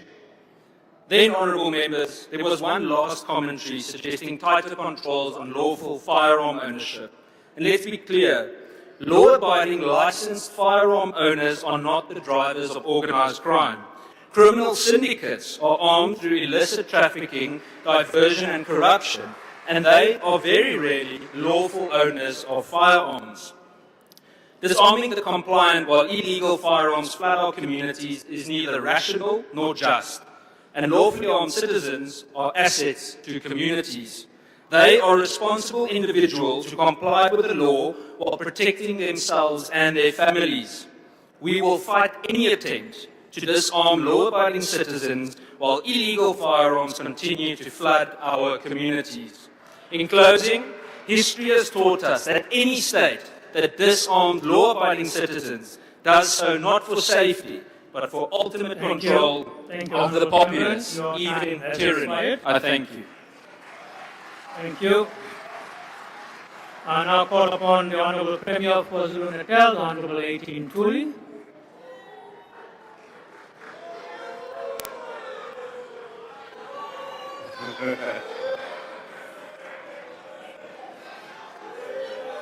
Thank you, honourable members. Let's allow the Honourable Premier to speak. Thank you, Deputy Chair of NCOP, the Speaker of the National Assembly, the President of the Republic of South Africa, the Deputy President, honourable members, fellow South Africans. I rise on behalf of the people of KwaZulu-Natal to contribute to this important debate of the 2026 State of the Nation Address. Indeed, South Africa is turning the corner. Indeed, we have witnessed the stabilization of our energy supply, renewed economic momentum, unlocking of infrastructure investment, and a gradual return of investor confidence. The Government of National Unity has demonstrated that cooperation, when anchored in constitutional values and national interest, is both powerful and persuasive in confronting the socio-economic challenges facing our country. The performance of 90.6% by the KwaZulu-Natal 2025 class of matric is one more evidence of the positive direction for South Africa. KwaZulu-Natal welcomes this new charter. We understand that political cohesion is not an abstract ideal. It is a practical instrument for service delivery, economic reform, and the implementation of a government medium-term development plan. But turning a corner is meaningful only if we now move forward with agency, discipline, and unity of purpose. For KwaZulu-Natal, the message of the State of the Nation address is clear. Implementation is now the defining task of leadership. We must lead from the front. We must deliver and deliver effectively. KwaZulu-Natal is not merely another province. It is a strategic economic pillar of South Africa. We are the country's logistic gateway, home to the busiest port of the African continent. We are a manufacturing hub serving regional markets, a province endowed with a fertile agricultural land, globally competitive tourism assets, and a youthful population eager to participate in the economy. Why is the government of KwaZulu-Natal I have visited some beneficiaries where one was awarded some money to where babiyelwa 3 kilometers weplaza ngoba KwaZulu-Natal because we are prioritizing the youth in our programs of improving their lives. Have delivered job opportunities for the others. The bottleneck which was experienced in the port of Durban was resolved after the introduction of motor boats and new monster cranes. When KwaZulu-Natal grows, South Africa grows. The President's announcement of expanded public-private partnership in ports and rail, including the modernization of Durban's container terminal, marks a decisive structural reform. This is not incremental change. It is a foundational to reshaping our economic outlook. As the government of social unity, we will move decisively to support this reform agenda. It is imperative that Transnet municipalities, business and labor align their efforts to unblock logistical bottlenecks, accelerate freight rail recovery, and integrate land use planning around strategic logistics corridors. Our objective is clear: to restore Durban to world-class operational efficiency and reposition KwaZulu-Natal as the preferred gateway to South Africa trade. Sorry, Honourable Speaker, will the outgoing Premier of KZN be prepared to take the question? Honourable Premier, would you want to take a question? Because he is outgoing, this may change. I will answer the question after a decision, not now. The announcement of over 1 trillion in public infrastructure investment over the next 3 years represent a historic opportunity. Already KwaZulu-Natal is a construction site.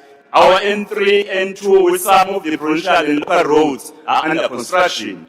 We are prioritizing the rehabilitation of roads and bridges following flood damage, water and wastewater upgrades across the Tegwin and rural districts, revitalization of industrial parks, renewable energy infrastructure and digital connectivity in township and rural economies is on the agenda.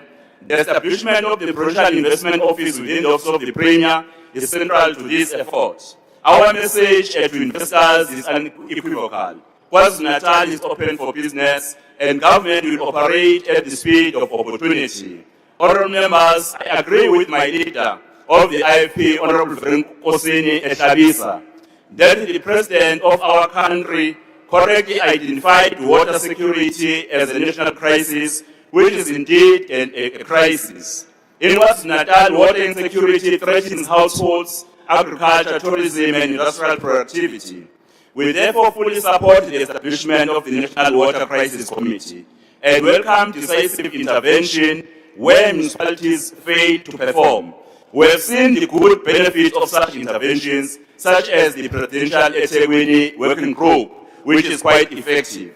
We are working closely with national government to ensure that every rand allocated to water infrastructure results in reliable access to clean water for our communities. Equally so, we confront the challenge of organized crime, including construction, extortion, and port-related syndicates, which have undermined investment and growth.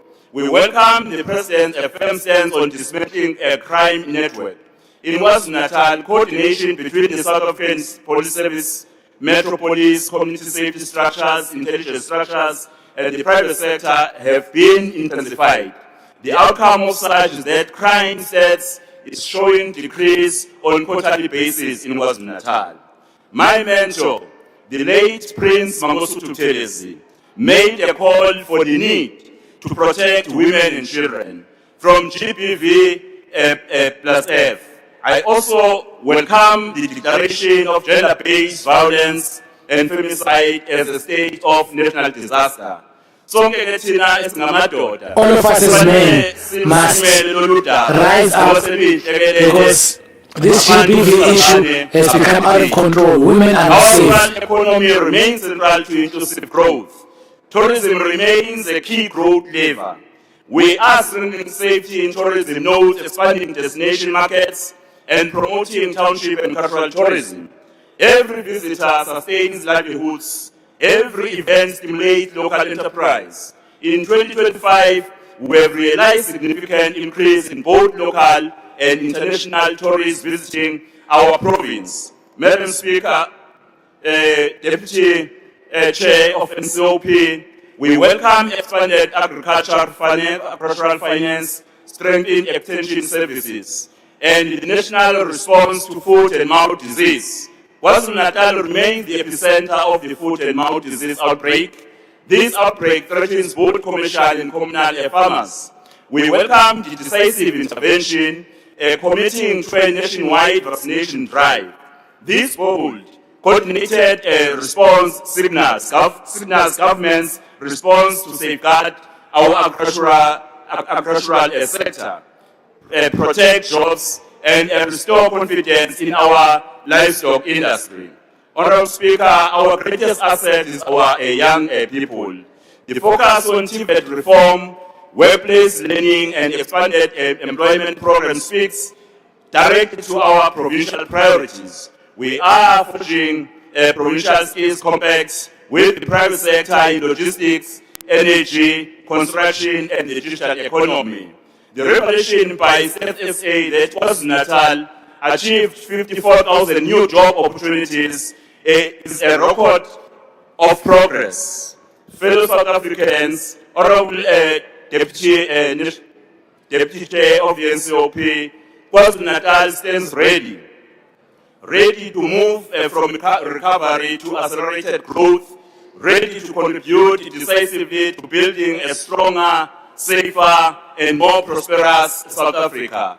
Let us seize this moment with courage, with unity, and with unwavering commitment to our people as we continue to lead KwaZulu-Natal until 2029. Thank you, Deputy National Chairperson. Thank you, Honourable Premier. I now call upon the Honourable Minister of Land Reform.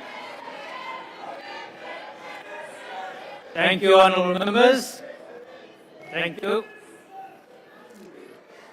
House Chairperson, Mr. President, we in the PAC of Azania reckon that you have hit the nail on the head when you said in your speech that our strength as a people comes from our natural endowment. The potential to release this strength lies in the unity of the opposites and the ability to hold hands together as African patriots. And you also pointed out many small and medium businesses, particularly those owned by black farmers, women, and young people, still struggle to gain access to the requisite funding, resources, and markets. The role of land redistribution in this context continues to be of critical importance. We are also in full support of your decision to deploy members of the South African National Defence Force to contribute to the fight against crime in parts of Western Cape and Gauteng, and now Eastern Cape, as announced by the Minister of Police. This is a clear message that there will be no surrender to the criminals, and that the fight against crime will continue unabated until this scourge is finally defeated. Mr. President, the legislation we are currently working on, namely the Equitable Access to Land Bill and the Communal Land Tenure and Administration Bill, both of which aim to respond to a major call in our Constitution, also aligns with the President's vision of a state that works for the people. In our specific case, we aim to do this by speeding up the equitable redistribution of land, ensuring its productive use and guaranteed security of tenure. The vision and commitment that we have articulated around the need to invest significantly in infrastructure also accords with this responsibility. Mr. President, the resolution of the issue of communal land tenure is firmly aligned to the call that we have made for a differentiated approach to municipal powers and the need for structured cooperation between municipalities and the institution of traditional leaders. The devastating outbreak of foot and mouth disease is not just an agricultural crisis. It is a rural crisis in a broader sense, as it threatens the livelihoods not only of established commercial farmers, but also and equally significantly those of communal and emergent farmers. It will therefore be critical that our department works closely with the Department of Agriculture to ensure that the most remote communal farmers also gain access to vaccines. Mr. President, your announcement of the allocation of 500 million to Phase 4 of the District 6 construction project is a testament to our country's resolve to redress the past injustice of land dispossession. It would be remiss of us, though, if we were not to re-emphasize the need for more adequate financial support for the restitution program in order to ensure its continuing national impact. Thank you very much. Thank you very much, Honourable Member. We now go on to the next speaker, and that is the Honourable Brett.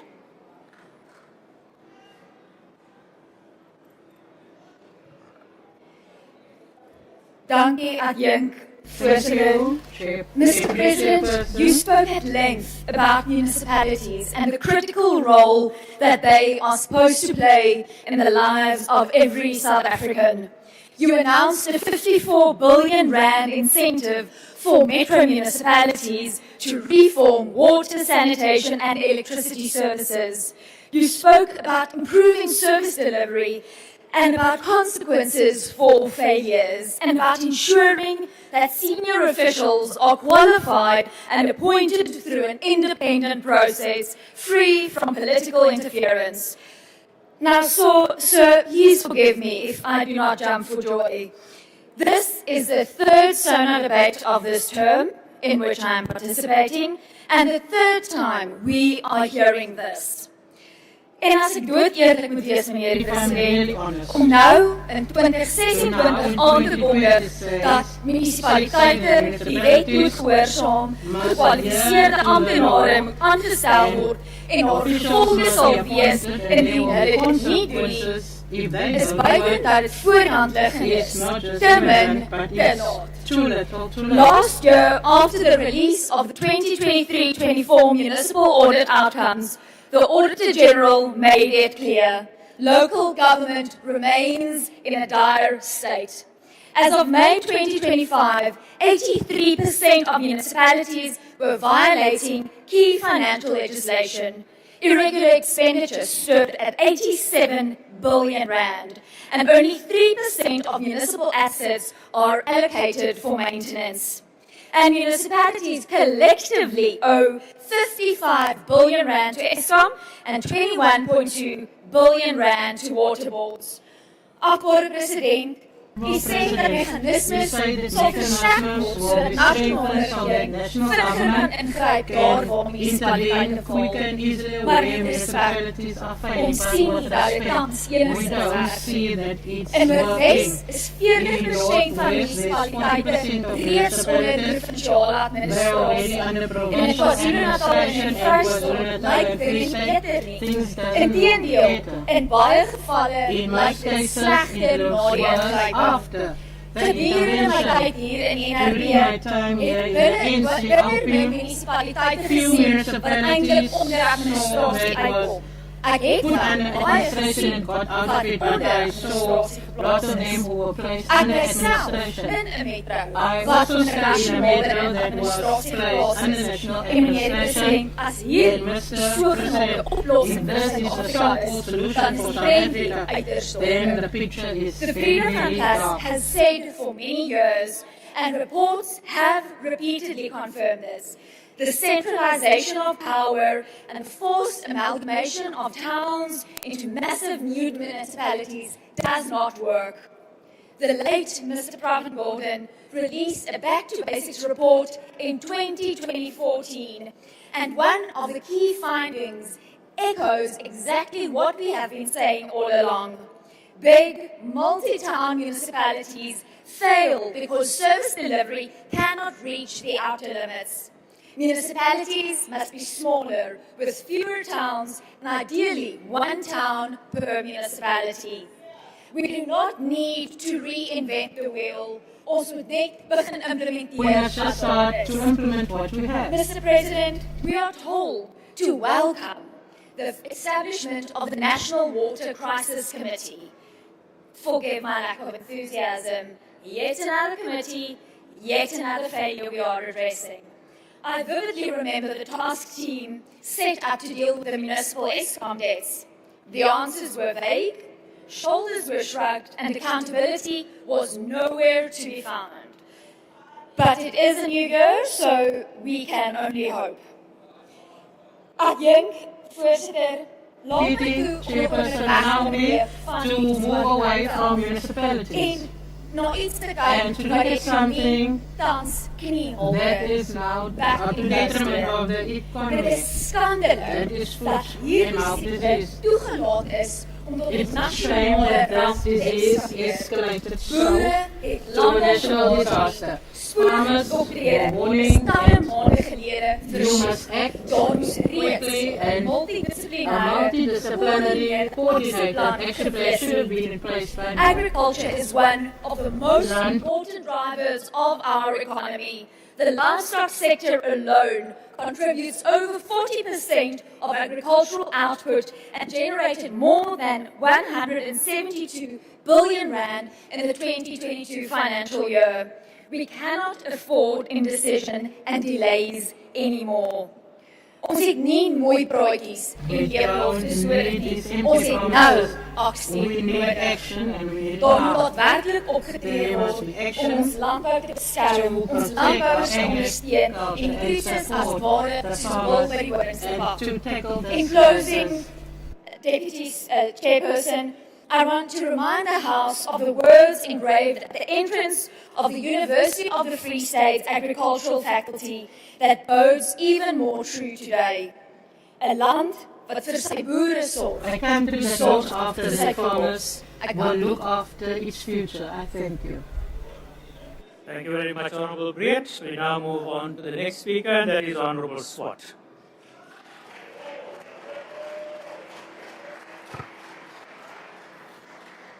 Honourable Speaker, Honourable President, Honourable Members, fellow South Africans, good evening.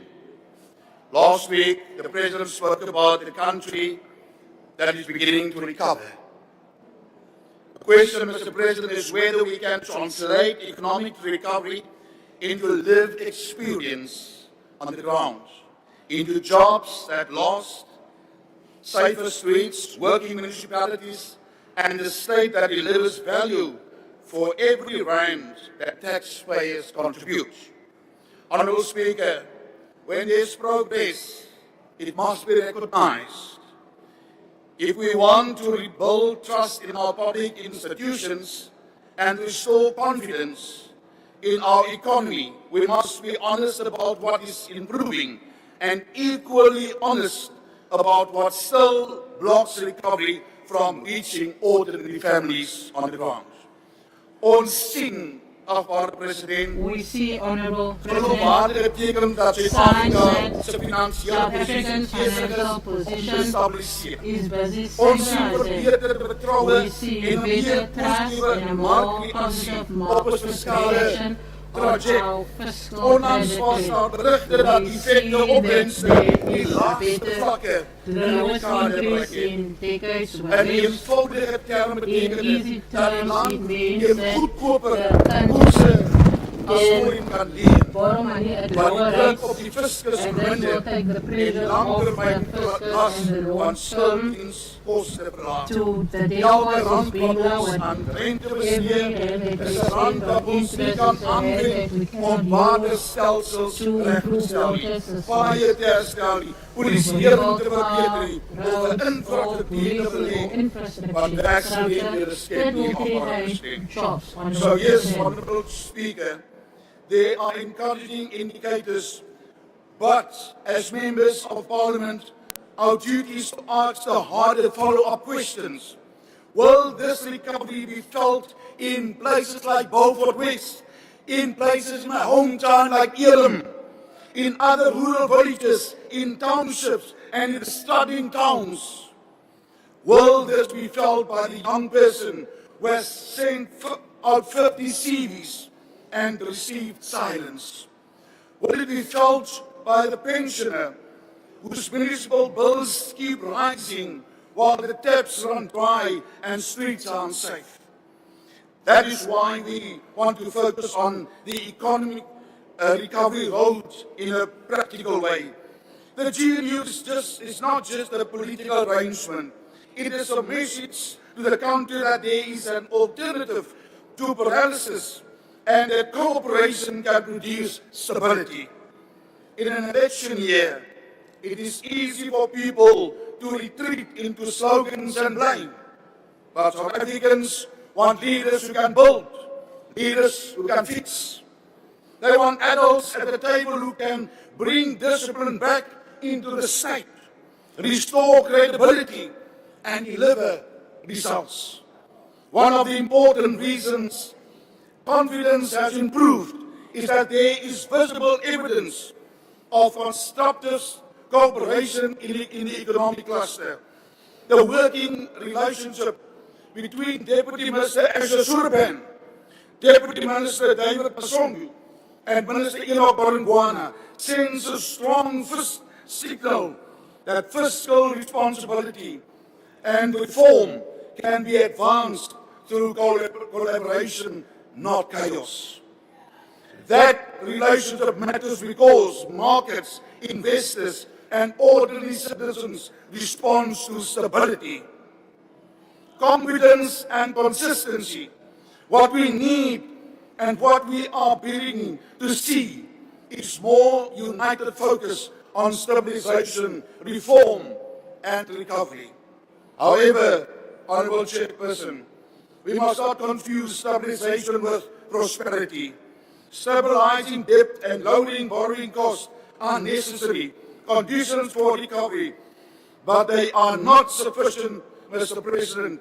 The economy will only recover when growth is stronger enough to absorb our unemployment, when investment flows into productive sectors, and when people can build a life through work, not through survival. Ons benodige ekonomie wat inspanning, talent en entrepreneurskap loon. Achtbare president, ons benodige staat op belastingbetalers en geld beskerm as dit so afspreek sy eie huishoudelike begroting. Ons benodige staatsdienst wat met die grond van bevoegdheid aanstel, nie op grond van loyaliteit nie. En ons benodige plaaslike regeringsstelsel wat functioneer, wat sonder werkende municipaliteite bly nasionale ekonomie leef waar mense leef van het leef in dorpe, het leef in wijken en het leef in gemeenschappen. Het hierdie municipaliteit nie verandering kan voorsien. Kaaie kan worden smaak en aanspreek en verordening afdoen en finansies eerder kan bestuur. Dan omtrek verleggers, sluit deze worden, verdwijnt werkzaamheden en verloor die jeugd. And the users hope. This is why we as a DA want to be very firm on corruption, particularly on municipal level. If we are serious about economic recovery in South Africa, corruption must become expensive, Honourable President, not inconvenient, not something that results in a transfer, a suspension on full pay, or a quiet redeployment. It must become expensive. That is the only language that criminals understand. Arrest, prosecutions, convictions, blacklisting, and asset recovery. We must recover stolen funds. We must remove the gatekeepers who treat municipalities like cash machines. We want to see municipal supply chain systems that are transparent and protected from political interference. And we want to see senior officials who are repeatedly involved in irregular expenditure lose their positions, not get promoted. If the GNU is serious about the financial recovery road, it must become a recovery road for integrity too. And linked to corruption is crime. Because crime is not only a safety issue, Mr. President. Crime is an economic issue. Crime destroys investment and tourism. It destroys small businesses. It raises the cost of doing business. It turns whole neighborhoods into fear zones. If we want financial recovery to be felt on the ground, then safety must be treated as an economic priority. Mr. President, we cannot claim progress when communities live behind burglar bars and businesses spend their profits on private security instead of expansion. Mr. President, we also must confront the hard political truth if we want growth in this country. The policies that shape our labour market and our investment climate must be modernized. The DA has been clear. BEE is currently designed as failed, and the very people that was meant to be in power. It has to often become a barrier to entry for small entrepreneurs, a tool for connected elites, and a mechanism that rewards ownership deals rather than real participation, real skills, real jobs, and real growth. We want empowerment that expands opportunity for millions, not enrichment for a few. We want the state, Mr. President, to support broad-based participation through better education, skills, and entrepreneurship, and not through policies that shrink the economy and left fight over the remaining crumbs. En dit ons wil hê dat die werklike lewenservaring van mense moet ons verder beweeg. We must move further than symboliese by focus on mense bemagtig. Funksionele skole, vaardighede, skills, arbeidsmarktbeleiders, omgewing waar mense kan businesses that must grow, and infrastructure that must grow, and a state that is clean and is efficient. Chairperson, I want to come back to the recovery signals that we're seeing because they give us a window of opportunity.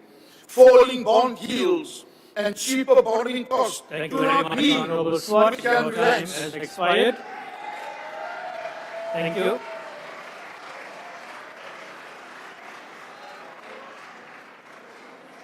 The next member to participate is Honorable Deputy Minister of Employment and Labour.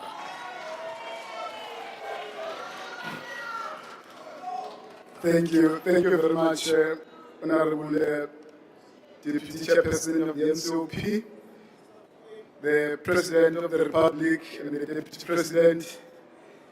Mr. President, in the State of the Nation address, you have centered the Department of Employment and Labour's mandate to regulate the labour market and drive inclusive growth. It is therefore our singular focus to implement the President's directive to bolster enforcement and prioritize local employment. Inkulumo yakho Mongameli izwelile abantu abaningi bayamukelile bayithakasela ngoba ukhuluma ngezinto We had it because we spoke of things that affect the people, and they saw that the President hears their cry and is coming with solutions to resolve their issues. We thank you for that, Honorable President. Ensuring that economic integration is coupled with decent work, labour mobility, and employment creation. We will therefore ensure the following: fully implement the National Labour Migration Policy, which provides a framework for managing the movement of workers across borders in an orderly and predictable manner. This aim is to balance the attraction of critical skills needed for the industrial growth with the protection of job opportunities for South Africans. This is very critical at the current time in South Africa. Ensure that the businesses produce what is supposed to work hard as this unit, where we will give support to small businesses and big businesses so that they can produce and make to have especially the rare minerals, the automotive sector, and agro-processing to strengthen South Africa's industrial base. Mr. President, South Africa is independent. South Africa is an independent country.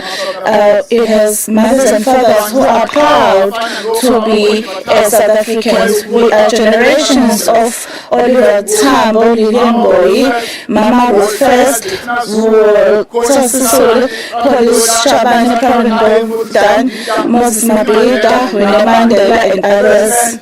They taught us that the freedom that we got is freedom that we fought for, and some people were arrested. We are in the struggle of relieving the people of South Africa. Therefore, the principles that we put should be able to take care of our borders. And all who are within our borders. We therefore owe it to them to ensure that we not the decade that others are saying 8 years is a decade. 8 years is not a decade. We must know that decade is 10 years. This shows us a good performance of mainly JSE listed companies. This is good. This is good news for the economy. 1965, at the founding of African Party for the Independence of Guinea and Cape Verde, Amilcar Cabral in the party directive made the famous quote, "Tell no lies, claim no easy victory," and we are not going to do that. We are not intending to do that, President. President, you spoke at length when we were delivering the SONA.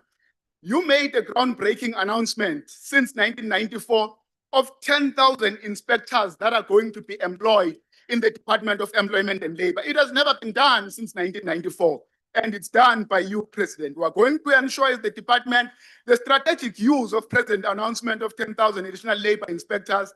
The additional capacity will assist in improving 300,000 workplace visits annually to about 1.6 million inspections, President. This is how far your intervention is going to go. But further to that, over 16.8 million people in the country will have their work environments and employment conditions improved.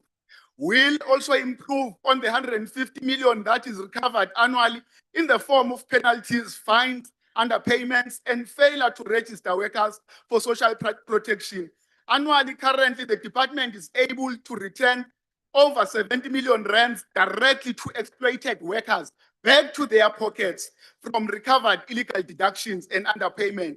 This is really funds that average between 5,000 and 10,000. We are therefore working hard to ensure that the 10,000 inspectors are on the ground without delay, as it will increase the department's reach from the current 2,300 inspectors to 10,000 inspectors, which will make 12,300 inspectors.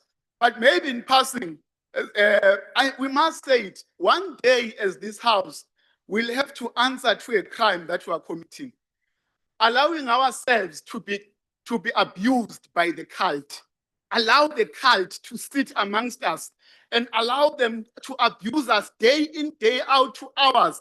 I think it's wrong and we shouldn't allow that. Others come here, they are claiming that they are going to win elections, but they have very, very disturbing concepts where they want us to vote using drums, nemgomo and everything. What is that?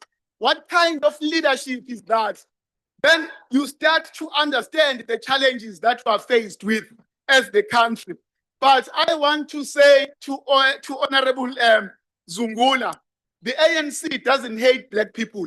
It's the very same ANC that has built houses, that has given black South Africans electricity, that have built roads, that have built houses for them, that has given them water, giving young people who are going to tertiary institutions NSFAS for free. They start from the basic education up until tertiary education without paying a cent. Thank you, Honorable Member. Your time has expired.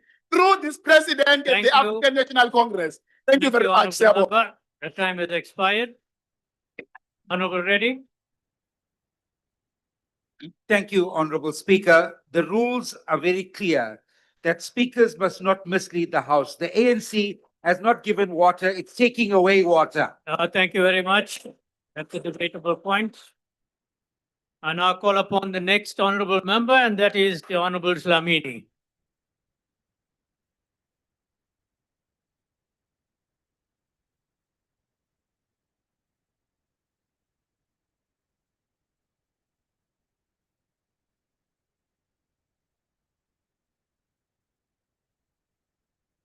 Thank you, Honorable Deputy Chairperson. Allow me to stand on the protocol already established by the speakers who came before me. Honorable President, the State of the Nation address you delivered a few days ago was not an ordinary address. It was a resounding account that echoes a message of optimism and renewed hope in our economic trajectory in the context of volatile global economic climate. South Africa stands at the dawn of a new era because of the decisive interventions that place the economy on a path of recovery despite multiple external pressures, shocks, and setbacks. Honorable President, as you note emphatically that our economy is growing again, and this growth is gathering pace. To support this assertion, the SONA highlights the key indicators of sustained growth, stability, and recovery. In terms of the economic outlook, international bodies, not least the International Monetary Fund, increased its focus for South Africa for 1.2% to 1.4% for 2026. And this trend is set to increase in 2027. These are the economic figures and the reality that the country is facing. The World Bank also issued an improved 2026 projection of South Africa gross domestic growth by 0.3% points to 1.4% and to 1.5% next year. President, kuyaqhuzwa, kuyasetshenzwa. These are the hard reality economic facts and figures, not fictions. Yes, this is a remarkable, but it is by no means adequate to significantly tackle poverty, unemployment, and inequality. However, we must build on the momentum to take our economy and our country to the greater heights. Under your leadership, President Cyril Ramaphosa, this is possible. Bomme le bontate, bahlomphehi ba rona matona, le batlatsa matona ba sebetsang le ntate Ramaphosa, re a le bona, mesebetsi e a bonahala.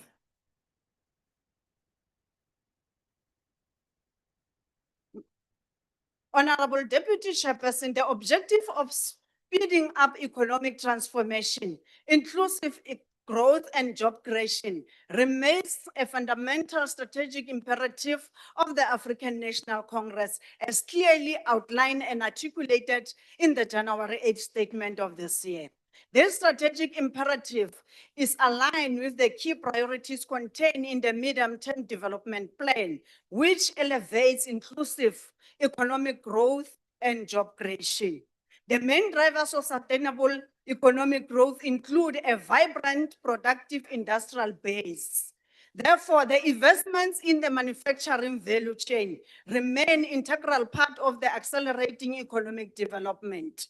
Emphasis is firmly placed on reindustrialization, aggressive infrastructure investment, energy security, and localization. These are hallmarks of the economic recovery, which has been meticulously driven by His Excellency Honorable President Cyril Ramaphosa and His Excellency Deputy President Paul Mashatile.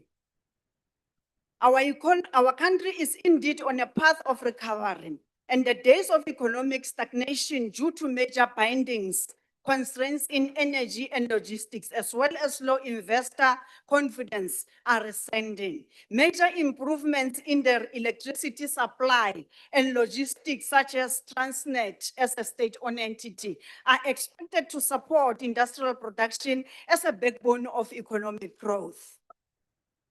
Honorable Deputy Chairperson, the approach to boosting local industrial base is driven through the localization initiative, which is anchored on a sectoral master plan in targeted sectors such as automotive, steel, chemical, agro-industry, and green technologies. According to the MTDP, the review report, notable progress has been made through sector master plan as follows. 1, 44.2 billion investment secured between April and September 2025. 2, a pipeline of 15 battery mineral projects valued at 40 billion rand. 3, a 4.2 billion BMW investment linked to plan in hybrid electrical vehicle production.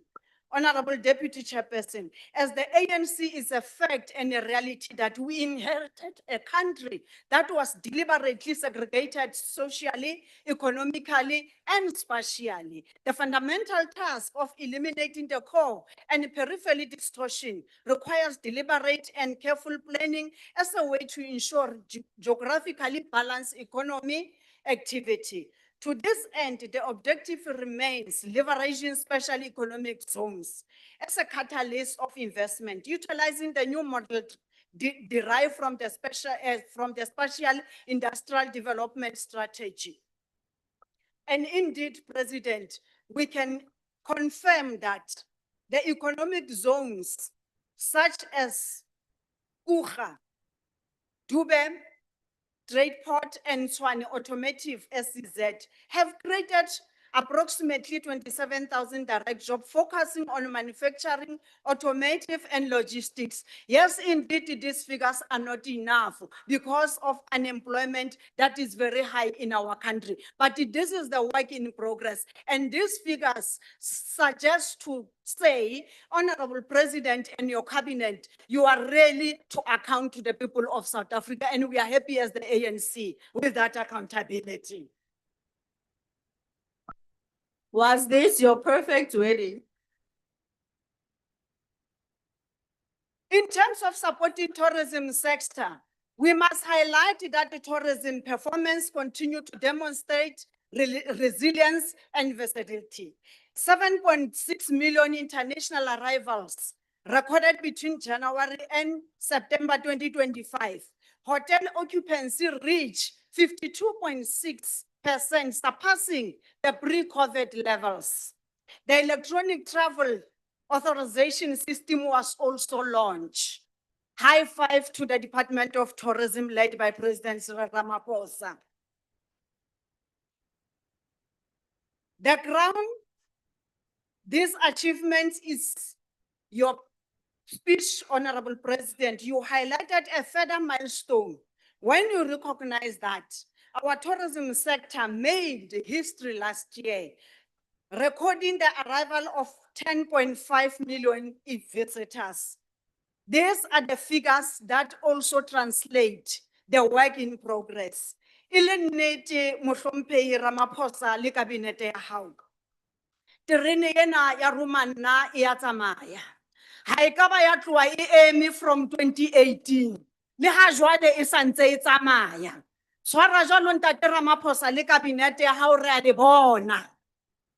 In conclusion, Honorable President, I wish to reaffirm your statement that yes, we have indeed turned a corner. Now we must look ahead and move with speed. Certainly our economic prospects are less gloomy as it was the case in previous years. And now we are on the path of recovery. Forward ever, backwards never. Ha e le ditsebe ntate Ramaphosa tsona o na le tsona tse mamelang. Ha e le mahlo ona o na le ona a bonang. Ha se mahlo a hao fela ke mahlo a kabinete eo o e kgethileng.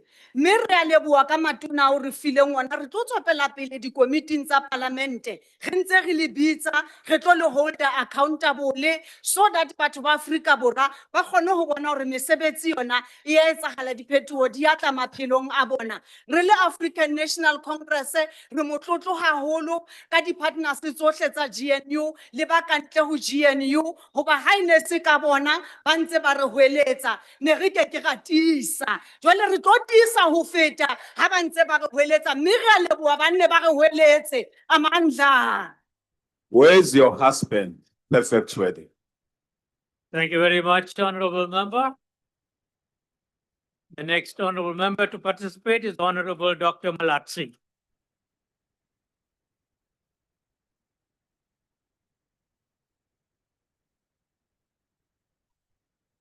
Thank you, Chairperson. Greeting to the President and the Deputy President. Greetings to the former President. Otto, Ma-Afrika. Otto.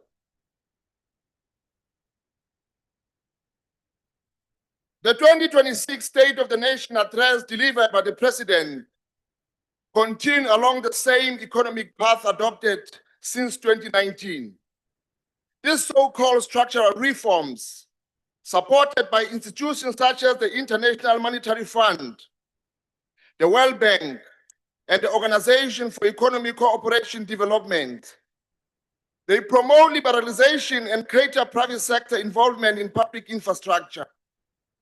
In simple terms, this means opening key public sectors, electricity, railway, ports, and water to private profit-making interest. Through programs like Operation Vulindlela, government is advancing reform that shift the state away from direct control towards regulating private capital. But the question we must ask is very simple. Who benefits? Between 2015 and 2024, our economy grew at less than 1% per year. Expanded unemployment stand at over 42%. Between 10 to 12 million South Africans without work. Inequality remains extreme, yet policy directions continue to favor private accumulation. While the share of national income is going to workers' decline, we cannot regulate our way out of poverty while opening strategic infrastructure to profit-driven interest. On crime, the president rightly acknowledged its seriousness and supported the deployment of military to assist the police as advised by the UAT. However, crime is not just policing issue. It is rooted in unemployment, inequality, and economic exclusion. Without addressing structural drivers of poverty, crime will persist. It is also surprising that the President speaks strongly about corruption and crime prevention without directly addressing the unresolved concerns surrounding Palapalasaka. When a head of state calls for accountability, transparency must begin at the highest office.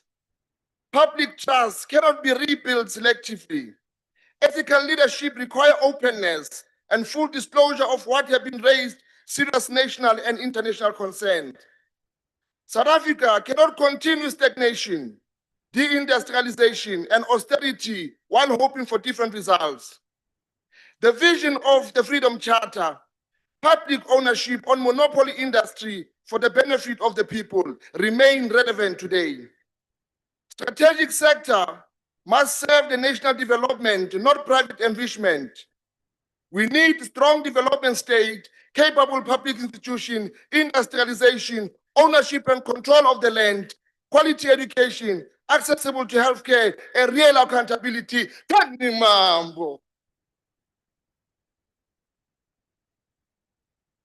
Thank you. The next person to participate in this debate is Honorable Mslongo.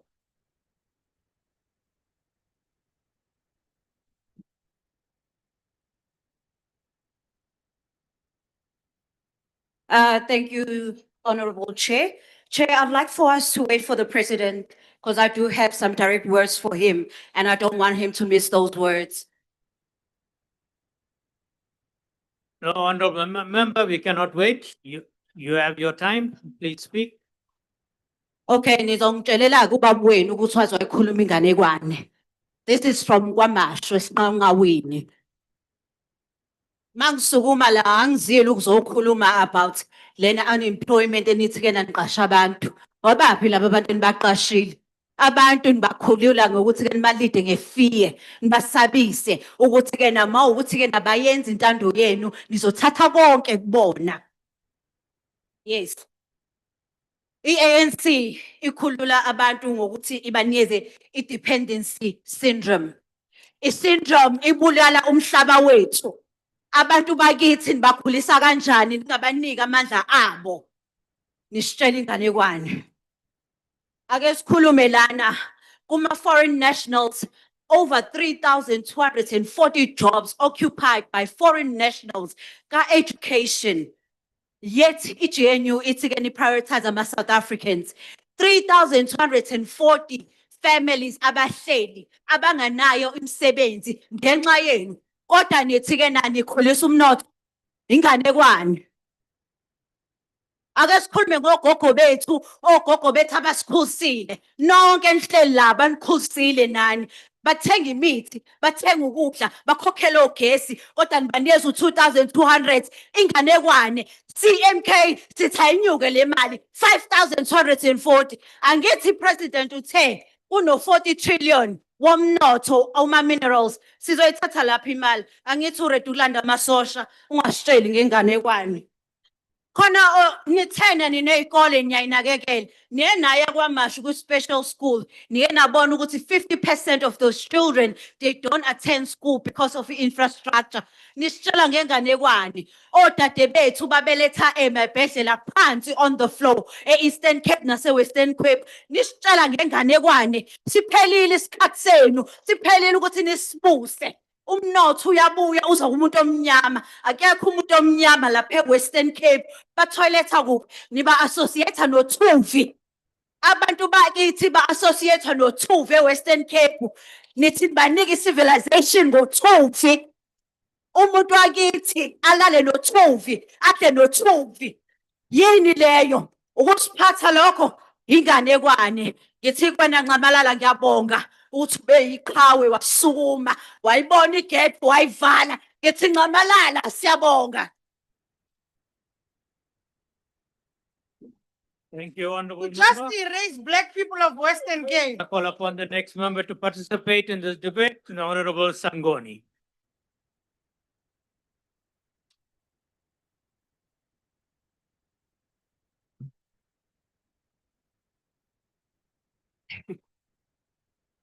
Thank you very much, you, honourable Honourable members. House Chair. Your Excellencies President Cyril Ramaphosa, Deputy President Paul Mashatile, honourable members, fellow South Africans. As the President said, South Africa stands at a defining point of economic renewal. There's been 4 consecutive quarters of economic growth, lowest unemployment figure in 5 years, and inflation at its lowest in the last 20 years. Our country is demonstrating that deliberate policy action produces tangible results. Comrade President, it was our founding father of our democracy, Nelson Mandela, who reminded us that after climbing a great hill, one only finds there are many more hills to climb. The State of the Nation address presented by the President last week was such a moment. It was a time to pause and reflect on the road traveled since 2018, when President Ramaphosa took office, to appreciate the achievements that had made, which at some point seemed impossible, and to confront with honesty and resolve the hills that still lie ahead. The successes outlined in the SONA were not accidents of history. Honorable Steenhuisen, we must also tell no lies and claim no easy victories. These successes reported by the President predate the GNU, and they are the result of deliberate action by the latter part of the 5th, 6th, and now 7th administration to reverse decline, restore institutions, and once again relay the foundations for inclusive growth. Today, South Africa stands on firmer ground than it did a few years ago. Yet, as Madiba warned us, we dare not linger. The question before us is how to sustain this economic growth to ensure it reaches every corner of our nation.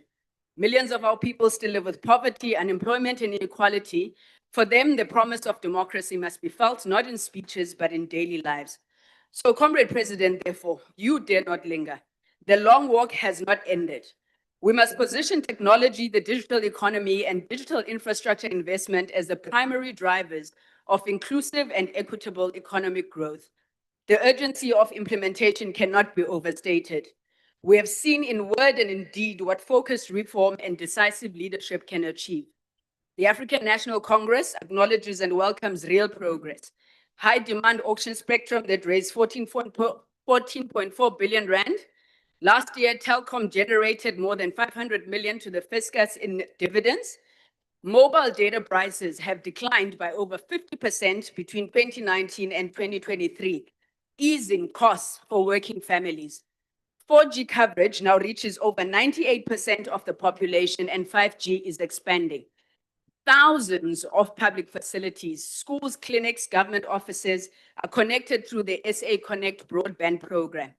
These offer, Honorable Redi, real solutions to unemployment, not the MK type of sending poor young children to be killed in the killing fields of Ukraine and calling it job creation. More than 50 data centers have been built and 50 billion in digital infrastructure strengthened. We support the commitment to fully digitize government services.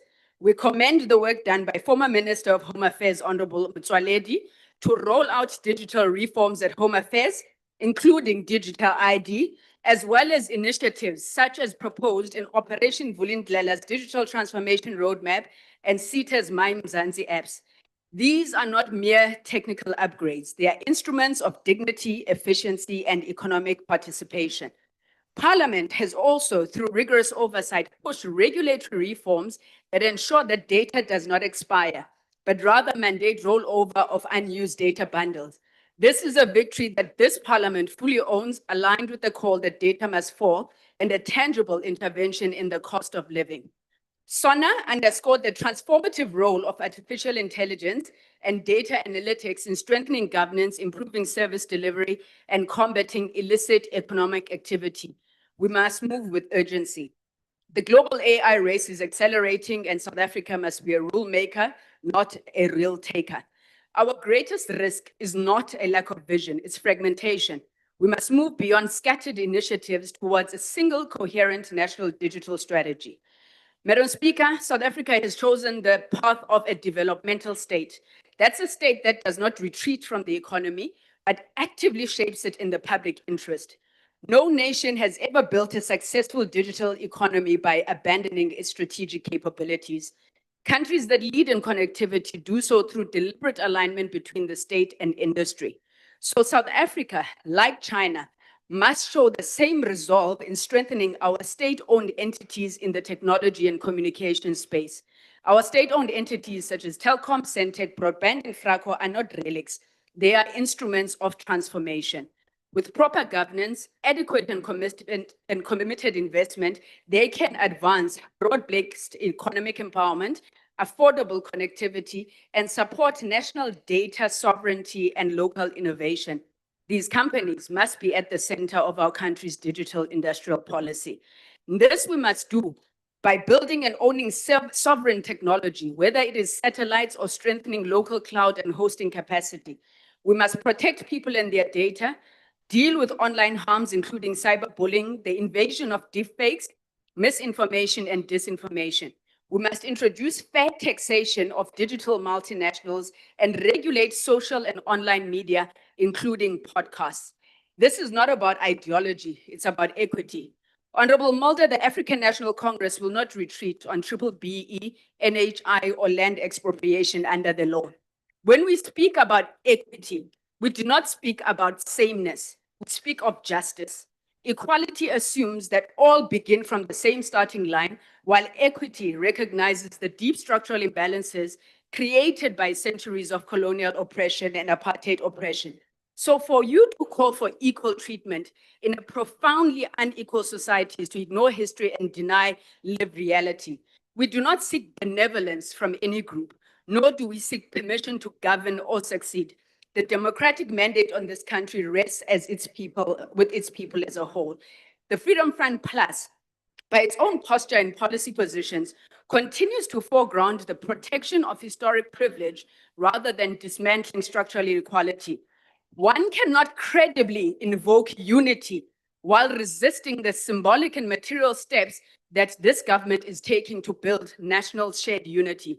The rejection of the renaming of Rafrinet. Thank you very much, Honorable Sangoni. Your time has expired. Thank you very much, House Chair. Thank you. The next member to participate is Honorable Minister of Tourism.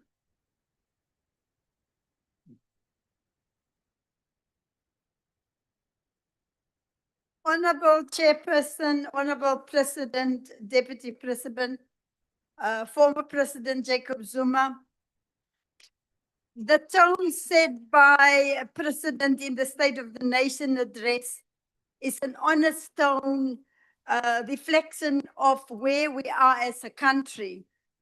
There are real green shoots. Amongst others, our country is being removed from the grey list of the Financial Action Task Force.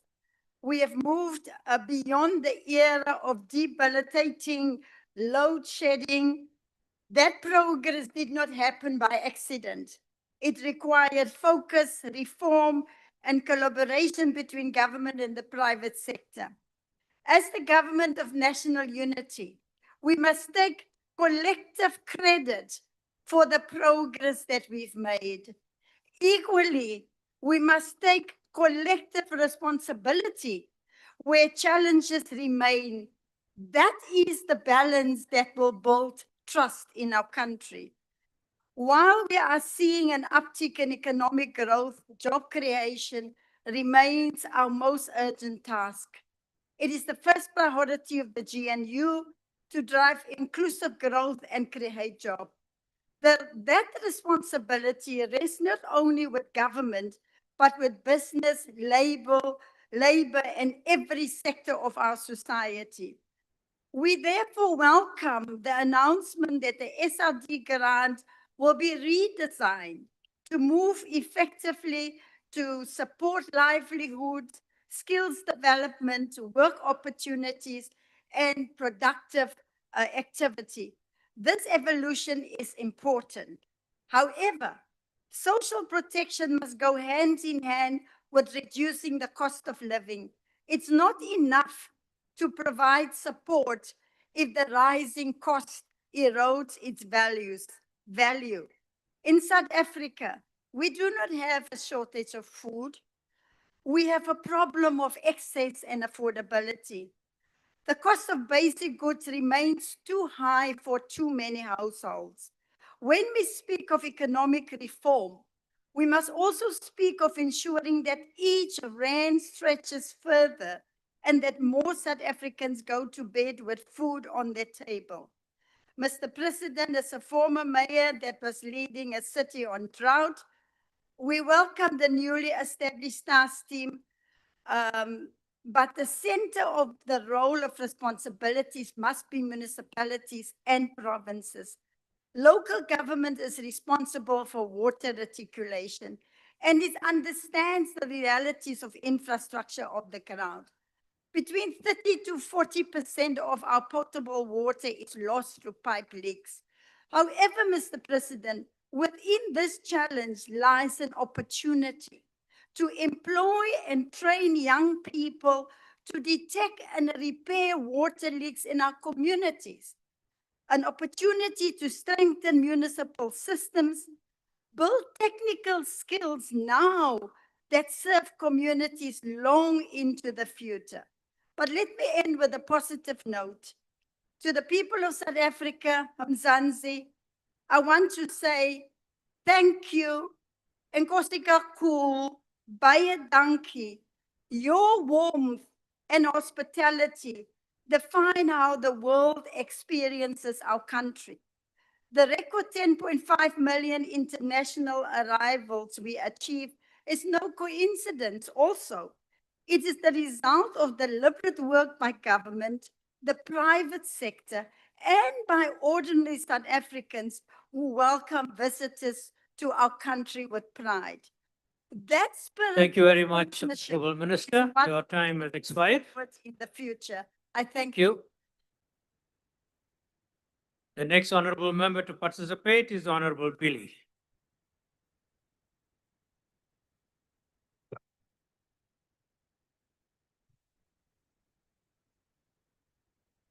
Deputy Chair, Mr. President, Honorable Ministers and Deputy Ministers, Honorable Members and fellow South Africans. Mr. President, on the 19th of July 2024, I stood in this House to respond to your first State of the Nation address after the formation of the Government of National Unity. For the first time in our democratic history, Cabinet was not made up of one party alone. It included leaders from across the political spectrum, including my party, the Democratic Alliance. That moment represented something new. It represented maturity, accountability, and above all, it represented hope. In that address, Mr. President, you made commitments on behalf of the Government of National Unity. You said, and I quote, that to tackle crime and corruption, we must have a capable, sophisticated, and independent law enforcement agencies that can fix complex and organized crime. You said your government will deploy modern technology in crime fighting. You said a data-driven approach would identify violent crime hotspots and guide the allocation of policing resources.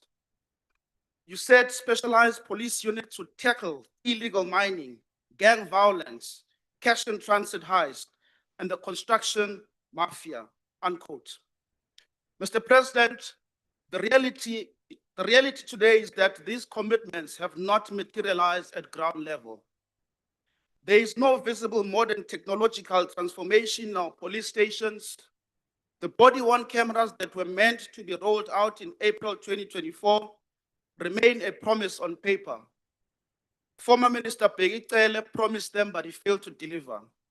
Minister Mtunu did the same, promised this parliament that body-worn cameras were coming, but again, he failed. Meanwhile, good policemen and women are being killed in the line of duty, including suspects. In KwaZulu-Natal alone, an average of 8 suspects are being killed by the police every week. The situation is volatile, dangerous, and unsustainable. There is no meaningful data-driven policing that communities can see on the ground. Instead, what we are seeing, Mr. President, is depletion. And this is not theory, this is oversight. Just 2 weeks ago, Mr. President, I encountered 4 members of the South African Police Service Tactical Response Team from Pinetown Police Station at an air conditioning workshop. I asked them what they were doing there. They told me that they were collecting codes to fix a broken air conditioner in their police vehicle.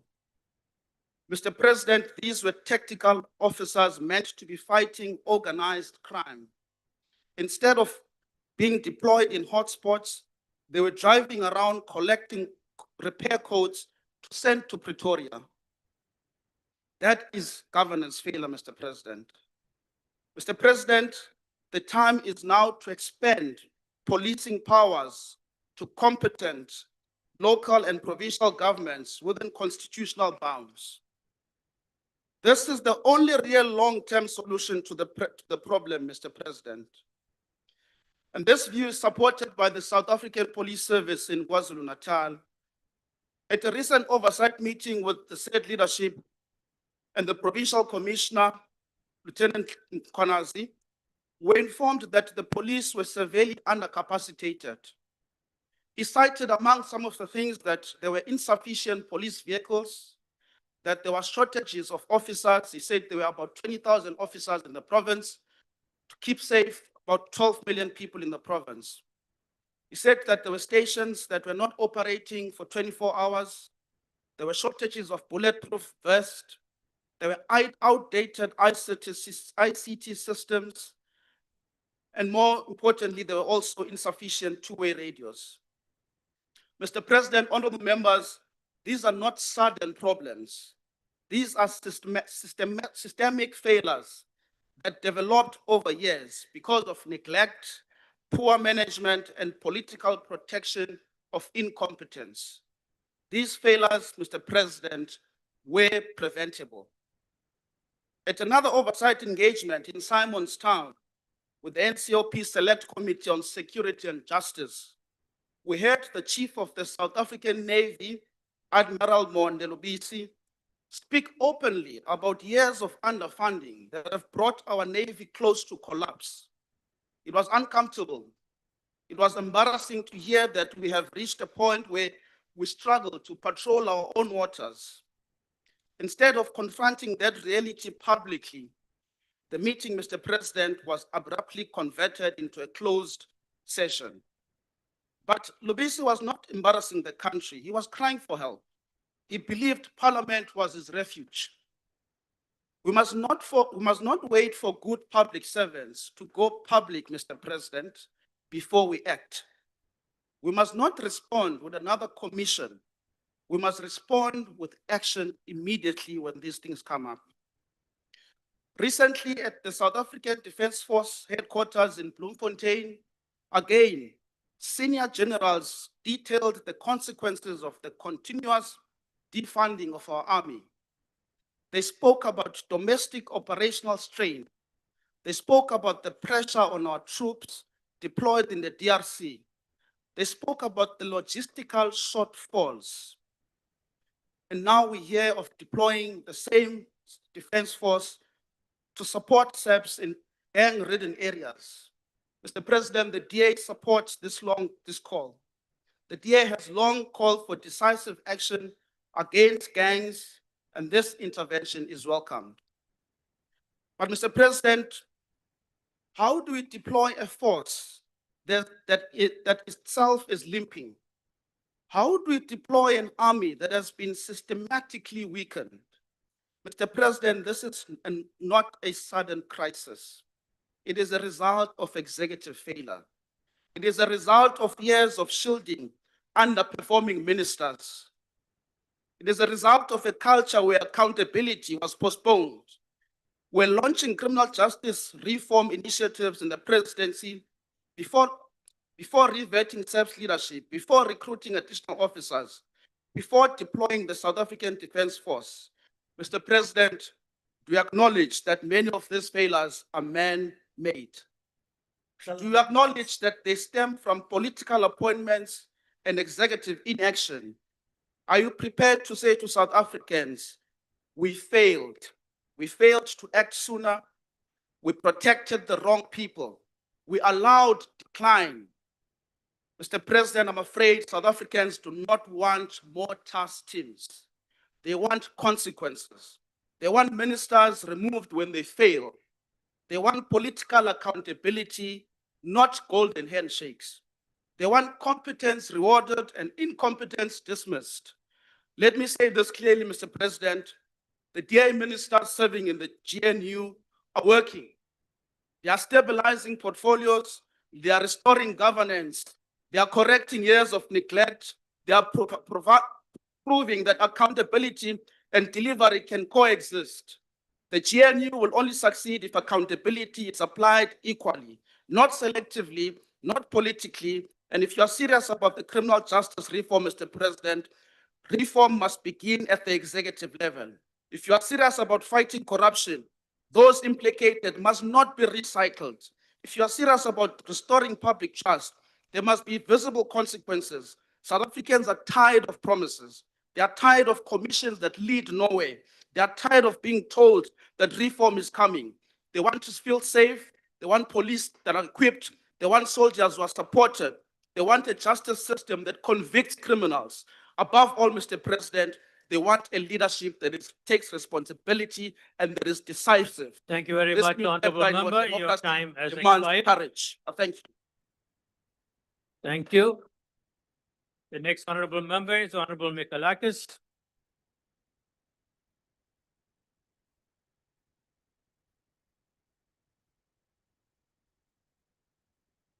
Deputy Chairperson, Mr. President, before I start my speech, may I remark on what a smart blue tie you were wearing on Thursday night. And yours was properly made, unlike the leaders of some popcorn parties' ties. Whether deliberately or not, Mr. President, that tie reflected the highlights of your speech.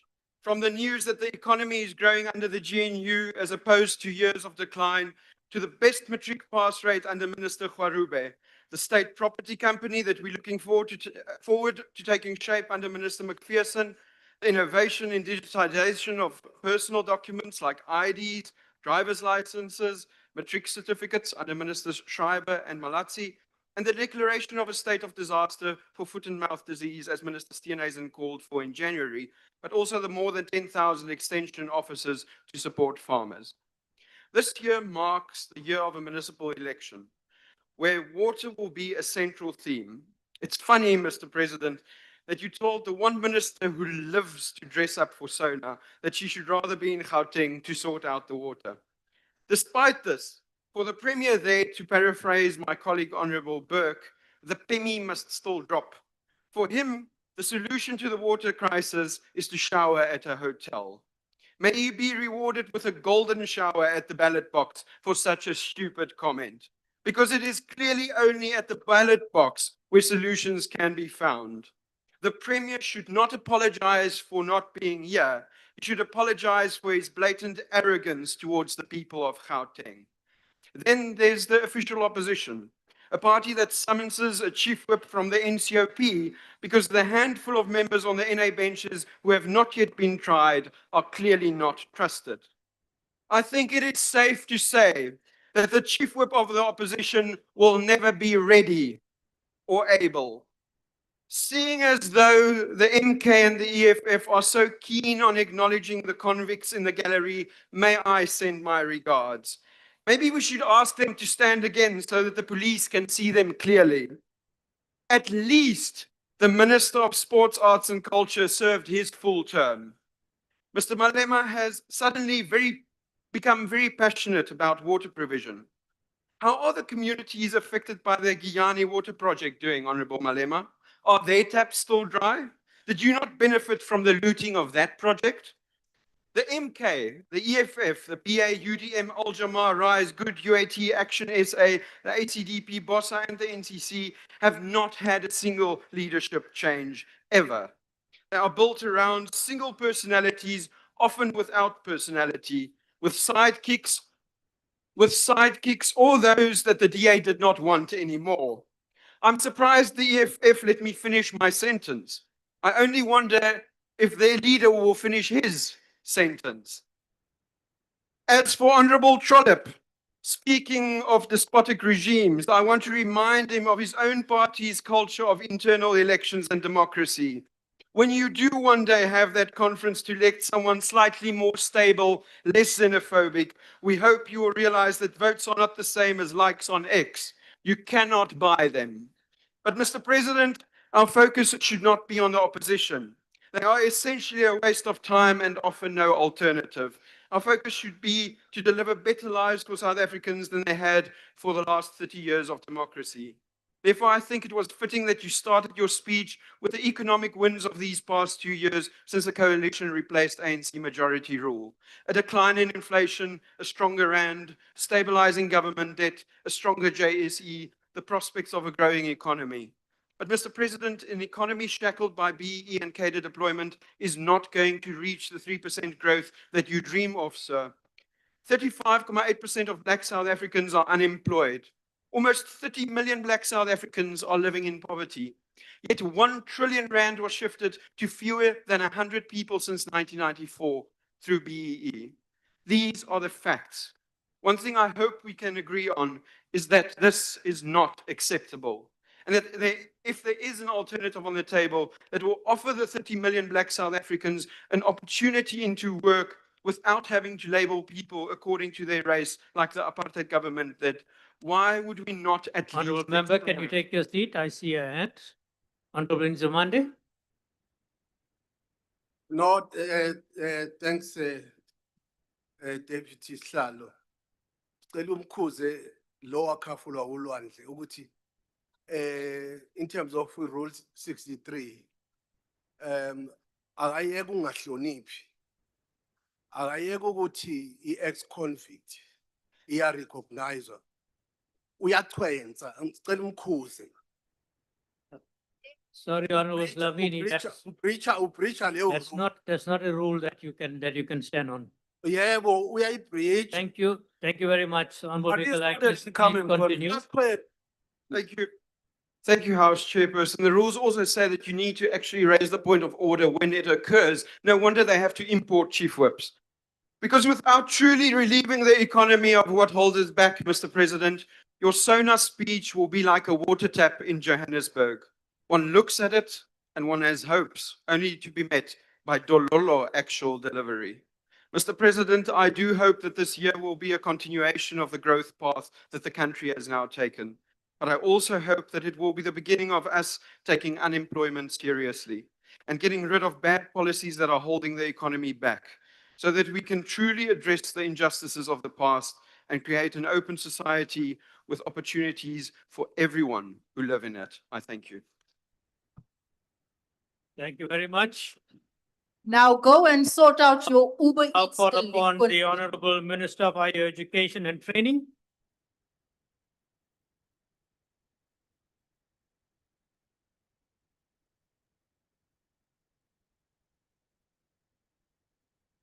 Honorable President, it's been a minute.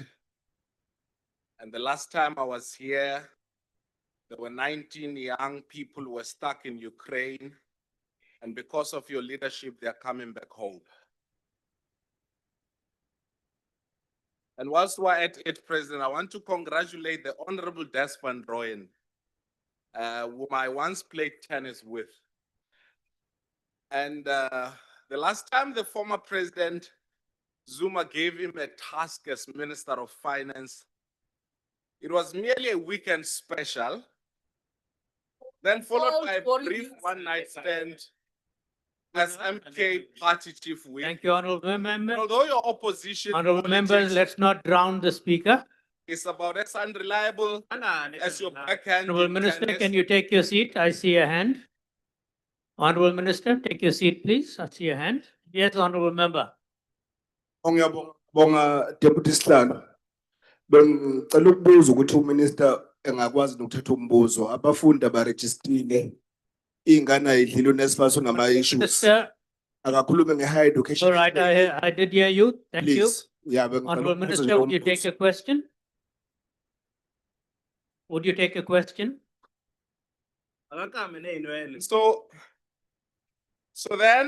So although your opposition, Honorable Van Rooyen politics is about as unreliable as your backhand in tennis, they're still better than those of Honorable Judge Tope, and long may your opening for the debate of the MK party last long. But also the last time I spoke here, President, Minister Steenhuisen. Honorable Minister, can you take your seat? I see another hand. Honorable Speaker, I'm not sure what language this minister is using. He's speaking with a twang. Now let's hear what your comment. Here, so we can understand. speaking with a I can't twang. pick up his twanging. Please stop the twanging. You speaking Sorry, with a twang. Sorry, honorable Minister, please continue. Well, you can't pick up anything. You can't pick up anything politics or intelligent anyway. So you're saving yourself. And so I was saying that Honorable John, Minister Steenhuisen was simply Honorable John Steenhuisen, cooking for himself delicious, healthy meals and minding his own business. Honorable Minister, can you take your seat, please? I see another hand. Country, dealing Honorable with food Minister. and mouth disease. Honorable Minister, can you take your seat? I see another hand. Yes, honorable member. Ngikuthokoze mgcini sihlalo.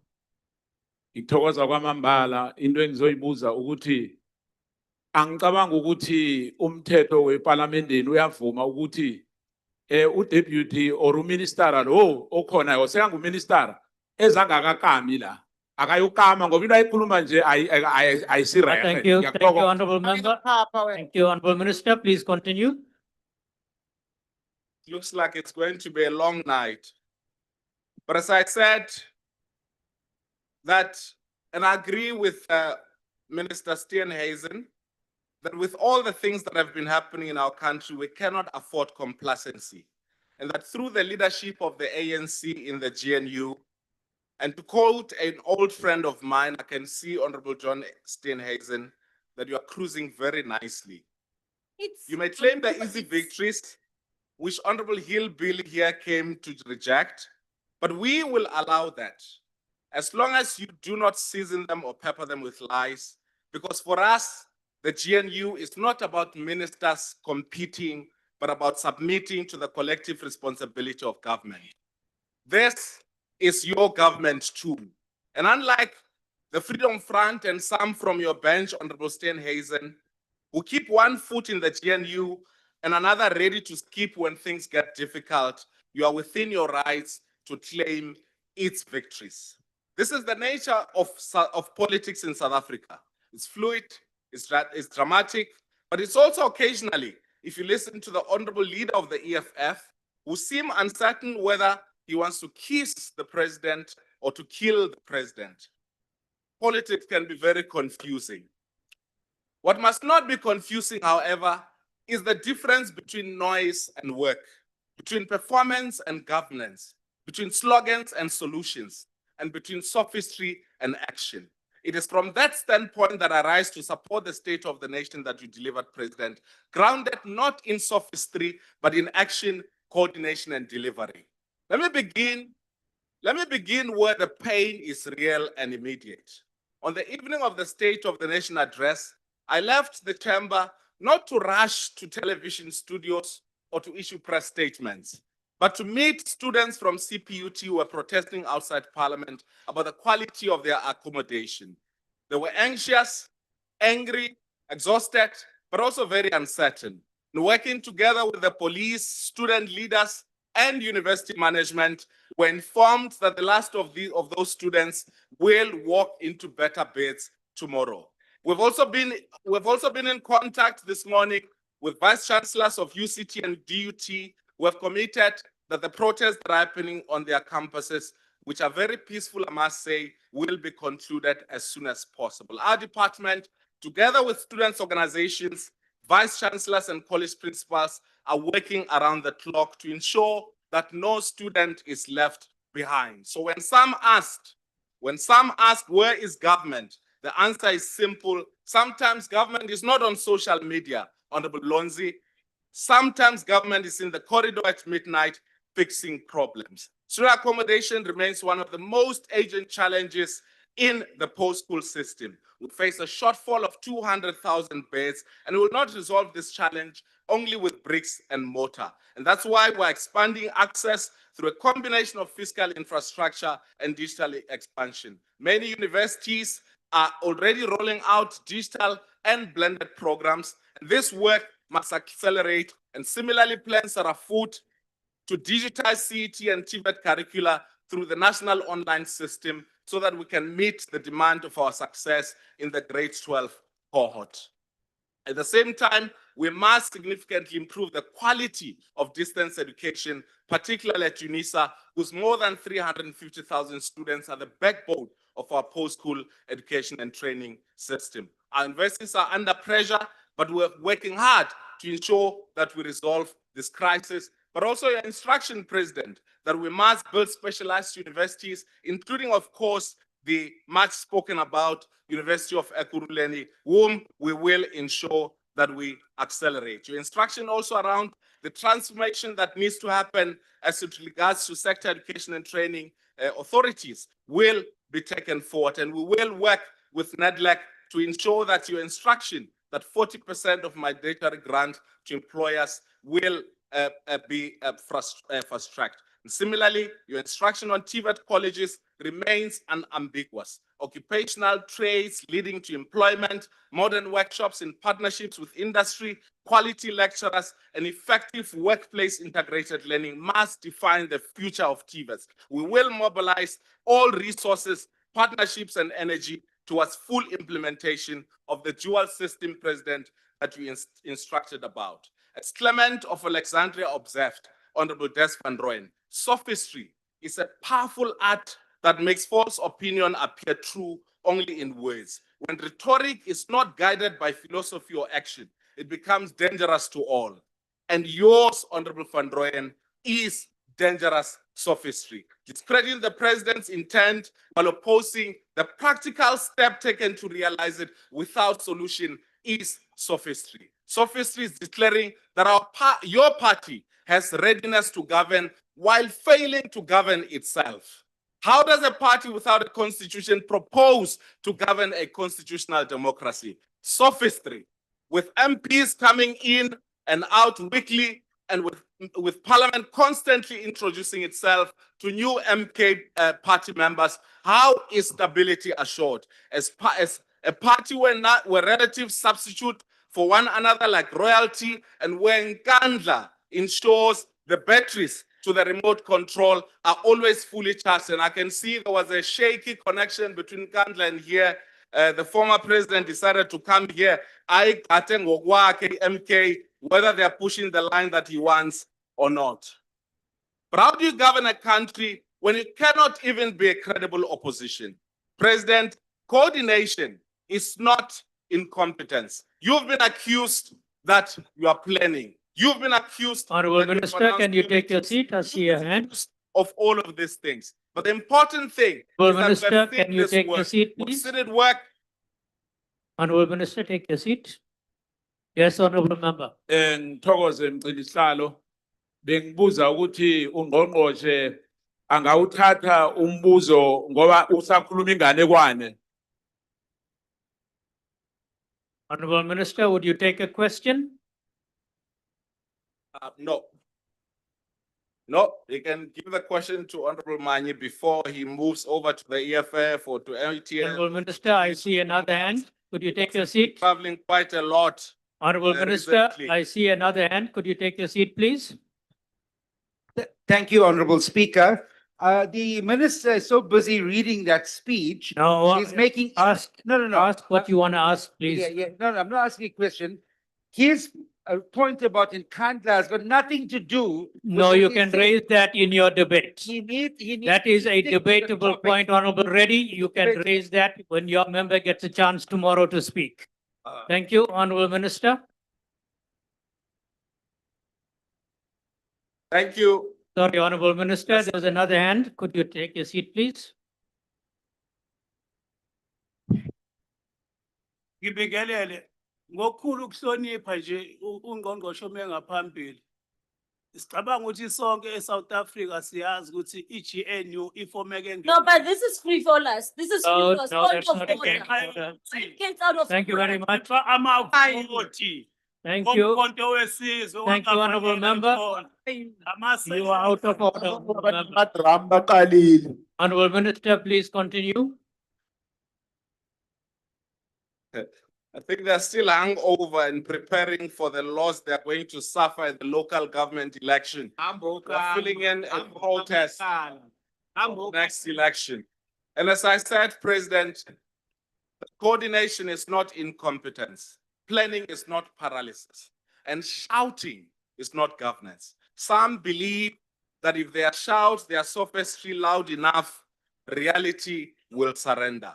But they blame you for believing in boring things, in plans, in budgets, in engineering, in timelines, and also in work being done.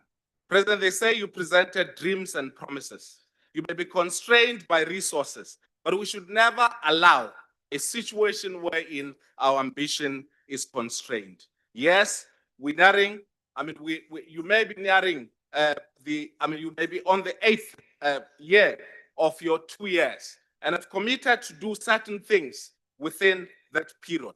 But we should not fall into the trap of believing that because at some point there was a lack of resources, therefore those things will not happen. And that even if we fail in building new cities and in connecting people through speed trains or the vision that you hold dearly of making the life of every South African better, we will never be blamed for being ambitious. And as some are interested in noise, we are interested in progress. Let me tell you, before we leave this podium, that some years in this house are too small for complexity, for patience, and for hard work. But governing a country, unlike playing tennis, requires all three: complexity, patience, and work, which is the work that you've shown over the time. Thank you very much, President. Thank you. Thank you, honorable members. Could you please take your seats? Take your seats, honorable members. Honorable Speaker, that brings us to the close of the debate for today. I want to thank the Honorable President, the Honorable Deputy President. I want to thank all the honorable members that participated from the podium, as well as those who participated from their seats, for maintaining the dignity of the House and for making this a lively debate. Honorable members, that brings us to the close of the debate, and this concludes the business of the day. The joint sitting starts adjourned. 21 years. MK. Sina saba na mathemba. 1 years of patience.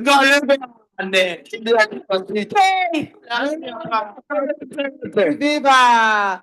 Viva! What happened? Viva!